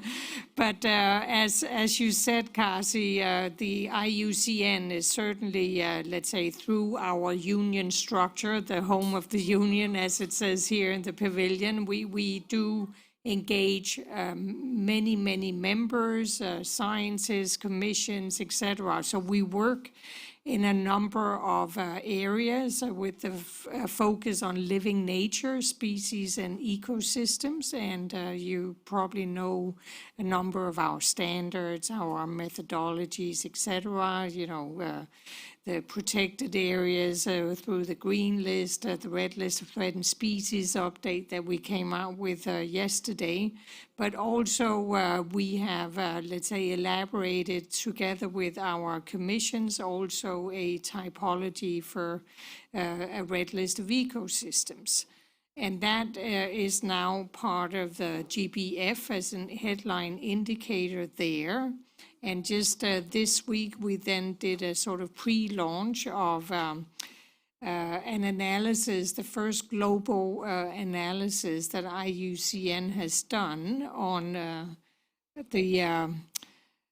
the typology. And we did, in fact, let's say, use mangroves as our example, because IUCN, through both our regional colleagues, but also some of my thematically focused colleagues are already members of the Mangrove Alliance, Breakthrough Mangroves, and our oceans team is working with various partners. So there are many IUCN colleagues and members that are really interested in mangroves. So I think it's no, let's say, secret that you all know that mangrove ecosystems are really important in terms of their biodiversity, conservation, climate mitigation, and providing essential services to community. And so we really wanted to use this ecosystems typology, where you look at ecosystems in a way irrespective of a nationality or country borders, but where ecosystems sort of are part of one system, and really looked at how the mangrove ecosystems across the world are faring, and also looked at some of the socioeconomic implications. And we did conclude, no secret probably, that threats are really, threats to mangroves are evolving very quickly. In the past, we saw deforestation, as some mentioned, for agriculture, shrimp farming, dam construction, and altering sedimentary fluxes. But today we find that also through this analysis that mangroves are really confronted with additional challenges due to climate change, including sea level rise and increased frequency of severe storms, cyclones, typhoons, high hurricanes, as it was also mentioned in the film. And if you look at the problem from an ecosystems level, then not all mangrove ecosystems are subject to the same pressures and the same threats. But you do see, though, that the main new finding is that climate change is really one of the major factors that will impact mangroves through to mainly sea level rise. So we did find that following this methodology that about 50% of the entire mangrove ecosystems across the world are at risk of collapse, and that or in the sort of red list terminology as either vulnerable, endangered, or critically endangered, and that about 20% of those are, let's say, very likely to be submerged due to sea level rise in a matter of maximum 25 years or so, and that 40% of those ecosystems we looked at will be affected by sea level rise. And the other part that we looked at, the socioeconomic part, you may know, all of you, that mangroves are known to sequester or store a lot of carbon. We estimate 11 billion tons of carbon. In fact, if you look at the entire global system, almost 3 times the amount of carbon stored by tropical forests of the same size. We also see that mangroves at a global level protect 15.4 million people and $65 billion worth of property per year from global disasters, and support 126 million fishing days per year. However, if our predictions, the global assessment, come true, showing that 50% of the mangrove ecosystems are at risk of collapse, then we would in a way lose 1.5 billion tons of the carbon that is currently stored. 2.1 million lives that are currently protected from flooding would then be exposed, and that would also affect property, so that it could be $36 billion worth of properties could be at risk, and we would lose 17 million days of fishing effort per year. So it doesn't sound too good, but we found it certainly a useful tool, because you can see that the threats are really imminent, and you can, at least in some areas, start working at adaptation measures. And of course, afforestation or replanting is one thing, but if sea level rise is one of the main potential causes, then in some ecosystems you can possibly really work towards moving the mangroves further back, allowing them to grow further back from the water, and hopefully in areas where they can sort of move a bit up in terms of latitude, so they have a higher elevation, so they can not be submerged, or you can be more mindful of letting sediments build up and the flow, so that the mangroves are in a way elevated by building up more sediments. Those are certainly some of the things that we have found are possibilities. Of course, we would all like to say, well, let's do away with climate change so that the sea levels won't rise, but it's maybe not so easy to actually to work at that level. So at least we can predict that those ecosystems that, urgent action is actually needed to be taken, or even preparing in some cases for the worst case.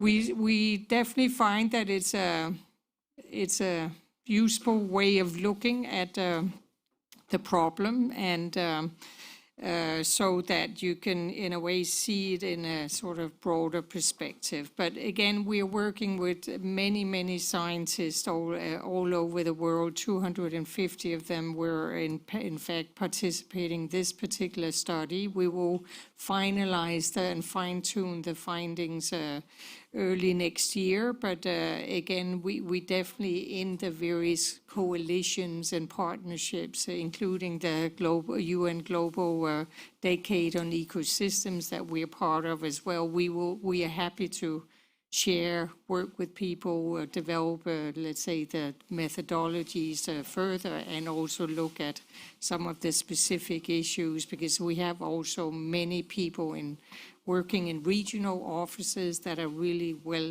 acquainted with what is happening at sort of local, regionalized levels.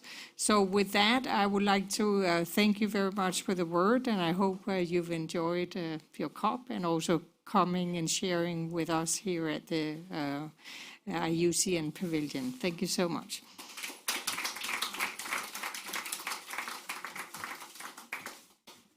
Thank you, Susan, and definitely there's other part of the coin. And Professor Joe Pascal may unfold, early this year you've been in Asia and you've been in our mangrove plantation area. So would like to share, learn from your perspective. And Professor Joe Pascal, I'm sure you are aware, is the ex-candidate of the IPCC chair this year.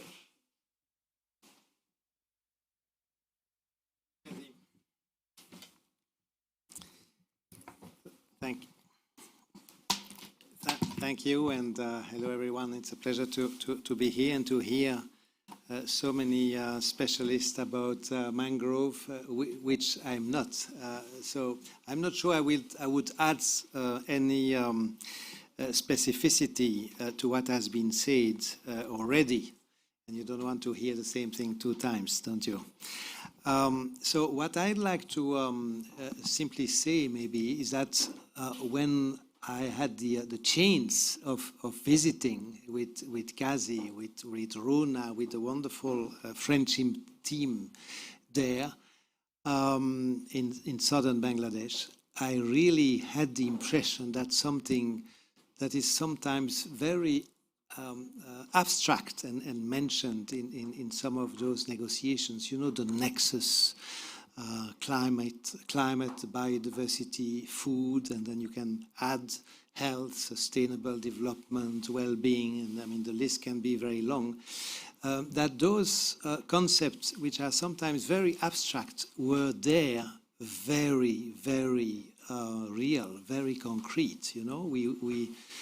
We were in the mangrove itself, close to the sea, the salinity.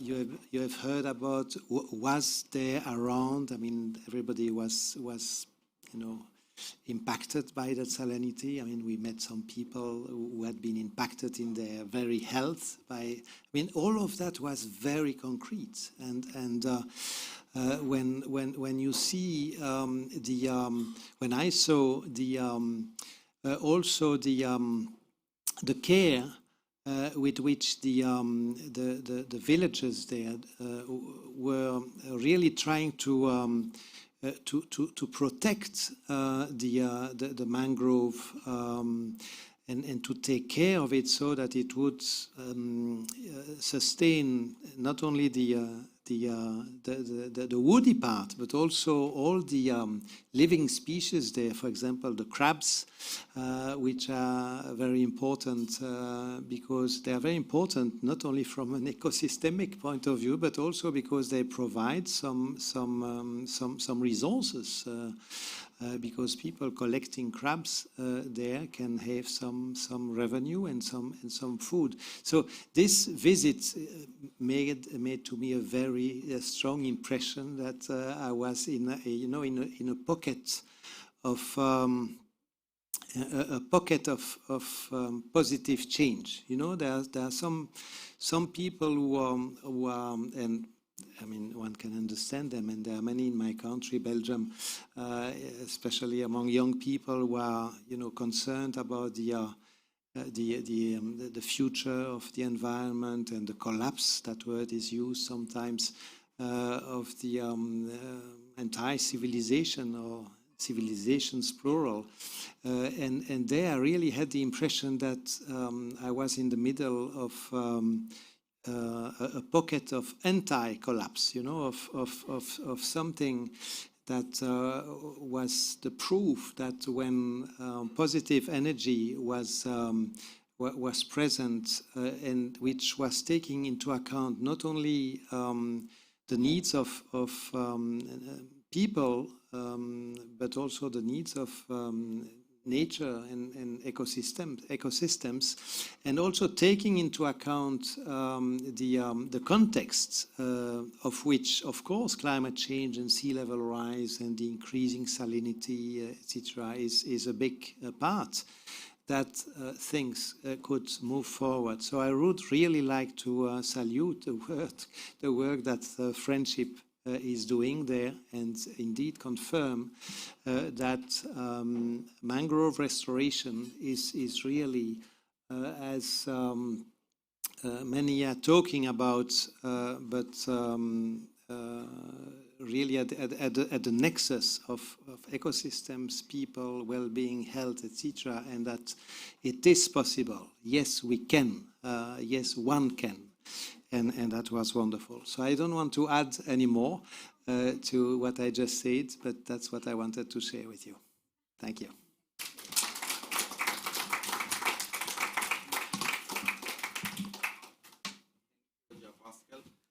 We wanted to listen from you, but because of different time constraint and the pavilion has to leave by 6 and everything, now straight away, but we'll continue within us. And please leave your questions or anything online. We'll respond. Yes. So now Runa Khan, founder and executive director of Friendship, will conclude the session. But we'll continue our discussion here. I'm really sorry. Runa Khan, founder. So the announcement was made, so I really have to be fast. But there's just so much to see, so much to say.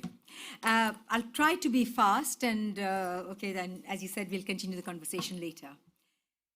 Our work with the Eastern Himalayas was really very interesting. It's really a strip of biodiversity of humans and afforestation and different biodiversities. Where the tigers are there, you get insects, you get human beings, and you get different types of forestries.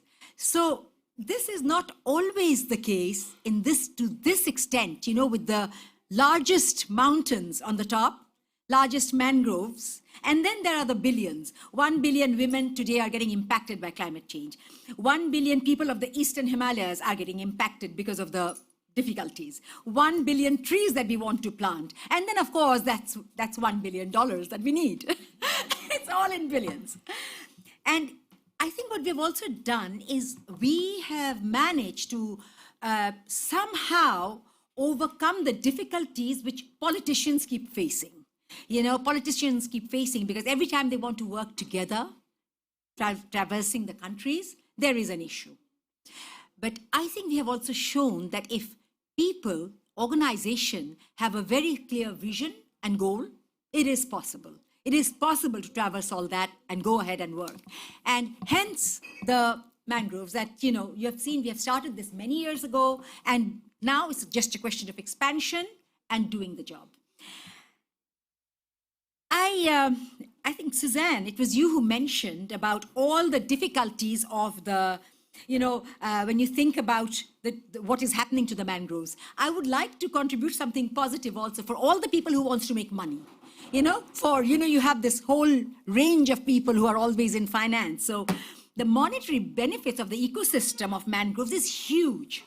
Per hectare, $174,000 US annually. Today, mangroves are contributing to 2.7 trillion USD per year. So there is also a scope, and that kind of reflects in the carbon credit market that we are all over the world, all the large companies are scrambling for. I want to just put in a little bit about carbon credits here, but let me, so Bangladesh does not even have a carbon credit policy as yet. And when you get organizations coming in trying to do carbon credits, because mangrove sequestration of carbon is 7 times higher than any other tropical trees in the world. All right, so you get this whole scramble coming in. It is very difficult. It's very difficult to ensure that justice and ethical values are in line, because it is not just when a large corporate comes in and expects carbon credit to be there for 20 years for them to take carbon from. Because today the carbon credit costs are some X. In the next 10 years, it's going to be X multiplied by 20, 30. And unless the countries also get a just benefit from it, it will always be this greenwashing thing of just preservation of a forest and then you buy that carbon. That is all greenwashing, and we can't get into this. So, Friendship has worked with climate migrants and working with ecosystem. And when I hear of LLA and I hear of the NBS, nature-based solutions, these are, you can't get away from it. These are the very essence and core of how any responsible person when they move into a very critical ecosystem has to work in. They don't have an alternative. Without a nature-based solution, it's not long-term. Because at the end of the day, all that we are doing in all these rooms are actually part of what's going on at that big, large pavilion right now, Even wars, even migration, all this is just being exacerbated because of climate. So that negotiation room is now in a very, very critical, we have to know that is where it all starts and ends, right now. And we are all part of it, trying to do our best. Friendship has been working, with migrants, and it is, again, biodiversity integrated with environment, with keeping the ecosystem balanced, right from what's happening in the glaciers to the oceans of the below the Sundarbans. And we work together, and we need to create this whole linkage together between humans, animals, biodiversity, environment. And also we need to put on our plate everybody who is part of the contribution and part of being the solution. So thank you. Let me introduce our regional leader, Hasna Maudud. I would have been great if we could allow some time to speak. Just for her, a great round of applause. She's our regional leader, IUCN regional leader. Yes. Thank you very much. Runa is like my daughter. I have been working for so long, and I'm astounded that what I have not been achieved even in a fraction of time. And she comes and she opens the door to a new horizon. And that is why I want her now to address the issues of ocean, because we will handle mangroves, but please come, and we need people like her. And I want to thank those of you who are working with her. This is a gem of a person. You will be getting a lot out of life. Thank you so much.